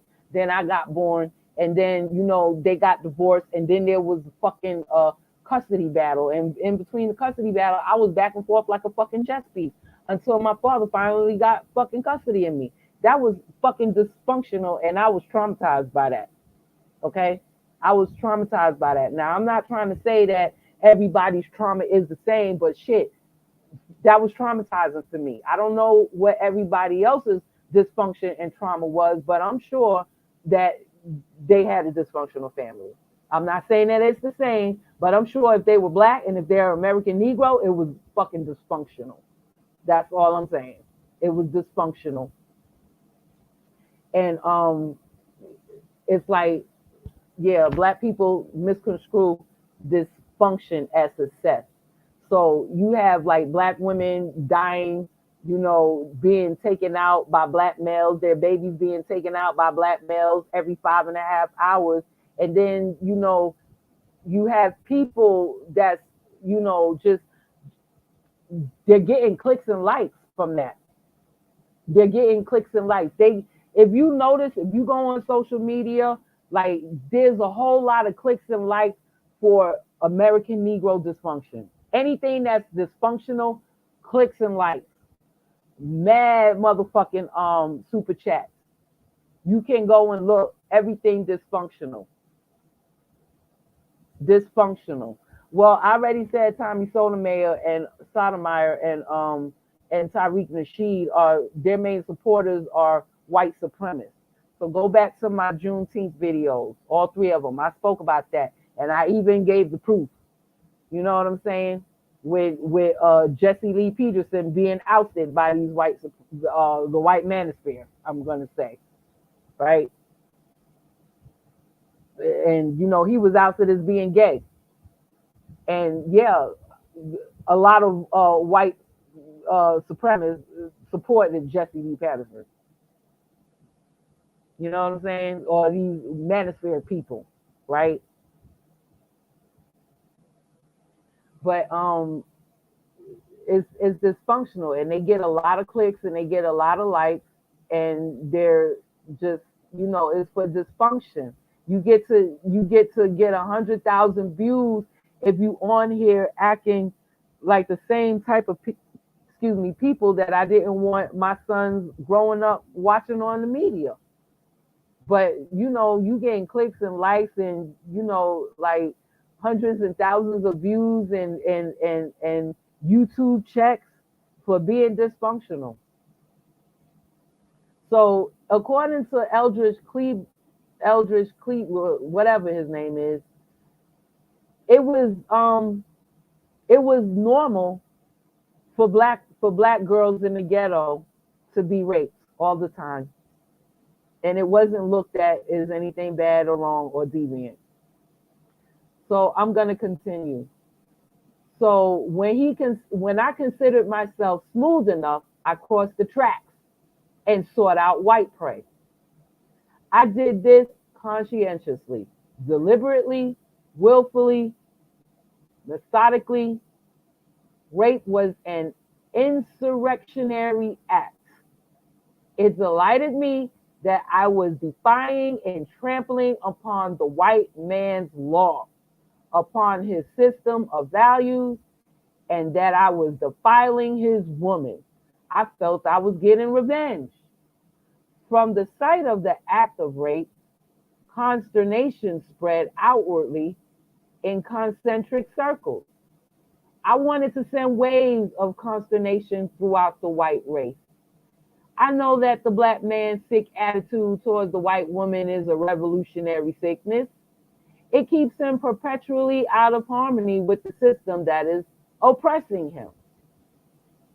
Many whites flatter themselves with the idea that the Negro male's lust and desire for the white dream girl is purely an aesthetic attraction, but nothing could be further from the truth.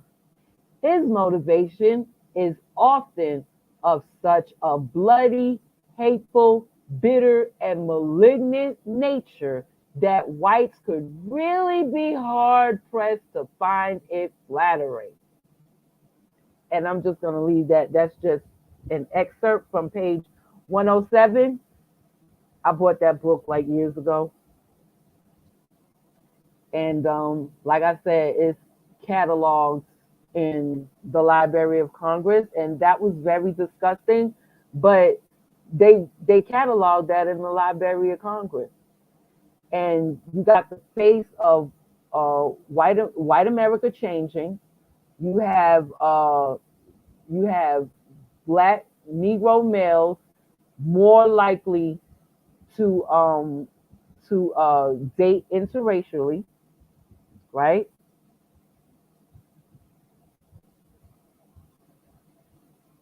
And this was just a precedent for them to really, I believe, interracial marriage is really not going to affect,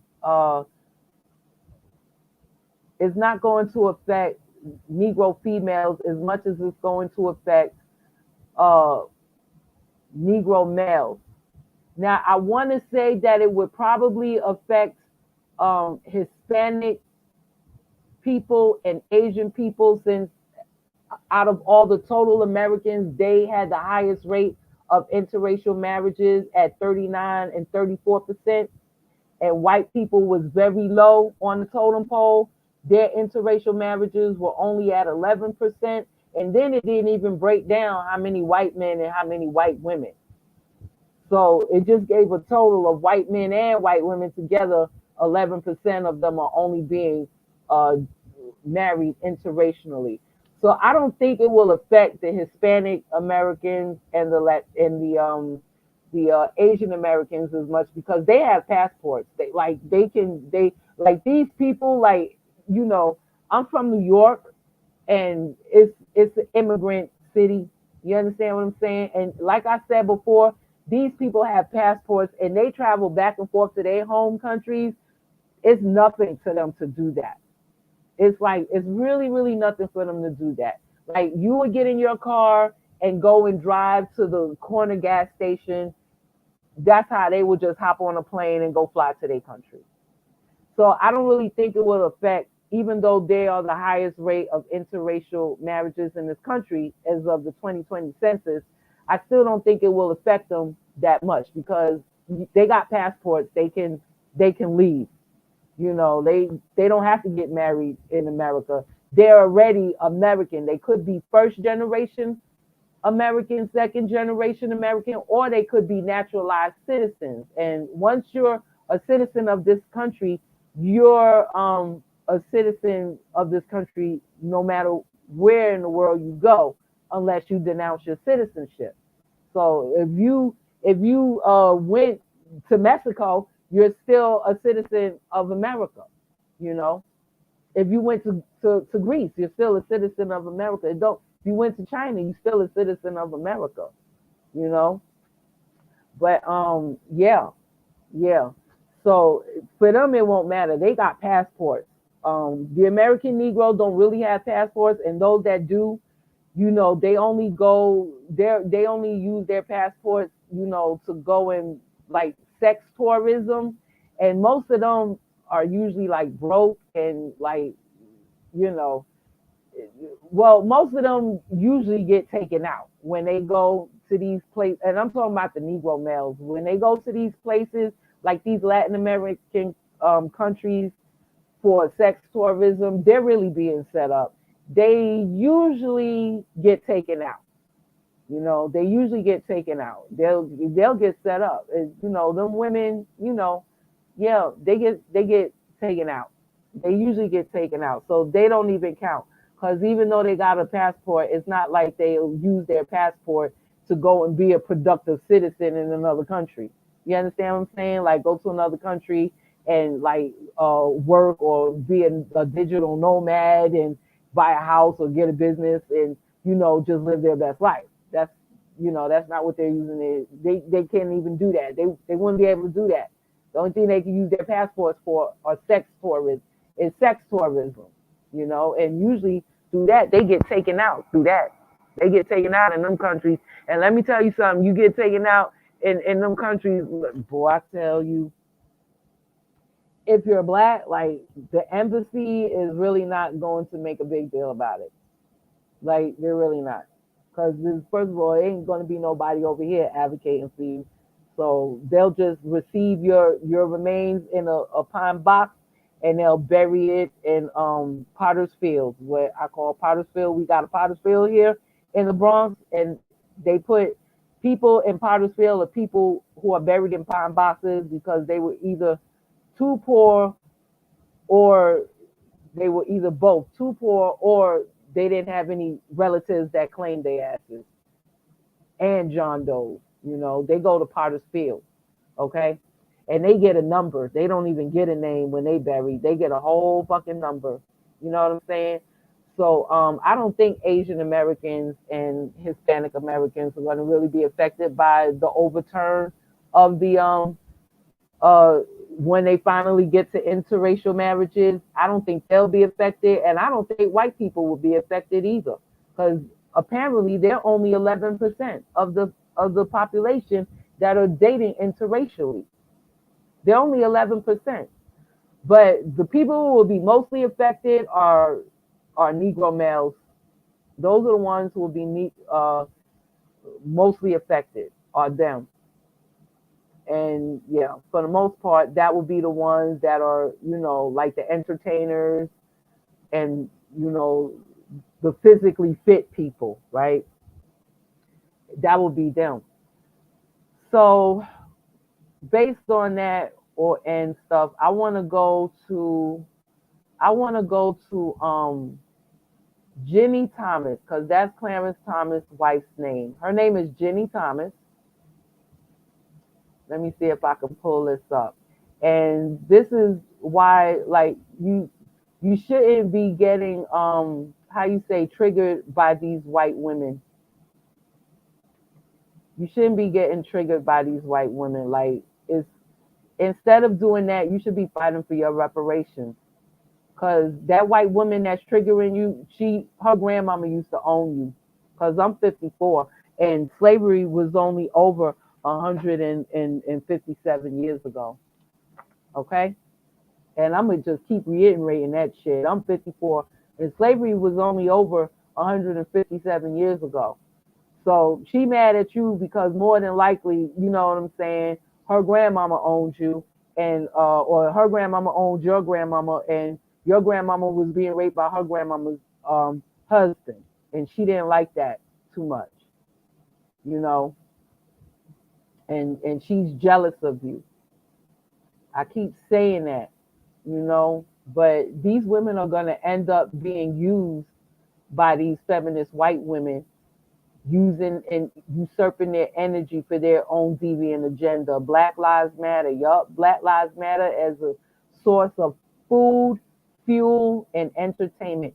And these black women are about to fuel the agenda of these counterfeit spirit feminist Karens and be the forefront and the face of their fight to overturn the 14th Amendment. Even though Karen, I mean, their fight to overturn, to fight for Roe versus Wade and interracial marriages, even though, you know, they're not the ones with the most interracial marriages, and they're not the ones who's getting most of the abortions, because black women are getting more abortions than them, and they're having their babies, or they're just not having sex, you know.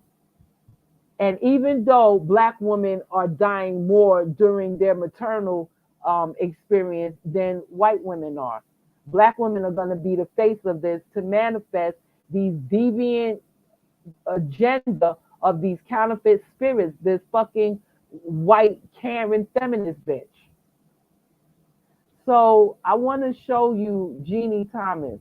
Let me show you how deep the hate runs. Because I'm gonna tell you, Jeannie Thomas is the wife of Clarence Thomas. And if I'm 54, and if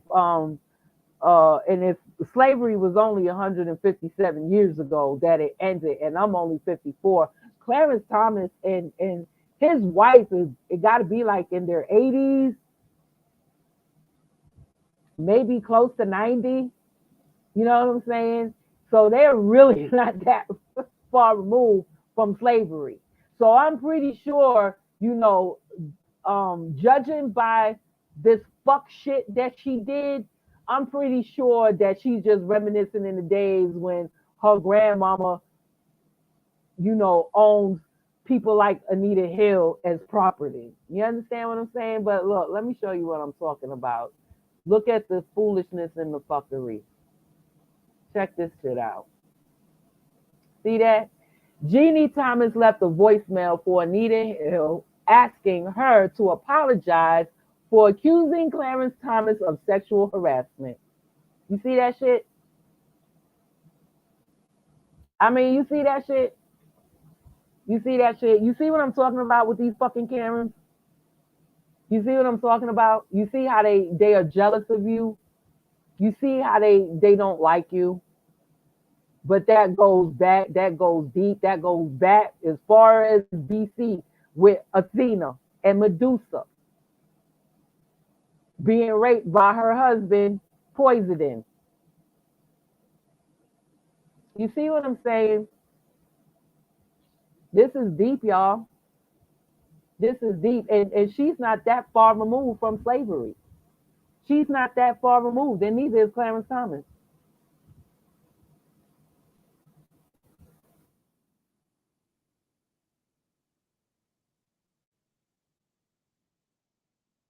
Neither is Clarence Thomas. So I want you to read that title. What does it say? I'm looking to find out her age. And she's built like a horse. She's built like a horse. You know what I'm saying? Like, just Google her. I'm gonna put her name in the chat box. She's built like a horse. She is, it doesn't say how old she is. She was born in 1957, so she definitely isn't that. She's not even that removed from the Civil War. If she was born in 1957,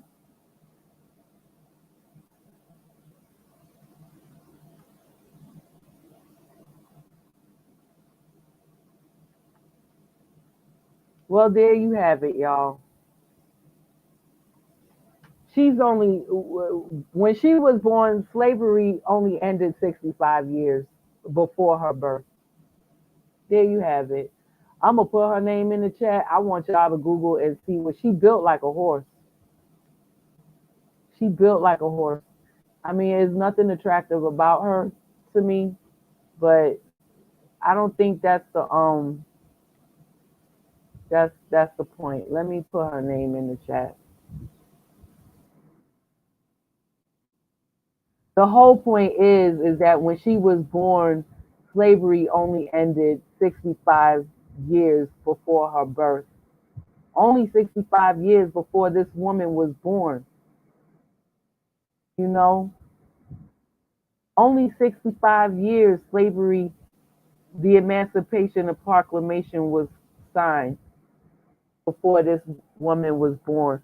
So that means her grandmother was definitely a slaveholder. Her grandmother was definitely a slaveholder. That's why she feel like she can tell. And after I done read to y'all that Soul on Ice, and after I done told y'all about slaves being raped and the Karen being upset because the husband desired the slave girl, the mammy, and after the mammy was raped by the husband, she she the Karen would whip mammy's children to death. It's in They Were Her Property, White Women as Slaveholders in the American South. So this right here just tells me, I'm gonna put the link in the chat too, because I'm not even gonna read it. It's just so disgusting. And this just happened. They just reported this month in June. So this isn't like, it happened 10 years ago in 2010. She waited 22 years to call this woman and ask her to apologize for accusing her husband of sexual harassment.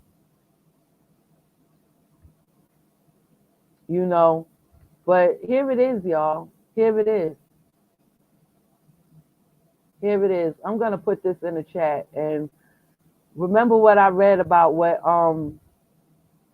Eldridge Cleaver said about how he was practicing what was very normal on Black girls in the Black community. And you want to know something? What he said, that dysfunction lives today.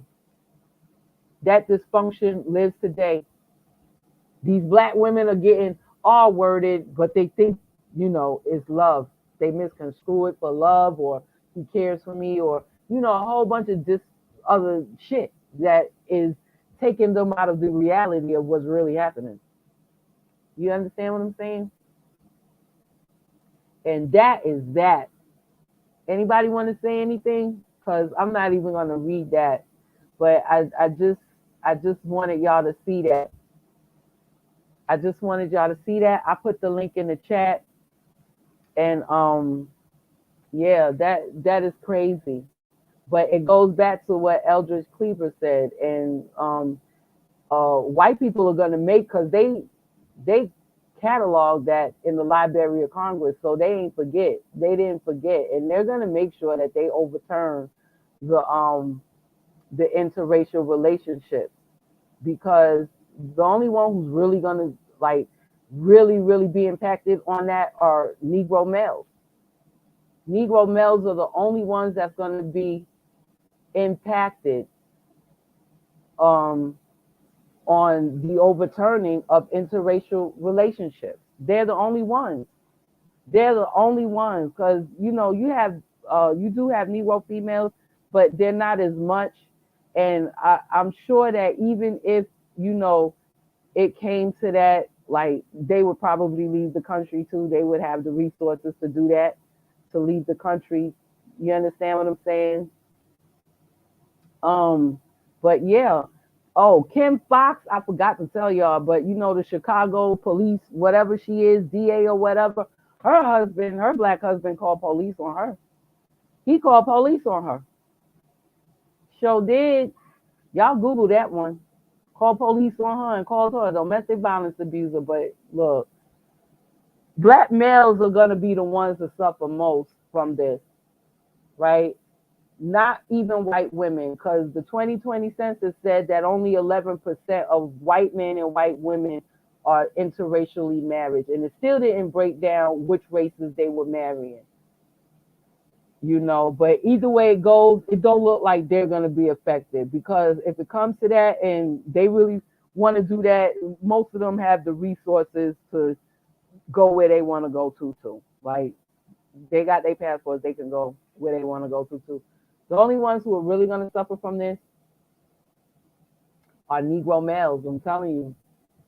And these feminist white women are trying to do the same thing that these feminists did back in the 60s when they infiltrated the Black Panthers and speak with forked tongue to these Black women and make the Black women the face of trying to get them abortions and trying to get them contraceptive and trying to, interracial relationships. when most of y'all ain't even marrying interracially. And most of y'all are having more abortions than white people. And most of y'all are dying during your maternal care, including from abortions, than white women. Like, come on, for real. Don't fall for the okie doke, black women. Don't fall for it. Don't do it. I'm telling you, don't do it. But damn, I've been on here long enough and it's late. It's already like, what, 4:44? I've been on 4 hours. That was a lot, but I had to get that one out. I had to get this out because I was really annoyed when I saw these white women feminists all over fucking social media trying, and it looked like they was like trying to scare black, but the only black women that are going to be scared are the ones that really didn't care about slavery and don't really care about white supremacy, and are living in a post-racial society in their minds. You know what I'm saying? And all I could say to that is like, get therapy. There's nothing wrong with that. I see a therapist. It's nothing wrong with taking care of your holistic well-being. It's nothing wrong with that at all. There's no shame in it. It's no shame. And I have a good therapist too. I really like her. She's she's not even American. She's from the UK. I really like her, and I usually have visits with her like once a month. But she went on vacation. She went back to her home, and when she come back, I'm going to be seeing her. But I really like her. But yeah, get therapy. There's nothing wrong with that. It is nothing wrong with getting therapy, and there's nothing to be ashamed of. Taking care of your holistic well-being, your mind, your body, your spirit, is nothing wrong with that. There's nothing wrong with that. Like, get therapy, you know. But that's all. That's all I wanted to show everyone. She's also a Trump supporter. She supported Jeannie Thomas. She supported Trump, and she urged the White House chief of staff to pursue the unrelenting efforts to overturn the 2020 election. And she said that Trump should not concede the election, and that Biden's victory was the greatest heist of our history. So she doesn't believe that the elections were legit either, and that Biden got there in a farce, and that Trump should not concede. And actually, because of those texts, they're actually making her testify. The January 6th thing, even though I don't know what good that'll do, it's not like, these people who went to jail, they were treated very well. There was one of them from the January 6th who was right here in the Brooklyn Detention Center. He was treated very well. Like he was treated like royalty up in there. Like, these white people are not, their lives are not going to be destroyed once, they end up in jail and come out with a misdemeanor or a felony. That does not destroy their lives. They're still able, to do better than the average Negro male without a felony and with a college degree. I'm just saying, it is what it is. And most of those people, that one of them even got a special diet. One of them even he could only eat vegan. He got a special diet. These are the people that they call racist. This is just a circus. That January 6th hearing is just a circus. And then you had the poster black women up there talking about, oh, this was the worst time of my life. And they live in Georgia. How the fuck you live in Georgia and you've never experienced any white hate? I don't know. I mean, unless like it was really segregated and you knew better than to go in their territory. Like, that's the only thing I could think of. Like, you just knew better than to go where they live. You already knew that they would put a rope or a noose around your neck. Like, you already knew. But these two black women, a mother and a daughter from Georgia, I just wanted to help the elections so more people could vote. I've just never seen so much white hate in my life. Like, I just don't know. Boo hoo, boo hoo. Like that whole thing is a fucking circus because them white people that they was complaining about that was giving them white hate, they got minimal jail time, they got special diets, they were treated like royalty, and even when they come out of prison, they will still be able to take care of their families. Their livelihood will not be interrupted or deleted. They will still be able to take care of their families.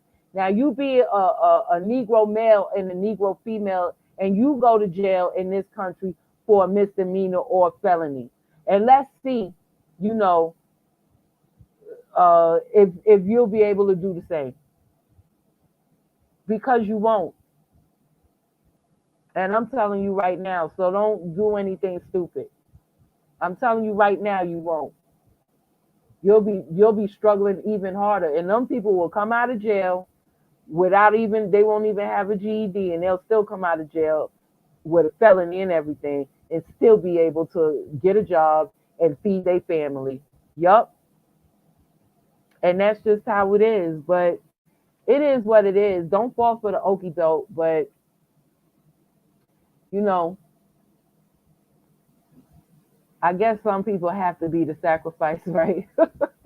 So with that being said, I'm just going to call it a night.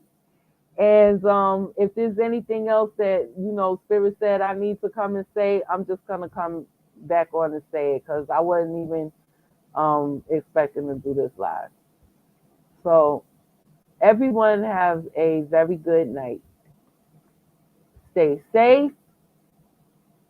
And just remember, you don't have to be in competition with anybody. The only person that you have to be better than is the person that you were yesterday, okay? Screw what anybody else say. Like, for real, for real. Okay. So, I'll talk to you later. Later.